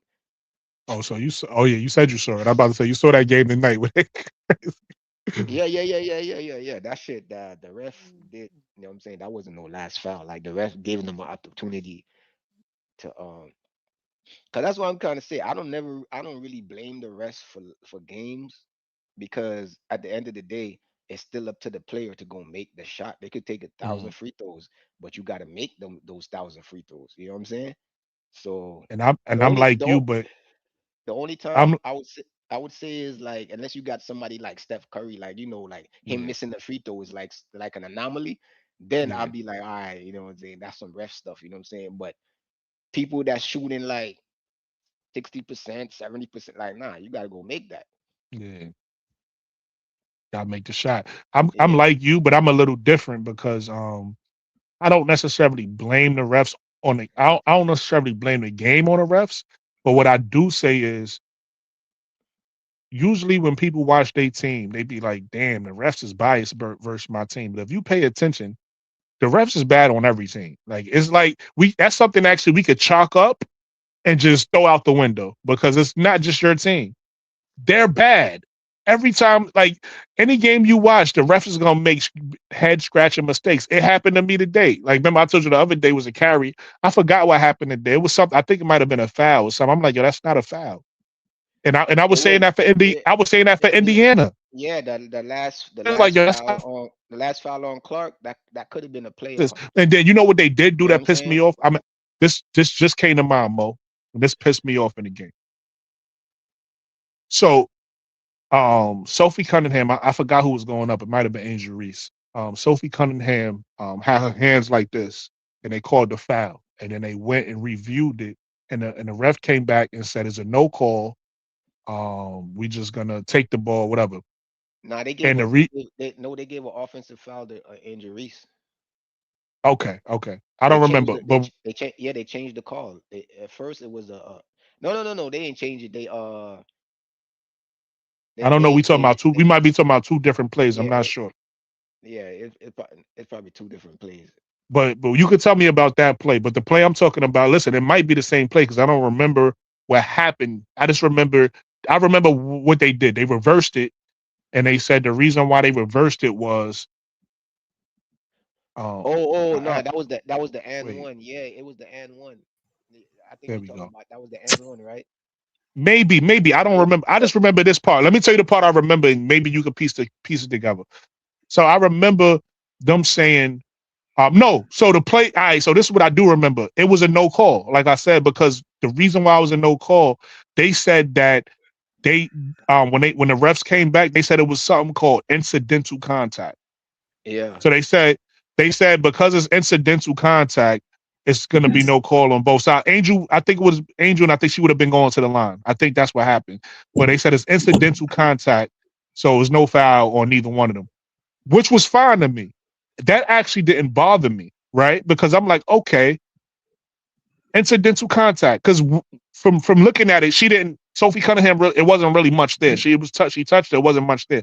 My problem with it, Mo, I got something to say. is if hold on, So bro. my My problem with it, Mo, if it's incidental contact, now I don't know. That to me, that sounds like something any ref could say at their own discretion. I don't know what the meter is. So now when I think about Angel Reese and I'm not talking about the blatant fouls. Angel Reese deserved those. I'm not one of those fans of my player, like, oh, she's perfect. Angel Reese be fouling people. When she fouled people, she deserved to be called for a foul. But I'm talking about the touch when Angel Reese could touch somebody and they like foul, whistle. Like it'd be like the most insignificant touch Angel Reese could do, and then a whistle. So now I'm kind of confused because now you telling me that these refs is out here just saying incidental contact, and now they just deciding to blow the whistle. And it's like us as fans don't know. You get what I'm saying? I like things to be cut and dry. Like what's the like if we talk about the flagrant rule, we know why it's a flagrant. We could look at that and say you did this and you did this, flagrant or not flagrant. I don't know what incidental contact mean. Like any No, one ref could say incidental it's a foul contact. and the no, I know what it means, but what I'm saying is when we start talking about different refs saying that, one ref could say something is a foul, and the next one could say it's not, and it could be the same. You get what I'm saying? Yeah, That's what bothers me. they could say that, but The inconsistency yeah, bothers me, is what I'm saying of it. they could say that, but once it's reviewed, they can't say that no more. If it's incidental contact, That's what they it's a did. They because reviewed it. yeah, but that wasn't their initial call on the floor. The initial call on the floor wasn't no call. It was a call that somebody challenged it, so they had to review it. Then when they No, reviewed it, but they was my like, point, I'm not mad at none of that. My point is another ref could have went a different. You get what I'm saying? That ref went that way and said no call. Another ref could have been like foul. And yeah, there's no that's way for us to tell a difference because there's no clear rule, there's no clear line being drawn. That's you get what I'm saying? no. But in the rule books, there is a definition of what incidental contact is, and that's why now when they review, they have three referees reviewing, and then they talk. Okay. They say, yo, this is what I get, this is what I got. You know what I'm saying? This is what. And then they Yeah, go yeah. off of the majority. If two out of the three say this is the way, that's the way they go. You know what I'm Okay. saying? Maybe I So overreacted to that then. So thank you for educating me that there's literally yeah, because I didn't think it was no rule or none of that. I just thought that was the ref no, discretion. It's it's incidental. We'll let it's it the go this it's time. It's like no, it's what? Because I no, seen a lot of nothing. no, I'm but you're oh, right. You're right though. Not to cut you off, but you're right. During the game, mm. it is their discretion. But once it goes under review, they have to use the letter of the law. That's why sometimes they don't And maybe call that's a why I'm call. upset because Yeah, obviously they don't review every call. And I yeah, they seen don't. certain call. And again, I'm not talking about the blatant fouls because we know Angel Yeah, yeah, fouls people. yeah, I'm talking about the literal insignificant touch Angel might do and they call a foul. And I'm like, yo, really? That yeah. that's what I have an issue with. Yeah, yeah. From that point of view, right, it's up to the referee's discretion. You know what I'm saying? But once it go into review, it's the same thing with the flagrant. That's why they had to change the flagrant rule. That it automatically triggers a review once you get hit above the head. It's automatically triggered, regardless of what the refs say. You know what I'm saying? Yeah. So Yeah. that's That why they had to that we change it. know. This is clear. This is a clear rule. Yeah, Like we know. I didn't yeah, even know that. Yeah. yeah, but you can't change the rule like that for incidental contact because that happened. Incidental contact happens all the time. So the game's gonna be like 3-4 hours now. Like you know what I'm saying? Right. Like you can't really do that. No, You I'm know? fine with that. Again, I'm not sitting there saying they need to review incidental or whatever. I'm just saying Yeah, I when get what you're saying. refs makes calls, I want to know why they making it. You get what I'm saying? I don't want to Yeah, watch this game and a ref let something go, and then in the and same because it don't even be different games. It'll be the same game. same game. The Yeah, next one is a foul, and it's like, yo, dog, come yeah, on, like be consistent with how you calling the game, bro. Like, yeah. They're not consistent. But I get it, man. It's every ref is different, bro. So and it's annoying when that's your part of favorite the players. inconsistency. Facts. It's annoying when your favorite player is Angel and she plays aggressive, right? It ain't like she don't ever touch nobody, so you could be like, all right, she got this one call, she's not gonna get another one. Now Angel be racking up 4 and 5 calls every game, so it's like, oh, here we go again. She got to go back to the bench because the refs gonna call this like ticky tack foul that they didn't have to call. But then again, Yeah, some of that I got to put on Angel. Again, me holding my favorite player accountable, which a lot more people need to do, me holding my favorite player accountable. Angel needs to stop putting herself in a position to get some of these fouls because yeah. she could be smarter and say, I know they're gonna call me for this. So let I me not think even three players that are in the same boat in that regard is Angel, Aaliyah Boston, Leah and Boston, Camilla. Camilla, that Yeah, you right. Those are three prime examples for that. You absolutely maximize. What's going on, brother? He said, what's up, Brooklyn? Dubs in the chat. Dubs in the chat. Uh we having it good in ATL. Nice. Definitely. Big dubs in the chat. But yeah, I agree with you. You got anything else on anything we talked about tonight? yeah. I don't know where real money be getting this is You basketball and real info money is from. hilarious. Yeah, because he be saying some stuff that when I look it up, I'm like, what? Because he got me look up the thing. He was like, oh, no, it's okay. We played them two more times. I'm Nah, he like, forgot the first time. He thought we only played yeah, twice.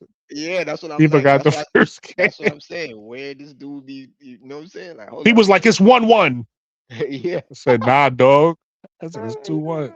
You got one more chance, and the best case scenario is the tie of the season, is Yeah. because that's the last one right there. So And that one don't but, come to like September something, right? Like that one nah, I think or that's in July. July. I think it might be Yeah. July 12th or It's a something like couple of that. months. Cause It's like I the looked middle of at the it when month. the schedule came out. It was like down the line a little bit. Yeah. I just like messing with real money because he go hard for Yeah, Indiana. he go hard for Indy. Listen, man, you need that when we have a chat that's so Angel Reese heavy. It's nice to have somebody that, you know what I mean. As long as everything's respectful and it's cool and it's whatever, man. It's nice to hear the other side sometime. Like, you know what I mean. I Yeah, want to hear it. facts. Um, yo, listen, great show tonight. Like I said, we're gonna try to be more consistent when we doing these things. I appreciate my panel tonight. Mo3 always, coming with the good information, correcting me when I'm wrong. You know what I'm saying? My brother Rashad, Sure, I'll be wrong too. one of the best in the game. Listen, we all be wrong. That's another. Listen, I said this on one of my lives I did before, like a couple lives before you had got on. Pause. I I I I have an issue with. I don't want to say I have an issue. It's their chats. They can run it how they want, but I just think it's. I don't think that is smart to have a sports show, a sports takes where everybody have their own take, where you can't critique. You see how Rashard came on and he was like, I said something. He was like, nah, you wrong about that, right? Like it wasn't like hostile, but he disagreed. And if I'm wrong, I'm wrong. He'll prove it. If he, you know what I mean? If he's wrong, I prove it. That's just what you're supposed to do. So, some of these channels be really like running it on some everybody right, and I like nobody wrong, and I'm like, huh? Like, and it's almost like that. You don't want to hurt nobody's feelings, but your feelings shouldn't be hurt in a sports take because most people who talk sports, we do it because we enjoy sports, we do it for fun, and we do it to get to the truth. So if I'm wrong, I'm wrong. It don't like it shouldn't hurt my feelings. I'm wrong, right? Like, you know what I mean? Nobody's saying you stupid or some of these people are stupid though. Like if you think that you taught a coach, a professional, anyway. Um, but yeah, I do. So we all could be wrong is my point, and we all could be right. Like, it is what it is. And we all can learn from each other. So yeah, absolutely. Shout out to Rashad, one of the best in the game that's doing it. Shout out to Jonathan, real money. Um, feel like I'm forgetting somebody. For everybody who graced the panel, we had another good show, another good conversation. And hopefully, man, hopefully the dream, because remember, we talked about it, Mo. We said either the dream was going to fall back into the pattern of winning two, losing one, or they was going to break the cycle. And hopefully it looked like they turning the corner. Hopefully it looked like we seeing a from here on out, we seeing a new dream, right? And whatever, it ain't over. We're gonna have still critiques of the coach, still critiques of the players, and things we got to get better on from here on out. But at least we turning the corner, and we're gonna have a new set of problems. How often shouldn't be a problem no more, right? Getting out to these slow starts shouldn't be a problem no more. We learned what works for us. Now we just got to figure out how to continue to build on that. Yeah, that's true. Because even though Indiana scored 37 in the first quarter, the Dream weren't far behind. They scored And he 30. scored So 30. you know what Yeah. I'm saying. So it wasn't like, matter of fact, they scored. I think they scored like 29 or more in every quarter. Mhm. Might be wrong. Nah, I think they scored 26 in the second quarter. Scored 29 in the third and the fourth, I think. I don't But know, but I know the either first quarter, I believe, is the only quarter they outscored us. I think we outscored them in every quarter after that. yeah, that's facts. Well, we got them like, yeah, we did score 26. Or no, we scored 29 in the second quarter too, because they scored 25. Facts, bro. Yeah, Definitely. Appreciate you for watching the playback. Make sure if you're watching the playback, everybody hit the like button for me, please. Hit the hype button for me. Holla at me in the comments. You already know I holla back. But run them likes up, man. Run them likes up. I need my likes to go up, up, up. I need to be back in the algorithm. I might be biased, but I feel like I got one of the best shows, right? Like I feel like the type of silliness, the type of information, the type of logic that we bring to the game, I feel like is one of the best. You know what I mean? And then you got people from all walks of life. You got me and Mo, you got that New York energy. You got Real Money who gonna bring a little southern flair to you. You know what I'm saying? You got Rashad, you know what I mean? Depending on who, sometimes you got Nate, that little Midwest. We got different energy over here. You feel me? The energy just different. What you was saying, Mo? When you gonna bring the topics back? I could do the topics is easier for me when I got my equipment. Oh yeah, Right that's now, right. Yeah, right I right remember. now that I have my phone, I'm doing the best I can. It's difficult. I could still do it, but no, I can't. I ain't even gonna Yeah, lie to you. I can't do it. It's too much work on the phone. yeah, I forgot. Um, I forgot about that. My bad. yeah, yeah.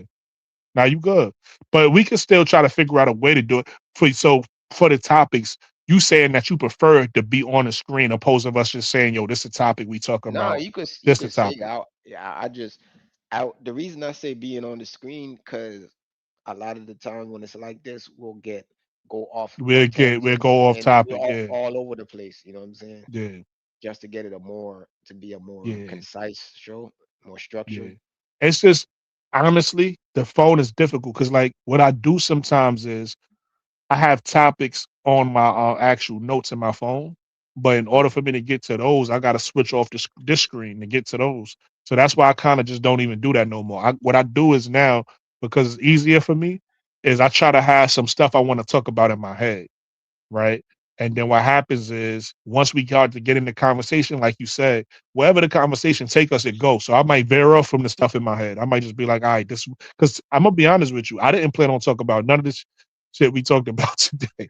I planned on talking about the Atlanta Dream stuff, and I planned on talking about the coach stuff, and that's pretty much it. I didn't plan on talking about um the expansion teams or the game is rigged.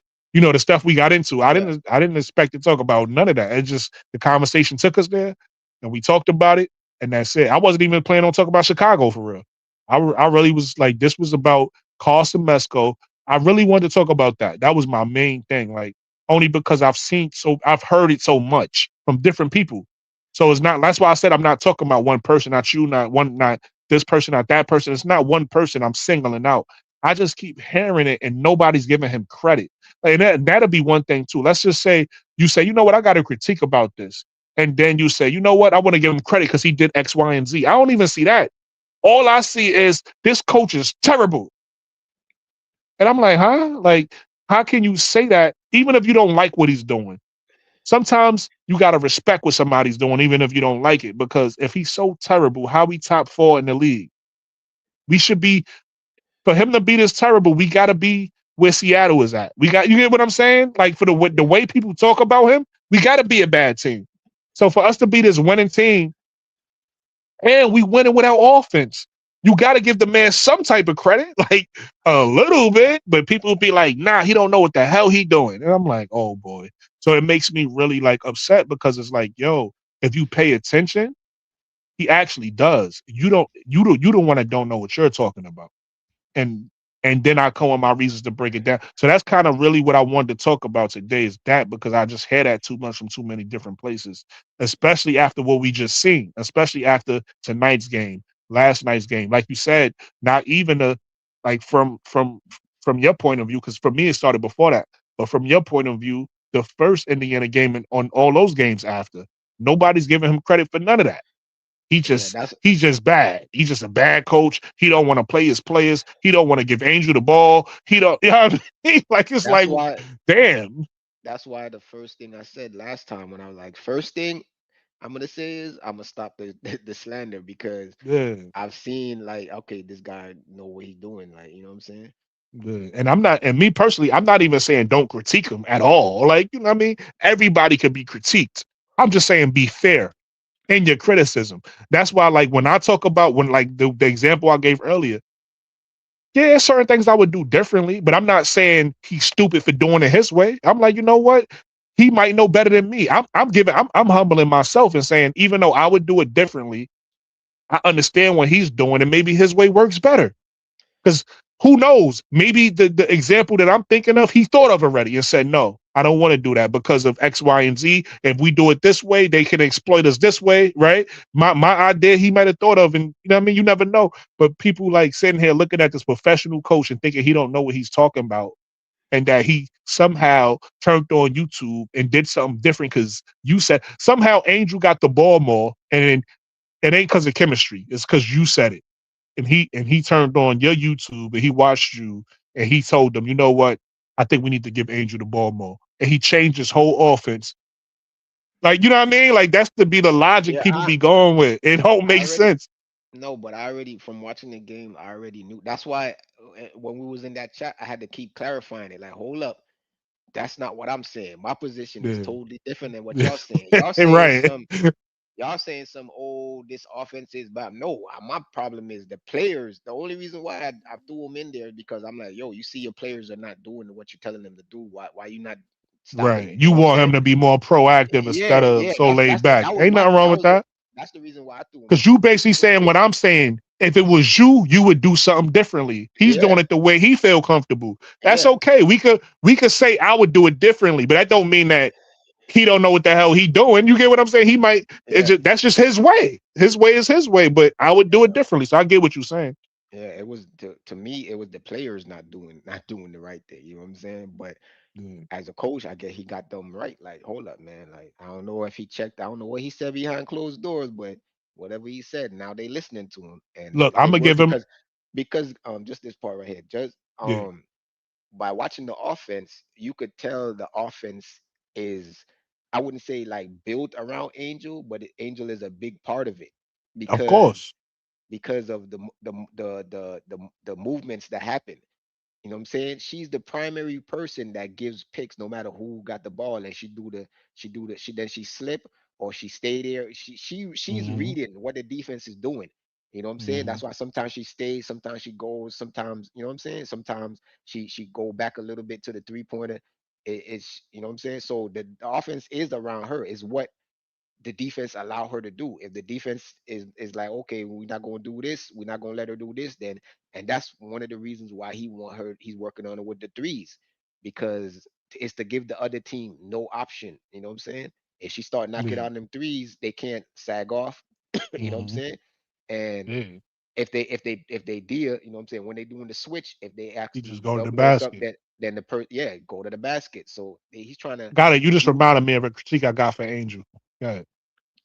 so he's implemented it in all facets of the offense. So when people were saying like, oh, he don't, you know what I'm saying? I just thought it was the players not because you was right. Like a lot of teams run 5 out or some type of offense like that. You know what I'm saying? So it's not the offense that why it's not working. It's the It's personnel the why play. it's It's not how working. they running it. Yeah. Yeah, you know what I'm saying? So that's it. But I see like I see like adjustments here and there, like little things like nobody really like giving them credit for. You know what I'm saying? Like Yeah. he even got on Angel, like, yo, shoot it. You shoot Yeah. them threes. You know what I'm saying? Like if you make it, so what? I mean, good. If you don't, so what? You know what I'm saying? We're gonna work on that. Yeah. You know what I'm saying? So I You just noticed. you again. I thought you was No, wrapping I up. I didn't said mean it. that was it. That's why I said I noticed it. You just reminded me of a critique I got for Angel. So to your point, when she do get the ball and she do drive in, I think she's kind of hurting herself because what she does is she drive in and then she like puts the player on her back and then she try to get her position and then go up and that's how they time her block. Remember, I think it was this game, yeah, because remember she was killing Timpson, Michaela Timpson in the last game. She was like barbecue chicken. This game, I think Aaliyah Boston talked to her and said, "Yo, just hold on. Just time it. She's gonna go up, right? She's gonna go up. She likes to score, you know, at the basket, right? She every once in a while she might throw a pump fake or a pivot at you, but she don't usually. Sometimes she goes straight up. So Timpson was able to go straight up and block the shot. What I think Angel need to do instead of posting is do it Ryan Howard do, and you see how Ryan Howard has like Caitlin on her. Ryan Howard do the step through. So she like the Yeah, Euro. She has step, and then go up and then forces the foul. I think if Angel does that opposed to this, it'll throw the timing off of them waiting. tongue block, because that's what Aaliyah Boston did to her last game, and that's what Timpson did to her this game. If she goes in to Aaliyah Boston or Timpson or the big girl, Hines Allen, any one of them, and she do the same slow euro and then throw her body and then go up, the ref is not gonna have a choice but to call a foul because it's gonna be contact. And as long as Angel don't directly hit them in the middle, you know what I mean? If she's able to do it Yeah. correctly, she's gonna go to the line a lot more. So I think she should change how she attacks the basket. We'll see. You know, she's growing. It's things that I've said that I want her to do. She ended up doing. So I wanted her to start. She did a Euro against this was the first. This was actually the first game of the season. This was against the Lynx.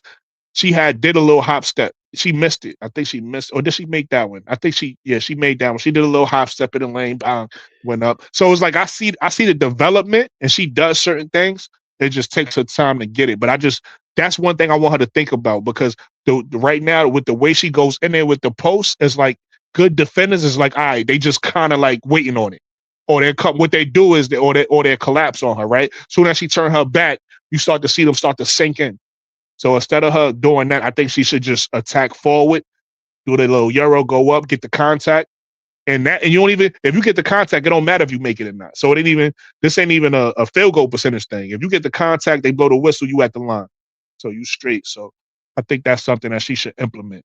Hopefully, like the fan said about Carl Semesco, hopefully Angel watches this and implement Yeah, nah, that. but you got a better chance because the players do watch. Yeah, the That's why I players say actually that's watch. why I say I could believe the players watch, but the Yeah. coach thing, nah. And even if the coach did watch, they like, damn, I'm the freaking coach. Like, what are you Right, talking I'm about? the coach. Who are you? And you know what I'm I'm saying? But the players, they take that to heart. You know what I'm saying? They like, wait, what? All right, I'm gonna show you. You know what I'm saying? Yeah. Right. But the coach Yeah. is like, man, you can't see my X's and O's. You don't, I'm not mic'd up in the huddle like that. So you're not even if I did change, you're not gonna really know. Right. You know what I'm saying? So Exactly. they like, man, F what you talking about. And Exactly. but the players, for some reason, they love that social media. They be on there Shit, if arguing I with was a player, I people, would too. arguing with people. Because I It's like, do it yo, now. Like I don't like obviously I'm not a player, but I don't do it like I don't mind like being on Instagram or Facebook and being bored, having like 10 minutes to spare that I don't give a fuck about getting back. And I'm gonna go in there and argue with some racist fan or some fan. I'm gonna just go in there and just say my piece. I don't have to do that. So I could see a player doing that with us. Like, okay, these guys think they experts on the game, or okay, you feel like that about me, or you showing me love. And that's like I like to see that. Like what we do with Kennedy Carter when she was out there. So I could see players doing that for real. It's understandable. I get it. But I hey, will say this go guy. ahead. Hey, I was just gonna say, getting back to the coach thing, and this is just for the fans out there. This is a message for the fans. And I've said this multiple times, but I'm gonna say it again, and I'm gonna try to say it concise so people understand. If you are an Angel Reese fan, and you want Angel to win the championship, the best way to do it isn't A, critique her teammates, isn't B, critique her coach, isn't C, say get her the ball. That's not how she's gonna win a championship. The way she's gonna win a championship is buy-in. You need buy-in. You need the players to buy into the coach. Whatever the coach system is, you need the players to buy into it and say, okay, this is what the coach want from us. This is what we need to do. And then you need chemistry. You need the players to have chemistry and figure it out and go out and execute. That's how you win a championship, not by the coach throwing his playbook away, not by just getting one player the ball in Angel Reese, not by criticizing all teammates. You do it. You win championships by encouraging them, though, right? Jordan Canada. Jordan Canada hasn't been playing her best all season, but my critiques of her have been different than other people critiques of her. Other people critiques of her is, oh, she's just not a point guard. Oh, she's just she that. My critiques of her been, she's gonna get it. Stay with her. Stay with her. I know she missed Angel this game. I know she did this wrong this game. Stay with her. She's gonna get it. Alicia Gray, I know she's shooting too much, but we still need her to shoot. If you ever played ball before, you know anything about shooters, they need rhythm. Shooters need rhythm, so we need them to shoot. We don't need them to stop shooting. That's not going to help Angel in crunch time when you need, when this opponent a la Caitlin Clark today, is knocking all these threes down. So you need your teammates to knock down some threes. They're not gonna just turn on like that without having the chemistry. They gotta be in rhythm. So you only get in rhythm by shooting that ball. It's muscle memory, right? But what we wanted from them is stop taking the bad shots, stop just chucking up shots. We wanted them to play more on the flow of the offense, and that's what they're doing, right? Buy-in, chemistry. That's how you win championships, right? So that's all I want to say. And then also, lastly, in order for Angel to win a championship, if you're an Angel Reese fan and you want Angel to win a championship, she's gonna need at least 7 to 8 players on the same page. Because when Carson Mesco make those adjustments and bring in that rotations and them different players that we want them to bring in, they all gotta be clicking on cylinders, right? Passing the ball, moving the ball, shooting the ball, driving the ball. Like it has to be on a string defensively, playing together, communicating. Communication got to be there. That's how you win championships. Not this BS that y'all spewing online, talking about this one need to stop shooting. This one need to go to the bench.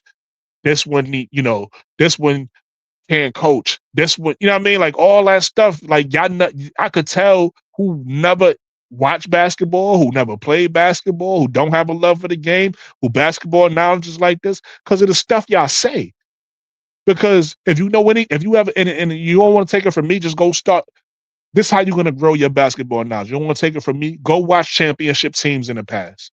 Go watch how Jordan did it, right? See that he didn't do it by himself. Go watch how Steph Curry did it. Go watch how LeBron did it. Go watch how KG did it with Paul Pierce and Ray. You know what I mean? Go watch these different teams and how they did it. I'm going to give you a perfect example, and I'm going to land my plane with this, Mo3. Doc Rivers. Most basketball fans hate Doc Rivers. Not fans, excuse me. Most basketball players, that's what I meant to say. Most basketball players hate Doc Rivers for the same reasons that y'all say Carl Semesco can't coach. They say Doc Rivers doesn't make adjustments. In fact, I'm going to give y'all a perfect person, Rasheed Wallace. If you ever hear Rasheed Wallace talk about Doc Rivers, he don't call him Doc Rivers. He called him by his first name. I forget what his first name is. And he don't like him because he said that he don't make adjustments. That's why he don't like him. And somebody like Kevin Garnett actually won a championship with Doc Rivers, so he loves Doc Rivers. They got a different relationship, whatever the case may be.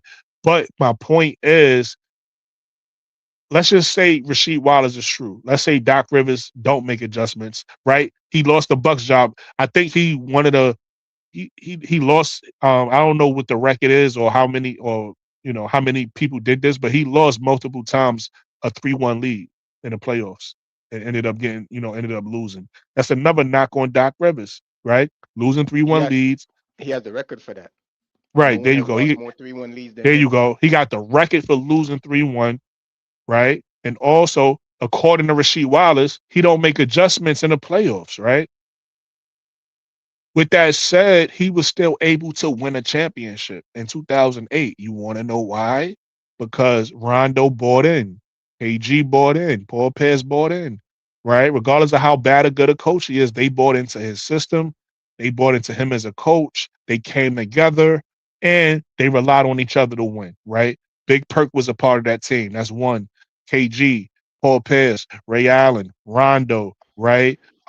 James Posey off the bench. You had Big Baby Glenn Davis.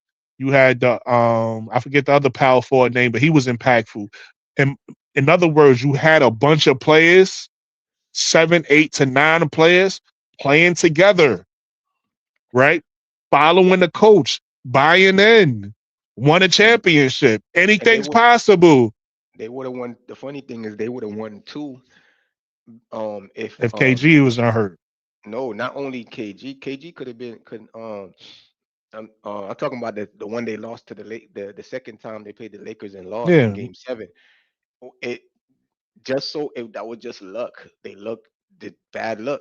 Ray Allen Mm. just had to just happened to have the worst shooting performance from a superstar in NBA Mm. history. Dude, what he was like 0 for 12 or something from 3 point. Like he was just he I couldn't don't hit the remember. bruh. It was horrendous, man. He couldn't set the he couldn't hit the side of a barn. He was just missing everything. He couldn't buy a bucket. I'm like, oh It'd be man. like that. But look, somebody like Ray Allen, one of the best shooters, right? Because I don't even remember what you're talking about. So you educating me right now. But that goes to my point. One of the best shooters in history, right? She was missing. But guess how you get it? Guess there's only one way for him to get out that slump, and guess what that is? Continue to shoot. Keep It keep is what it shooting. is. You got to keep Yeah, shooting but till you come out the slump.